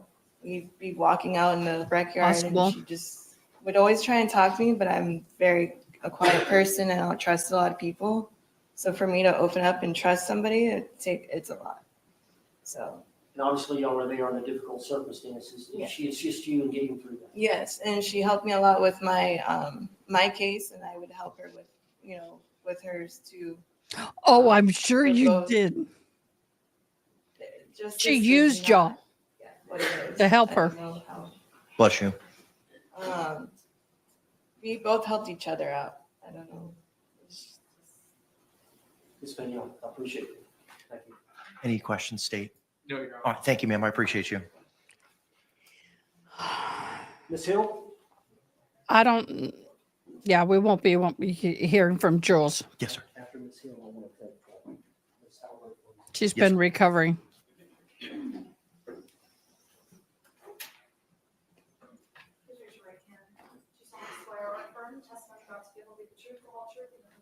I do. Ma'am, good afternoon. Could you state and spell your name for the record for us? My name is Mariela Hill, Mariela, last name Hill, Hill. Thank you. You may proceed, sir. Ms. Hill, briefly tell us a little bit about yourself. I met Sarah in jail. Of course. I spent 3 months in jail and went through a lot of unfortunate circumstances myself. Now, this was in the Orange County Jail here in Orlando? Orange County Jail. And when would that have been? Do you recall the date? Yes, it was April, from from April to June of this year. Of this year, 2024, 2024. correct, yes. And did you develop a relationship with Sarah Boone over the course of that 3 months? Yes, yes. We met when I was moved to the B dorm, and I needed help with a form that I needed to complete, and one of the CEOs wanted to use Sarah to help me out. And since that moment, we became. I'm really still here. friends, and My hearing aid so went out. helpful, I'll be right so back. kind, so respectful and loving, not just to me, but to everyone. And I have nothing but good things to say about her, her character, her loving heart, and how deep her faith is, her faith in God and believing in justice for everyone. That's what I believe. State any questions? No, Your Honor. All right, thank you, Ms. Hill. I appreciate it. Huh? How did you know I bought? Ms. Albert, good afternoon, ma'am. Can you hear me? This is Judge Kranick, and if you can, I would ask you to turn on your camera and unmute yourself at this time, please. Sir, how do I unmute turn on my camera? I know how to unmute, but I'm not sure how to turn the camera on. Turn the volume down. So, ma'am, is that better? When you join the link, there should have been an option for like a pull down on the left-hand side of the screen for you to open out or turn on a camera. I don't know what device you're appearing on, if it's a cell phone or a laptop. It is an iPhone. Should I try to re-enter the room? Yeah, try to do that. There should be an option for you to pick a camera. And you'll either select the default camera and hopefully we'll be able to see you at that time. Okay, let me just give me 1 second.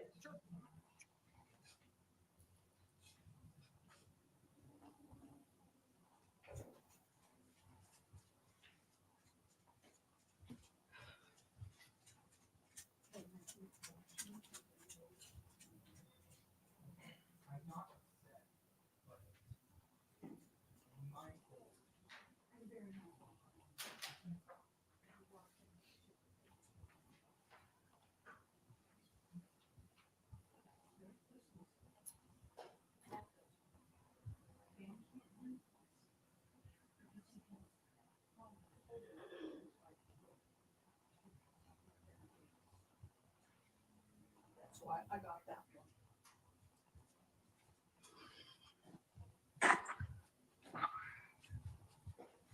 Did that work? Can you see me?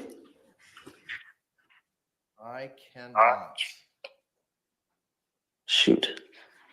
Yeah, it's saying default camera. It's saying front camera. I chose it. It didn't show my face or anything like that. She's. Hi, alternate juror. Hello. My technological skills are limited. State? No objection to the witness making their statement here. Okay, appreciate it. All right, Miss Albert, good afternoon. If you could just state and spell your name for the record for us, please. Certainly. Lana, Lana, Albert, Albert. Okay. All right, Mr. Owens is going to ask you some questions. And if you could just answer them, ma'am, I would greatly appreciate it. Sir, you can proceed. Miss Albert, do you have the ability to turn your volume down? Yes, I just did. I can't hear you very well when I do that, though. You can't hear me? I can hear you, but very, very quietly. How about now? Yes, I can hear you. Am I okay? Yeah, you sound a lot better. You were too loud earlier. Okay. Can you hear me okay? We'll take loud any day over. I can hear you. All right, Miss Albert, tell the court a little bit about yourself briefly. Well, I live in Minnesota. I currently have end-stage renal disease. Before I became disabled, I was a business owner in the Twin Cities here. All right, and how old are you? I am 50 years old. All right, and you're considered disabled? Yes, I am. All right. Just said that, dude. And have you had an occasion since this event to establish a relationship with Sarah Boone? Yes, I have. We have been friends for the past a little over 11 months. Oh, how do that's y'all not long. communicate? We've communicated a lot of phone calls, lots of tablet back and forth, and a lot of letters as well. All I'd right. say many hours of time spent with each other. All right. And do you want to Is that speak the new on her behalf boyfriend? here today? I would, please. All right. Would you please tell the court what you would like for the court to know? Thank you very much. And thank you very much, Your Honor, for the privilege of speaking on behalf of my friend, Sarah Boone. I also want to extend my heartfelt condolences to everyone here affected by this terrible tragedy, which has brought us all here and listening in. Many articles and videos and opinions of Sarah have gone out in the airways and on the webs. Opinions that have been formed and commented on so much that it's hard not to give into the temptation to treat people like a comic book or a fictional character. In the case of my friend Sarah, the words narcissist, Karen, villain, many other things, they roll off the tongue with little regard to the humanity that is dismissed so flippantly. And under a lot of circumstances, I was one of those people, as I have a love of true crime. And becoming friends with Sarah has shown me that there's a lot more depth to the people I see on the screen. I'd like to share with the world and with the court about the Sarah Boone that I know. Sarah Boone is a kind, honest, and good person. The Sarah Boone I know is one who loves animals, especially the kind who are damaged and defenseless. How many of us would take in and pour love for a hearing impaired and a sight impaired pair of dogs? She has a natural instinct to help reach out and give of herself. Her time and energy and love, especially to those who are hurting or damaged. You all have seen her fight for her own life and truth here. I tell you this, she fights even harder for those she loves, giving time, attention, and companionship without a single thought for her own gain or what somebody can do for her. And one huge example is in the matter of our friendship. As I said before, I have end-stage renal disease caused by a genetic illness called polycystic kidney disease. As my life has progressed, things I have taken for granted have been taken away from me. I could not appear in court in person because I can no longer walk, as my dialysis treatments have affected the circulation of my legs and has confined me to a wheelchair. To say that my life has radically changed is an understatement. Through it all, I have many friends and family I love and cherish. Sarah has distinguished herself differently in this way. In the course of getting to know her, I started sharing the progressing state of my health. It was like lightning had struck her. The moment Sarah had learned the depth of my struggles health-wise, she straight up offered strenuously to donate a kidney to me. I got to tell you this. I hope she's not mad for me showing this, but she had no hesitation, no concern over personal risk or personal gain. I want to convey to this, out and around the world, that is merely offering is a good and heroic act. I've had many friends. I've not had one outside of my brother who has offered me a kidney. That is huge. I don't have anything of equal value to give to her. And that's not the actions of a narcissist. She did it as a reflex action, as a good person. After the verdict came in October, we spoke that night. And I hope Sarah doesn't get mad at me again for disclosing this, but out of all the shock and seriousness of what had happened in the court, the thing that made her emotionally break was that she realized she could no longer be a donor to me. I mean, I was sitting there like, hey, it's going to be okay. But she was so broken up, she couldn't help me. That's a friend. She is not, nor does she come up anywhere remotely close to being a narcissist. Now, one more thing before I go. Social media has worked to rip the blindfold off of Lady Justice, to take the sword out of her right hand and start assassinating Sarah's character. However, the scales are the balance. As it says in Psalm 85, mercy and truth are met together.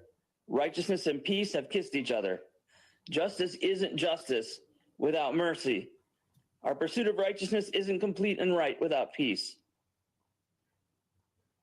Thank you, Your Honor, for the honor of speaking for my friend Sarah Boone. I hope that your justice is mixed with mercy here today. Thank you. State, any questions? No, Your Honor. Any follow-up, Mr. Owens? No, Judge. All right. Thank you, Ms. Albert. I appreciate you. Like to call Dr. Harper? You want her on the stand or? I'm okay with her on the stand. On the stand? No, she can be right. Yes, sir. Yes, sir. I want to see Kevin.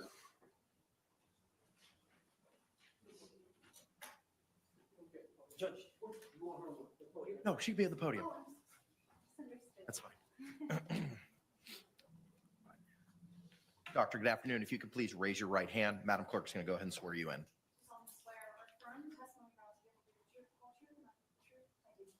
If you could, doctor, state and spell your name for the record for us, please. Dr. Julie Harper, Julieharper. All right,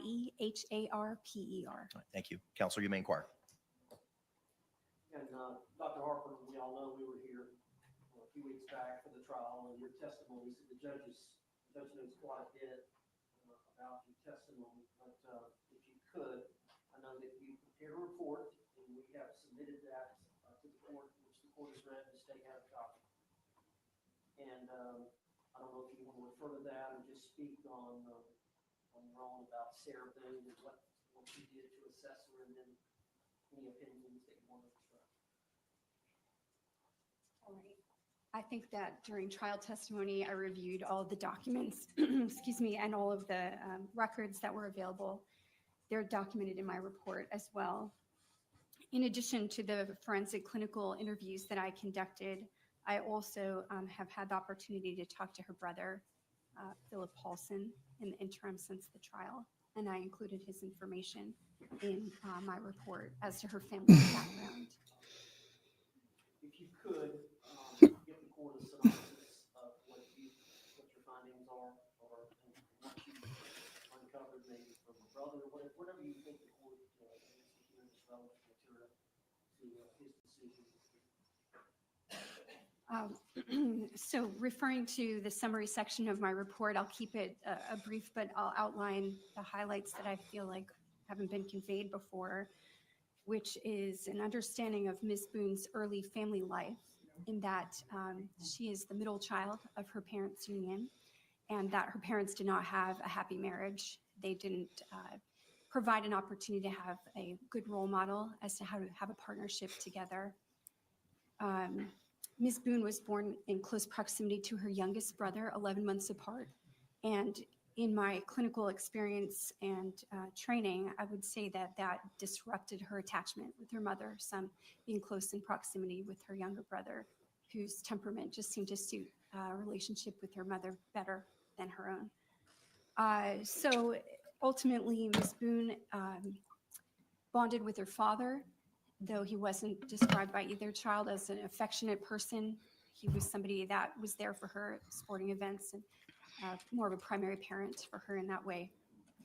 His untimely death by heart attack during her high school years was marked by her brother as a turning point for her in how she was acting at home. Her demeanor, her relationship with her mother took a turn for the worse. She was not coping well. She was using substances based on what her brother was saying. And it is my opinion that that early lack of foundational relations with her mom and not feeling very secure, the death of her father, destabilized her. That's a period of your life when you're leaving high school, when you should have formed a very solid foundation to go out in the world. And I don't think that that's what she had at that moment. She bonded easily with Mr. Boone, and you can see that there are elements of that early difficulty with her relationships because she took on a parentified role, in my opinion, during that relationship. And therefore, there's a power imbalance in that she was making decisions and not, again, having an equal relationship. I think that that led her to a sense of being a need to be right, a need to feel like she is the one that's making good decisions, to have some ego support by being in the right all the time with Mr. Boone.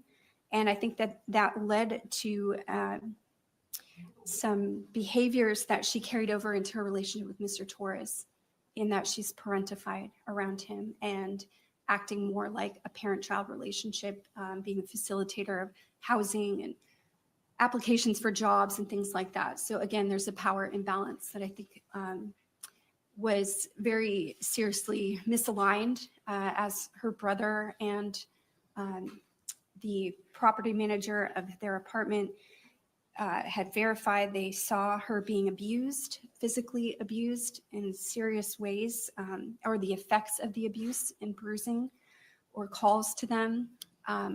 It is my opinion that she called for help, but when people got tired of her not leaving Mr. Torres, they stopped responding to those calls. And basically, Ms. Boone handled things on her own. And as other people with healthier boundaries probably would have left, she being acting out the pattern of intimate partner violence did not leave. She stayed long past when it would have been smart for others, or others would have said to leave, sorry. The undergirding of that not leaving the relationship is a long-term anxiety problem that became post-traumatic stress disorder. There is an earlier instance of exposure to traumatic stress in that she was the person in the hospital after her father died who found him having students perform CPR on his dead body. So that was an early exposure to high traumatic stress, witnessing that incident. And based on her brother's description, that was something that changed her. When a person is exposed to numerous compounding stressors, their adrenaline system is changed. It alters your body. And things that might be an otherwise neutral situation, you tend to have a cascading adrenaline response to that. And I think that that ultimately for her, as she succumbed to other instances of serious physical abuse from her partner, became post-traumatic stress disorder. I do think that that is a condition that is still existent even while she's in jail.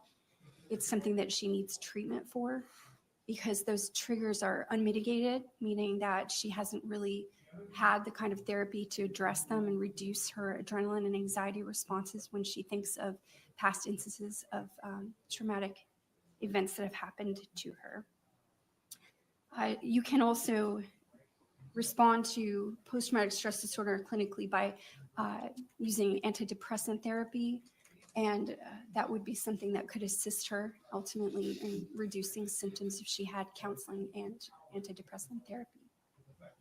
Now, Dr. Harper, I know that you had testified in trial that, in your opinion, she suffered as a battered spouse syndrome that is legally recognized in Florida, in the courts of Florida. That's correct. And I understand that is tied to this intimate partner violence, which is maybe the same thing, but there's a complex mental health issue that ties into that. Can you speak on the complexity of that whole cycle that one such as Sarah Boone and George Torres were involved in? Certainly. So intimate partner violence is not a diagnosis. It's a pattern of events that occur between two partners in which the power dynamic is altered by the physical abuse or behaviors that are controlling in nature to the point that someone's safety is threatened. It's common for victims of that to have a complex mental health condition, often including depression, anxiety, and substance abuse problems. And what might be substance abuse to cope with the problem, like numbing oneself, will sometimes result in its own diagnosis. The pattern of intimate partner violence, I think we covered in the trial, but just in summary about that, there are phases in which at first bonding of the two partners might be something positive. They've got something in common or have pleasurable time together. And then the secondary phase of that is when there is change in dynamic and some kind of traumatic event occurs, some instance of physical violence. And then there's a third phase in which it's like a honeymoon phase where they're trying to right the relationship. So in phase one, when they're having something pleasurable, the tone shifts. Phase two, there is some kind of incident. And phase three, there's a honeymoon phase. As that pertains to anxiety, I think that a person who suffers from intimate partner violence never stops experiencing that hypervigilance, waiting for the next instance of violence to occur. So even though they may look happy, they might be experiencing something positive, they've not really relaxed because their memory that could or will occur again is still in their mind. So they haven't fully stopped experiencing intimate partner violence. It's just what phase of the process they're in. Now, and Dr. Harper, it goes into more detail in your report, which I supplied to the court, which is a total of 11 pages, and I believe that's confidential. That's what's been marked. I don't believe it's been filed in the court file. Okay. If it has, that's something if it needs to be, it's something we can address. I have reviewed it. It does reflect confidential privilege information on the first page. I don't believe it's been filed in the court file unless you did it. Okay. It already has been? All right, appreciate it. Okay, excellent. Thank you, sir. And Dr. Harper, you're aware that the defense has filed a defense motion for downward departure. Yes. And we listed several factors under paragraph 3, the capacity of the defendant to appreciate the criminal nature of her actions and conform with the requirements of law or substantially impaired, that she requires specialized treatment for a mental disorder that is not related to substance use or addiction, although you agree that she does suffer from alcohol use disorder. So she has an underlying mental health disorder, post-traumatic stress disorder, and I additionally diagnosed her with alcohol use disorder, which is separate.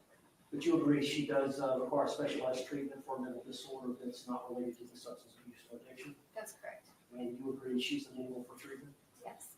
And you would agree that she acted under extreme duress in this unique homicide case? And you would agree that the uniqueness of the circumstances, the facts and circumstances surrounding the case, that the offense was committed in an unsophisticated manner? Yes. And it was isolated? That's my understanding as well. Other than she had the charge, which both of them were charged at one time, and I think she had the strangulation allegation, the felony case that was ultimately dismissed when both of them were arrested. She had a prior felony case. Facts are different, of course, than this particular case we're here today. Dr. Harper, I believe that's all the questions I've got, unless you would like to say if I've missed anything, of course. No, Okay, and if not, it's in the report. yes. Any questions? Yes, may she take the stand so I can be voting? Yes, that's fine.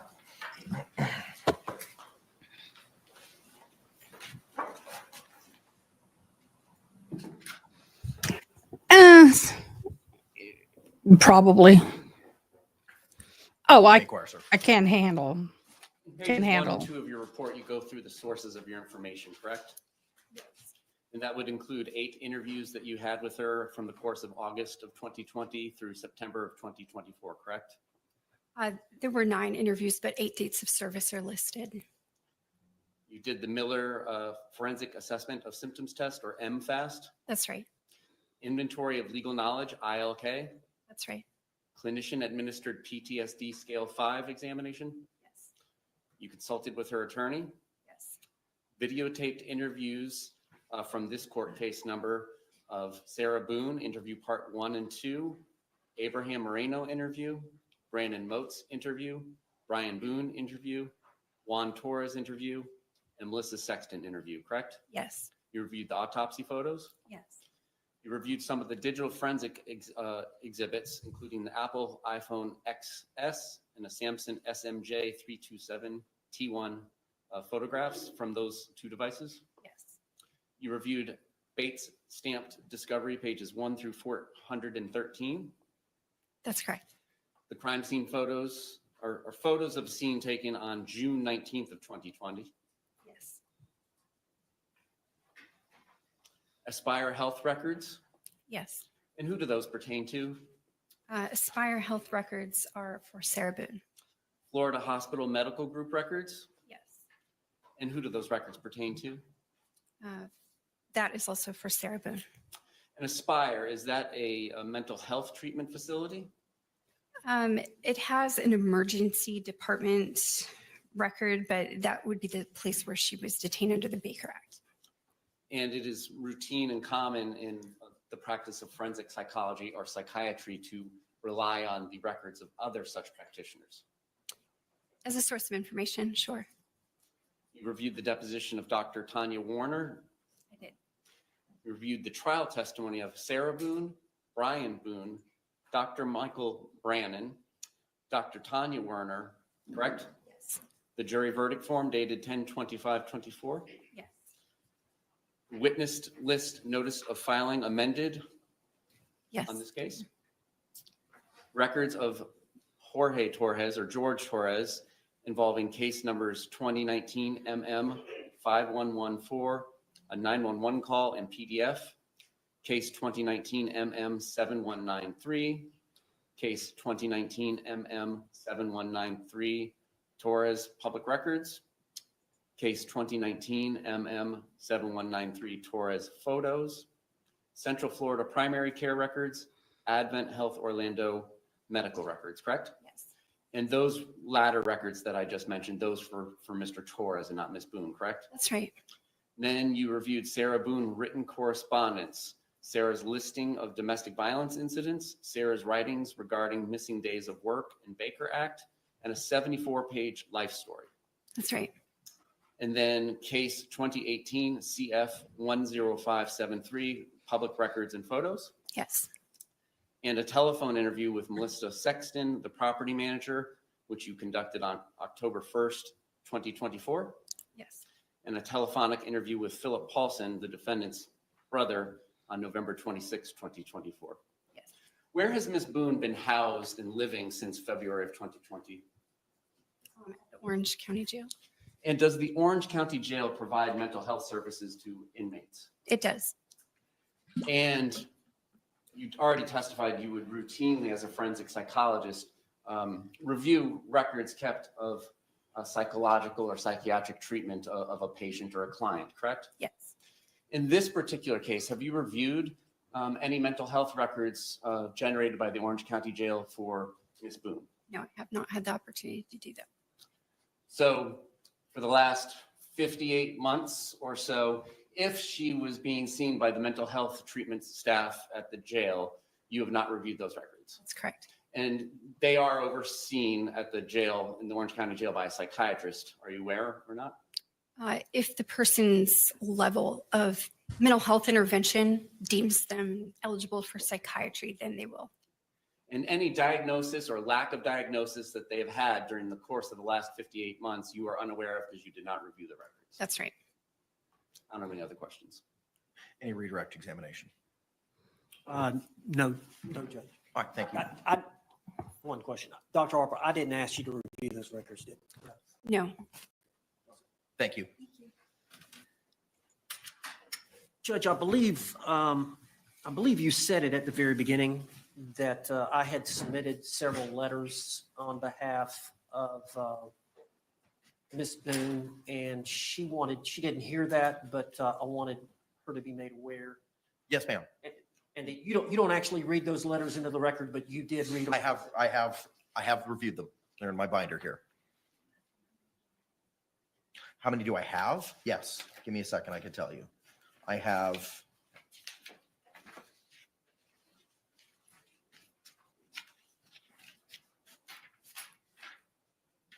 six handwritten letters. First one is 1 page. Second one is 2 pages. Oh my God, she's gonna Third one is nail him. 1 page. You Fourth didn't one do is 2 your pages. job. Fifth You one didn't is read 2 on my pages. letter. Sixth one is 2 pages. I have a typed letter from Diane Smith, the assistant chaplain.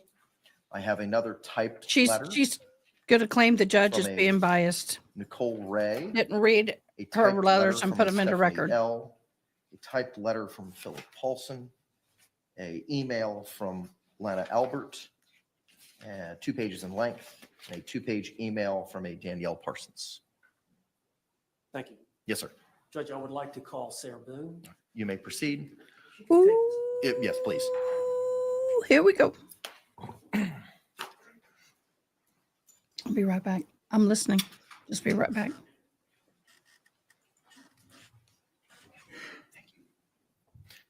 Ms. Boone, you can be seated. You've been previously sworn.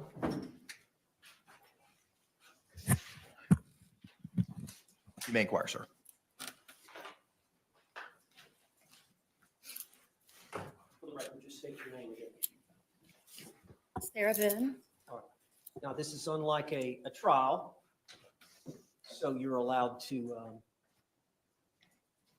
speak in a narrative form, as well as I understand you have taken some notes or written a letter that you want to read from, and then you want to speak to the court after that. Yes. Why don't you go ahead and get started?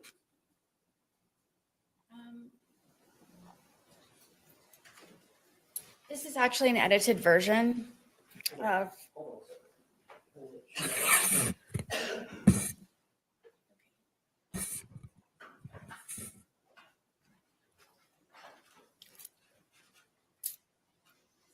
I had a lot to say. I've had a lot of time to think about things, and I didn't really know how to put it on paper. And I didn't know how much I could say or how little I should say. So what I have here is, like I said, an edited version. But I would like to read the more important parts that I feel that everyone should know that wasn't said in my actual trial. And on top of what I have on paper, this is just the tip of the tip of the tip of the iceberg. So I wanted to read this, and then if I may, I would like to address everyone in my apology on top of my statement. You may proceed, ma'am. Kintu Sukuroi is a kind of Japanese ceramic style which means to repair with gold. In this tradition, when a ceramic piece breaks, an artisan will fuse the pieces back together again using liquid gold or gold dust lacquer. So rather than being covered up, the breaks become more obvious and a brilliant new piece of art emerges from the brokenness. It embraces flaws, weakness, and imperfections, and also teaches the essence of resilience. Every crack in a ceramic piece is a part of its history, and each piece becomes more beautiful because it has been broken. This is the wisdom of Kintu Sukuroi. In my wisdom and with all of my repairs, then, now, and ongoing, God is, has been, and will always be my artisan. All of my gold is forgiveness. This has held me together, made me shine brighter, and overcome the damage caused by Jorge Torres, the Torres family, the justice system, Orange County Corrections Department, social media, scoundrel detectives, infamy, defamation, ongoing constitutional rights violations, second-degree murder, forced into being pro se. Just as gold is very precious, forgiveness is invaluable. Forgiveness is not an attempt to change or forget who, what, or how you've lived through to be so gold, but an act of grace, humility, and considerable self-compassion to be set free from sorrow. Withholding forgiveness denies your brilliance and adds even greater grief and deeper heartache. Irreparable cracks on top of the already that no one deserves, no matter the pain or disappointment, untruths or injustice.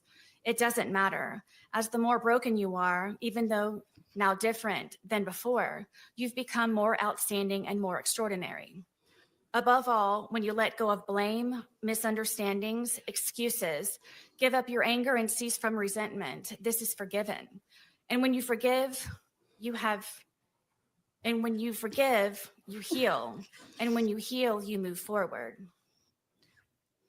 My goal begins with Jorge Torres, and every time he slapped me, kicked, punched, spit on, raped, stabbed, choked, laughed at, pushed, pulled, dragged, whipped, tripped, stole from, lied, terrorized, threatened, humiliated, forced, degraded, made me cry.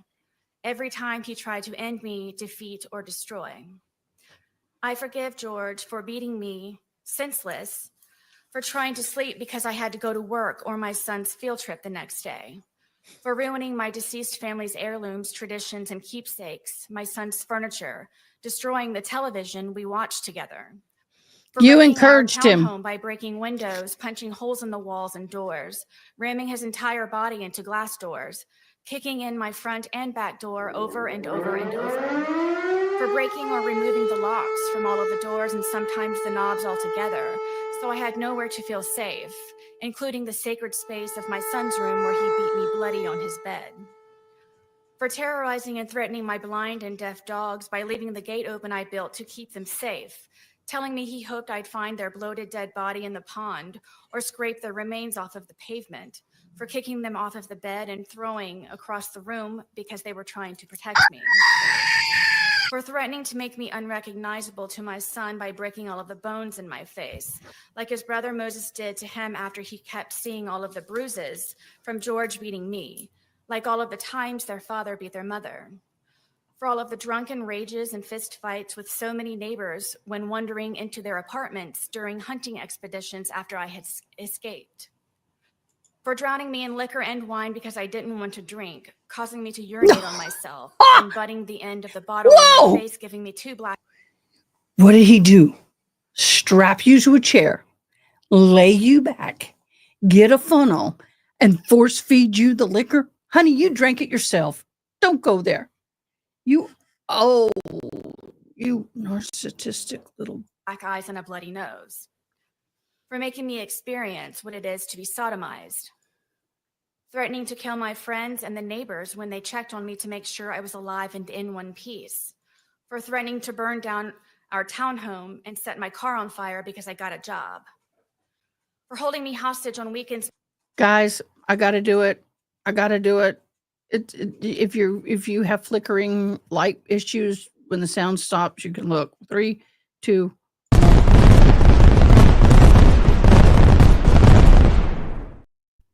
My son was supposed to come over by keeping my keys around his neck, my phone in his crotch, and a butcher knife stuck in the middle of the table as a warning not to ask anything or try to leave. For stabbing me in the leg and not letting me call 911 for an ambulance or seek help, where I nearly bled to death until I concocted a lie to save him from being arrested. For destroying my phone with a hammer because my son called. For me experiencing ever being arrested and after today, prison. For beating me almost blind, crushing my occipital lobe. For having me experience what it means to see stars, like in the cartoons, where a character has a tall lump on their head. I had that too, and many times. For dragging me downstairs by my hair in the middle of the night just to sit next to him. For taking my car driving drunk with my debit card to buy more alcohol while I slept, even after I kindly explained the importance of my car to take my son to school foremost, me to work, and he to his batterers intervention classes and probation officer meetings, where I would be forced to sit for hours in the parking lot waiting for him. For causing me so much trauma and pain, mentally, physically, emotionally, I had to be hospitalized more than once. Can I go to your class? For destroying my reputation and integrity, for my M for murderer scarlet letter, not letting me feel safe to live, talk to other people, spend time with my son, have a job, friendships, simply go to the bathroom with the door closed, or go to sleep soundly or comfortably. I forgive George for lying, for him trying in so many ways, so many times, to end me with his terrifying love. I also forgive the Torres family, his mother and father foremost, also his 2 ex-wives and daughters, all for knowing who George was capable of and has done in the past, his history of violence and where he learned it, then to keep turning a blind eye when I would ask for help. All of his siblings, including Pharrell Torres, who is now on his way to prison for stabbing the mother of their baby in the side of her head. For everyone who knew what George was doing to me, sometimes how and when, but allowed and enabled. I forgive them for caring too late. I hope they all ask themselves while quiet and comfortable in bed at night the uneasy question, what could I have done to stop this from happening to both of them? And after all the times Sarah tried to, by asking for help. From all of us and so many times.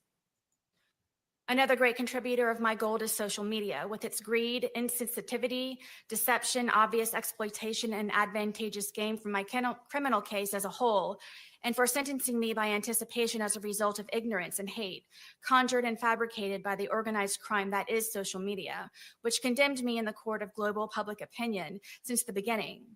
My family law case is the new prey waiting to be picked apart and pillaged from me being made infamous by social media in my criminal case. It simply seems I cannot forgive and be forgiven and move forward.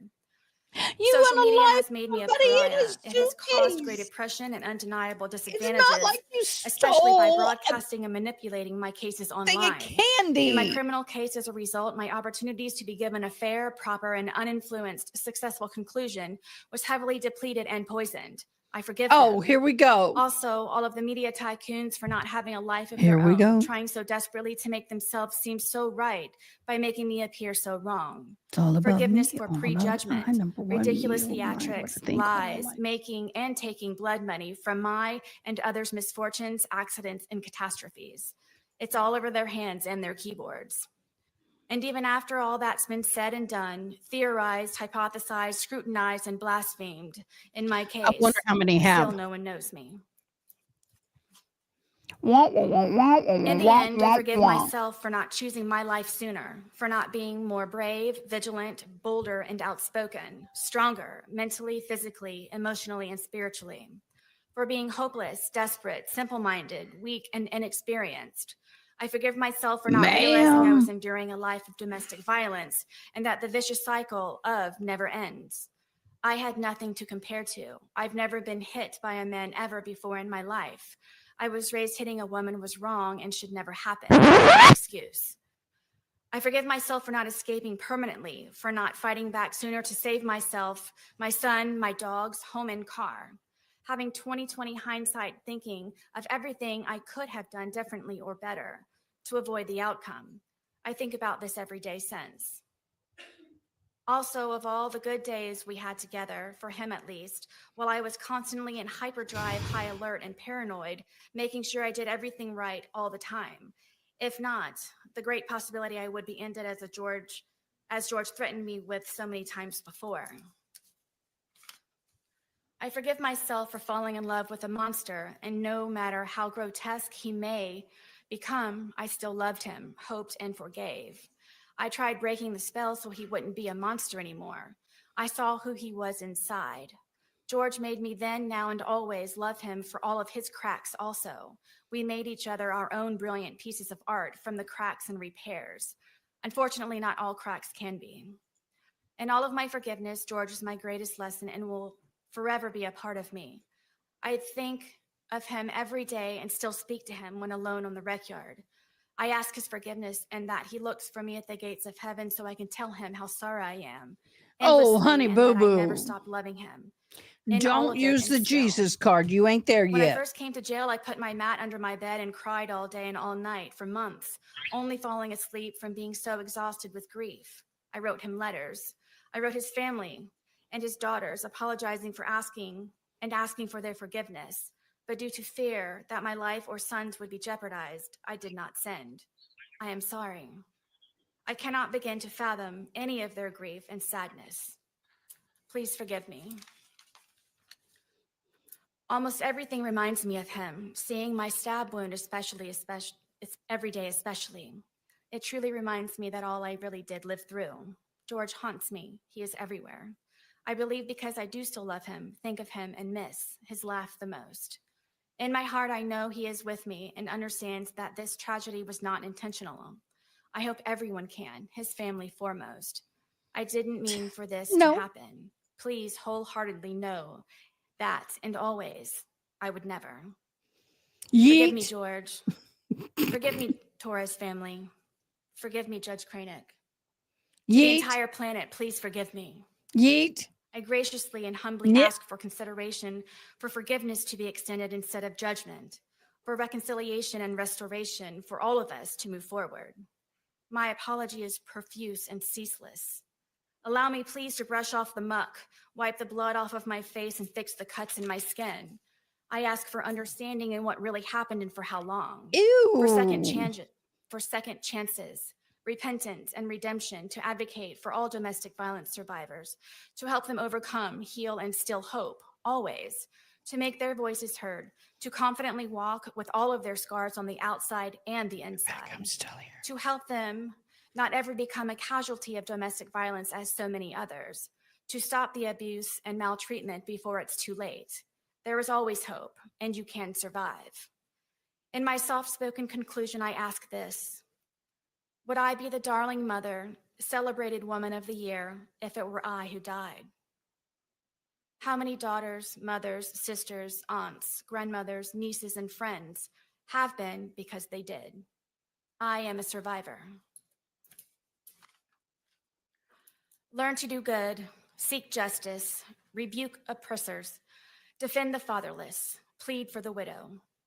Isaiah 1:17, all-encompassing, protect the abused. Ms. Boone, is that the end of your written statement? Yes. Now, gathering your thoughts, did you want to make an oral statement? I do. All right, would you do that now?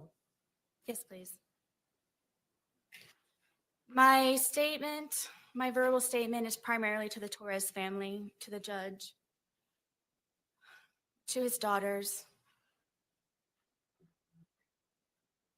I know you all know who I really am, and that I did care for George, and that I do still love George. I know you know that we had very many good days, and I take offense to the statement of being said that this is just for a moment. Right now with me here in the courtroom in front of you all, this is just for a moment. But the moments before that, in order for me to be here, is endless. It's everlasting. The scars that I have on the inside, my outside scars have healed except for my stab wound. But this has changed me as a person to see things differently and to understand things differently and to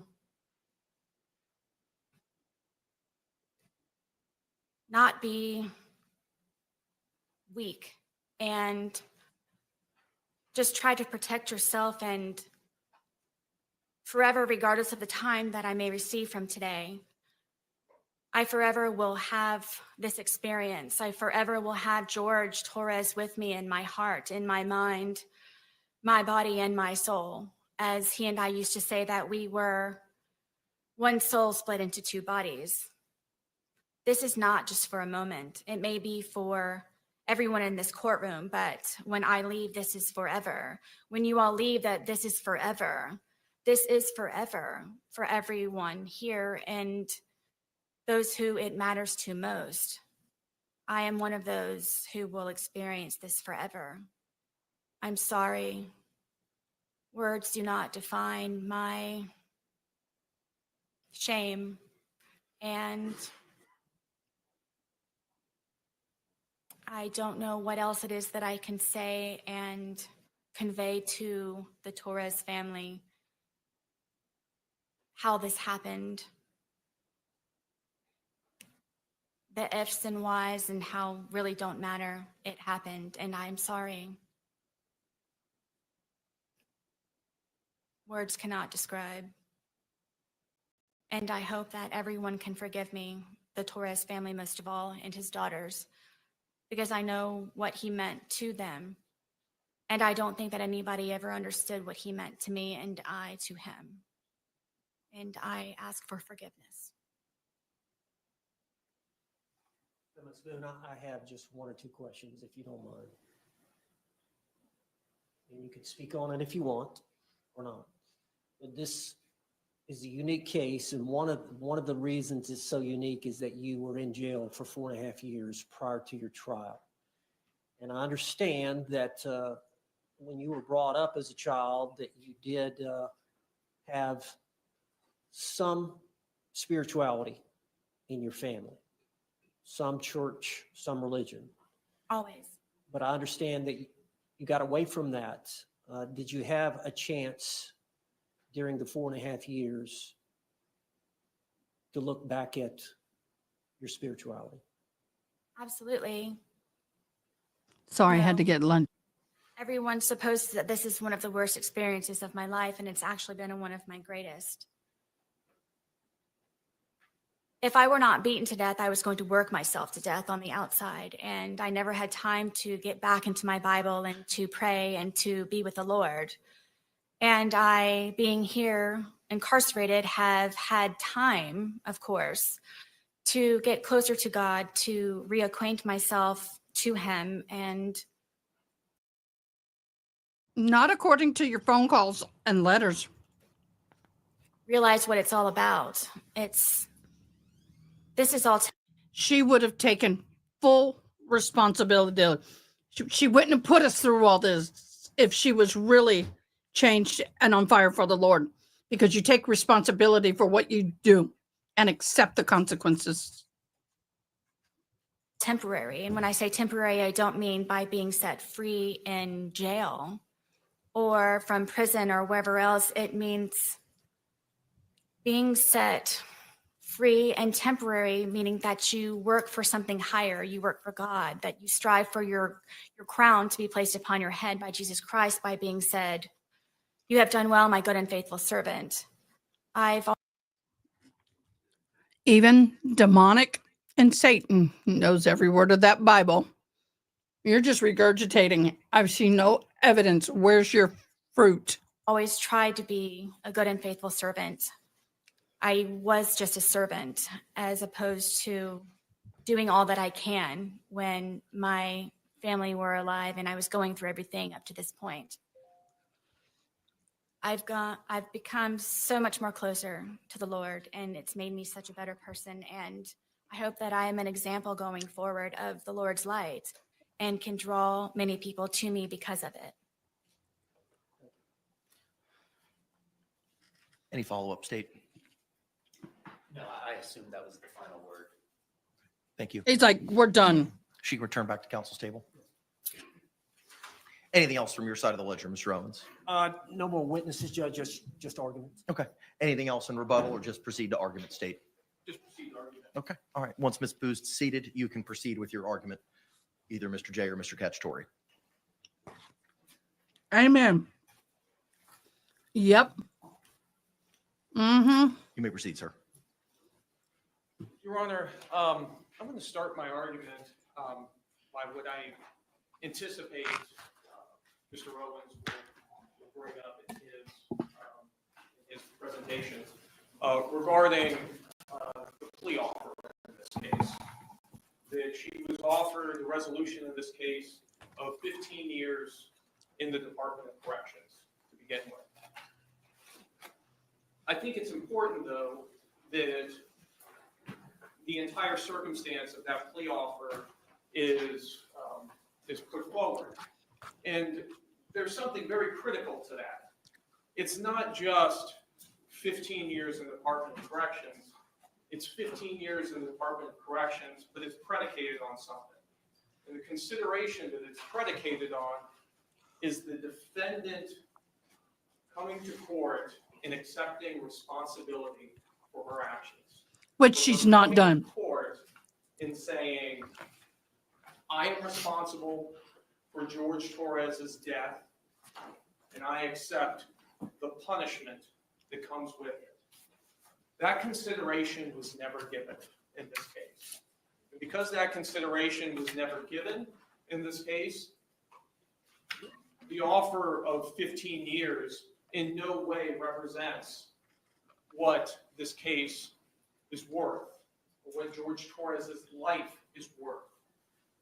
That is an offer predicated on a particular circumstance. A circumstance Nancy. of a first-time defendant accepting responsibility and giving every benefit of the doubt and coming to court and saying that they are ready to be punished. Those conditions were never met. So then we turn to this case, and we turn to this crime, and we turn to the actions of the defendant of taking the law into her own hands and murdering George Torres. She has never shown remorse for that. She didn't show remorse for that here today. She again painted herself as the victim. She's the victim of George Torres. She recounted the litany of evil deeds and mistreatments that he perpetrated upon her. She's the victim of George Torres' family. She's the victim of police.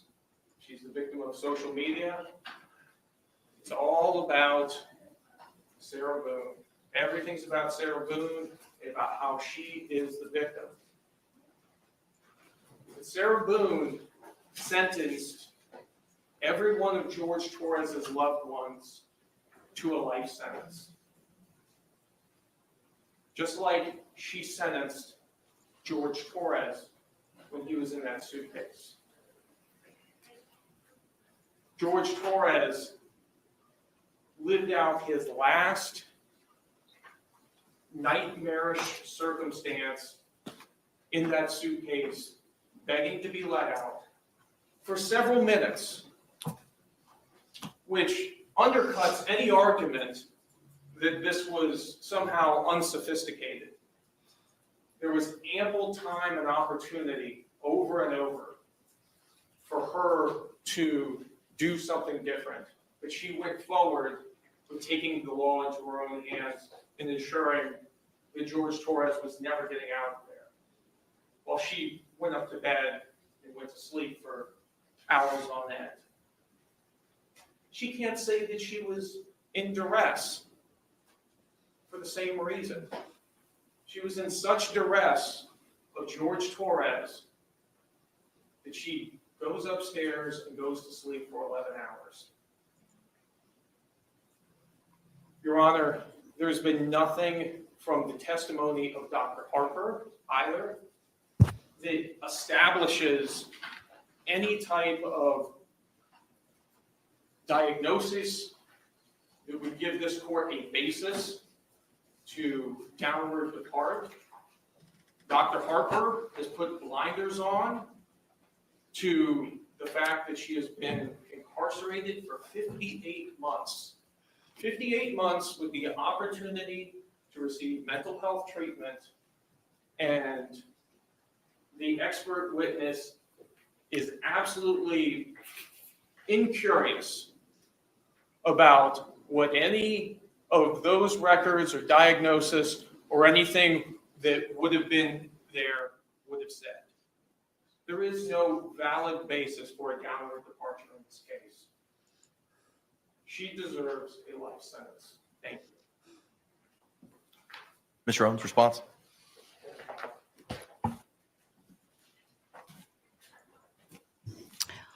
Just nail her butt to the floor. Just credit. First off, I want to thank you for taking the time to. I can't hear our side, stay neutral hear the on this one. witnesses, and review the letters on Sarah Boone's behalf. We've all been here for this trial. We've all been here for other trials. We've all got some age on us. We've all got some life experience on us. You think? And this is a unique case. This was a unique homicide. It was a unique death. And as we all know, a lot of these cases are not black and white. Mm-mm. They're shades of gray. She's black and white. No, she's white. And these crimes don't occur in a vacuum. That there's generally a history, especially involving a domestic couple, a history that comes into play that must be explored. And a lot of what Sarah Boone testified to here today, Due process. probably happened behind closed doors. And we all know that many times we do not know what happens behind closed doors between a man and a woman in their home, unless there is some reason for the And he neighbors can't- or law enforcement or somebody else to get involved. And he cannot tell his side. And that happened in this case. And so gradually over time, as this event occurred, there was an investigation, and it was learned that there was a history of domestic violence involving these two parties. And what we learned I know, was I'm with you. that She's had a fair physically, share there was of violence, due process. and there were photographs to establish that, as were introduced in the trial. And then there was testimony from experts, not only the defense expert, Dr. Harper, that Sarah Boone was the victim, and she was a victim of intimate partner violence, but coupled with the fact that the state's expert testified on the stand at the trial that Sarah Boone was a victim of intimate partner violence, that she suffered from this domestic or this battered spouse syndrome as the hands of George Torres. I can get makeup and look like you've been beaten. So there's two sides to it. And in a domestic violence situation like that, 95% of the women get out of that relationship. When violence starts to occur, they've either been raised a certain way, they have a certain self-esteem about themselves, where they refuse to put up with it, knowing that it's wrong, knowing that they can do better. But there is a small percentage throughout the country that, for whatever reason, mental health issues, addiction issues, whatever it is, it's complex. Financial reasons, children are involved, whatever. If you do any studying on it, there are circumstances where there is a group of women, predominantly women, it can happen to men, but majority of the time it's a woman that gets caught in this cycle of what we term as intimate partner violence. And court heard the testimony about the cycle that occurs. It's over a period of time and it repeats itself, and you go through these phases. And a lot of times the victim's not a great historian at trying to articulate it. She tried to do it here today. And I think on Sarah Boone's behalf, she is a unique individual. She's got the personality that she's got. I don't know, you heard from Dr. Harper that a lot of that was formulated based on the way her mother did not bond with her, the way that her father was the way that he was, the fact that... Okay. I was in foster care. My mom and dad didn't bond with me. I was from foster home to foster home to foster orphanages. Don't give me that crap. Don't give me that crap. I can't do that. In the public eye. Who cares? Mr. Torres had, I believe, 3 criminal cases before the courts of this county in which Sarah Boone was a victim. Mr. Torres was the accused.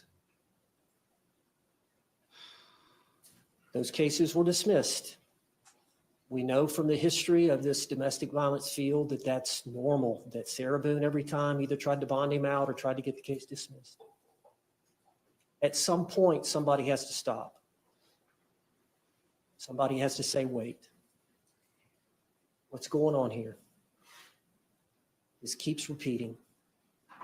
It's going to get worse. Something's going to happen. The system failed, Sarah Boone. I'd ask for you to consider that. What are you saying that's getting you timed Circumstances out? surrounding that failure and what led us here today.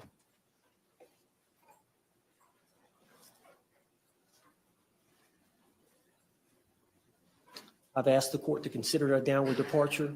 I believe you've gotten a copy of the score sheet. Not since before trial. Okay. Is the score sheet stipulated to? Yes, yes, sir. All right, you may approach. Thank you. Yes, sir. Judge, I was provided that here today, and I believe, I can't remember the total number of months that it involves, but divided by 12, I think it's 20 months. 20.6 is the low end of the guidelines or something about. It's 246.0 months based on the score sheet. I did the calculation, but I believe that the low end is 20 years. I'm sorry, 20 years, 20.6 years state prison, I believe is the low end. 20.5. Yes, sir. Give her As the freaking court life. noted, I believe it's on page 3. There are some aggravators that the court can consider in opposing the sentence, and then there are a list of mitigators that the court can consider in downward departing, meaning going lesser than the low end of the guidelines. And in the defendant's motion for downward departure, we mentioned, and I had Dr. Harper testify about 2 or 3 of the grounds, and the court needs to only find one to go below the guidelines. The capacity of the defendant to appreciate the criminal nature of her actions and to conform said actions to the requirements of the law were substantially impaired. Judge, I don't have to reiterate the facts and circumstances surrounding this event. You were here, you heard the testimony, you heard the circumstances surrounding what happened and how it happened. If she gets I out, would ask that you consider men that be warned. as a mitigator. I could consider her a black widow. The defendant requires specialized treatment for a mental disorder that is not related to substance abuse or addiction and is amenable to treatment. I think it's fair to say here that we know that Sarah suffers from some mental health issues, objective mental health At what point? issues that have been At one point, opined do by you Dr. just take Harper and Dr. responsibility? Werner. And you heard Dr. Harper testify about the borderline post-traumatic stress disorder that she suffers from as it relates to. I this have it. event, Does that mean I as can it go relates unalive to somebody? her trauma that occurred in childhood. I think we heard from Dr. Werner. Dr. Werner testified that she suffered from the alcohol abuse disorder, as did Dr. Harper, but Dr. Werner also mentioned that she. If you compare Sarah Boone's life with mine, by far, she's had a silver spoon compared to me, and a glorious one at that. I don't have any sympathy for this crap. He was not. I could have chose to gone down that path. I could have chose to been angry and bitter and commit crimes and be hateful. It's all a choice. You chose this. Sure about the anxiety disorder, whether it occurred prior to or because she was in the jail for the 4.5 years. However, Exactly. she does require specialized treatment for the mental disorder, and she is amenable for treatment. And then third, the defendant acted under extreme duress. Oh, based on Sarah Boone's mindset as she testified to her today, and then you heard The from the BS is experts deep. at the trial that when you get that anxious about what happens, Sarah testified about they would have good days where there would be no drinking or very little drinking, and then there would be other days where there was heavy drinking. And generally, when Jorge Torres got highly intoxicated is when potentially things could get violent, and that she was constantly anxious about each day that she was with him. She loved him. Obviously, being in a cycle like that where you love someone but can't leave them. For whatever reason, Jorge Torres couldn't leave Sarah Boone, and Sarah Boone couldn't leave Jorge Torres, and it was a vicious cycle. But we believe that she qualifies under that it was under extreme duress at the time of this event. And lastly, the defense was committed in an unsophisticated manner, which was an isolated incident. Now, isolated, we know, Judge, that she had one prior event in which both of them were arrested. You heard her testimony that it was during an event. They ended up downstairs next to the washer and dryer, and that she was on the bottom, and she had used her hands to try to get him off, and she had tried to choke him, and there were some marks on him. And she was arrested for felony domestic violence battery, as well as he was arrested. I think a few days later, both of those charges were dismissed against either party. But she has no criminal conviction record. She has never been convicted of a crime other than that event. Now, I think that can be distinguished. So we believe that it was an unsophisticated manner. Obviously, the uniqueness of this event is unsophisticated. anybody that would calculate that they were going to murder somebody by putting them in a suitcase and let them spend the night, and the next morning, not try to dispose of the body, not try to put the suitcase in a car and go dump the body, not try to dispose of the Not bat. that she didn't think about do doing that. something. She did nothing. No attempts to tamper with evidence. No attempts after the fact to uncover any conduct whatsoever. No attempts to delete the videos from her phone. Here's my phone, voluntarily giving that information. I think that goes to the unsophisticated manner of unintentional death that occurred.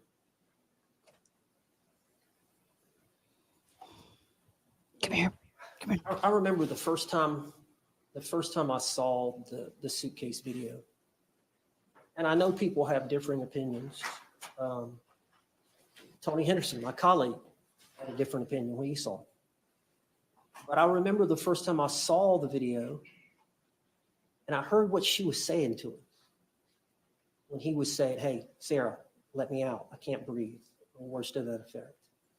And the way that she was talking to him and the statements that she gave him, in my mind, what has he done to her? What has he done to her? Any loved one you see in a situation like that is going to run and let them out. So my thought was, obviously, they were both drinking. But what has he done to her? And I think it's telling about what she'd endured. So it's not a clear-cut case, Judge. It's not black and white. There is some gray. And it's up to you to decide what's appropriate based on the courts, based on the jury's decision. But I would ask you to temper whatever justice that you think is appropriate with some mercy. And consider the fact that the state was willing to offer 15 years on a manslaughter as a lesser included offense based on the facts and circumstances that they were aware of prior to this trial. Thank you. Thank you. Any rebuttal by the state? No, no. The court has had the opportunity to review the evidence and testimony that was presented at trial. The victim impact statements presented here today, the statements of character witnesses, both orally and in writing, Dr. Harper's report and testimony, the defendant's testimony, pre-sentencing investigation, the arguments of the state and the arguments of the defense. Court pronounces sentence as follows. Ms. Boone, court sentences you to life in the Department of Corrections with credit time served that Madam Clerk will provide to you momentarily. Sorry. There are also court That was costs wrong of me. and costs of prosecution, which Madam Clerk will give you the totals of momentarily. Due to the court levying a life sentence, the court is inclined to liquidate those to a civil judgment unless I hear opposition from the state. No opposition, Your Honor. All right.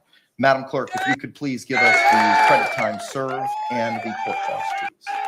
11 years, 9 months, and 8 days, and the court costs are $418.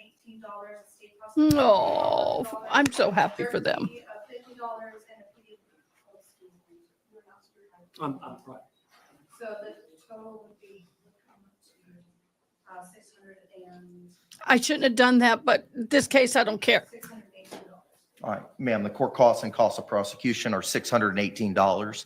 Those will be liquidated to a civil judgment. You will be given credit time served of 4 years, 9 months, and 8 days. You will have 30 days from today to appeal the judgment and sentence in writing. If you cannot afford an attorney, one will be provided to you. I'm going to have the courtroom deputy provide you the paperwork.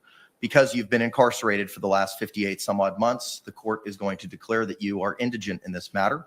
I cannot appoint the public defender to represent you as they are conflicted out. Similarly, I cannot appoint the regional conflict counsel to represent you for the same reasons. The clerk will appoint an attorney from the conflict wheel who specializes in appellate litigation. And again, you'll have 30 days from today to appeal that judgment and sentence in writing. Do you have any questions for me? You will now be remanded into the custody of the Orange County Jail to transfer you to the Department of Corrections, and I wish you the best of luck. State, anything further? No, Your Honor. Defense, He's like, anything I'm further? done.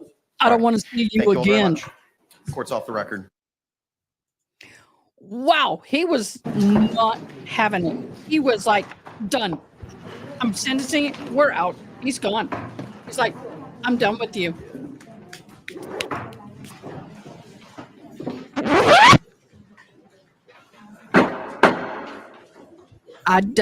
Oh, I gotta play it. Sarah Boone.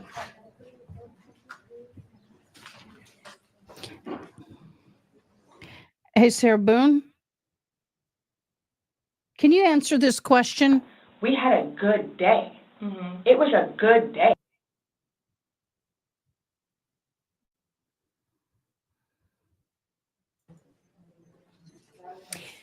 I am so happy for the family. So happy for the family. I'm sorry, guys, but I'm not sorry.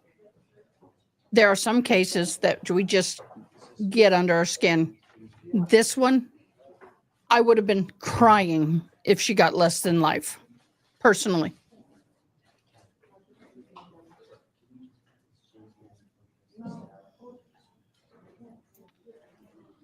And her attorney did the best he could. He did his job. I have no qualms with him.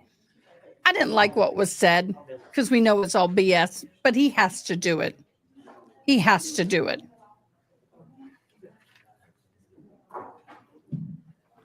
That's simple. Video was, so it's not a clear-cut case. The item impact statements presented here today, the statements of character witnesses, both orally and in writing, Dr. Harper's report and testimony, the defendant's testimony, pre-sentencing investigation, the arguments of the state and the arguments of the defense. Court pronounces sentence as follows. Ms. Boone, court sentences you to life in the Department of Corrections with credit time served that Madam Clerk will provide to you momentarily. That's it. That's all she wrote. So they're signing all the paperwork and everything, and she's going to be transferred. It'll take some time to get her transferred.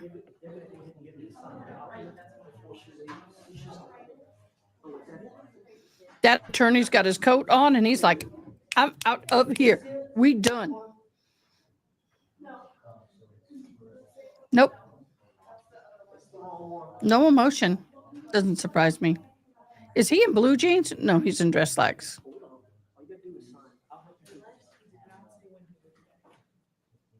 I know. Okay. I can't. This is just BS. Okay, guys. I've got to go take care of some things. Someone told me I had sauce in my mouth. We have to go take care of some things concerning my sister. Sorry. Oh, I don't want to start crying again. Don't want to start crying again. Don't want to start crying again. Don't want to start crying again. I may come back on later tonight. Okay.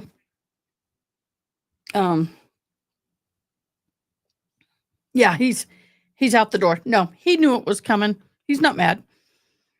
He's just like, I've spent too much time and money on this. I thought I could talk her into a plea agreement. She didn't take it. I had to take my own risk, but now she's no longer my client. I'm gone. I got other clients to deal with, but I'm sure there's going to be some interviews and stuff. Once my daughter, she's got to head back to college. So once she does that, I'll come back. Okay. And once again, thank you guys so much for all your love. It's going to be a hard week, and forgive me in advance for the emotions.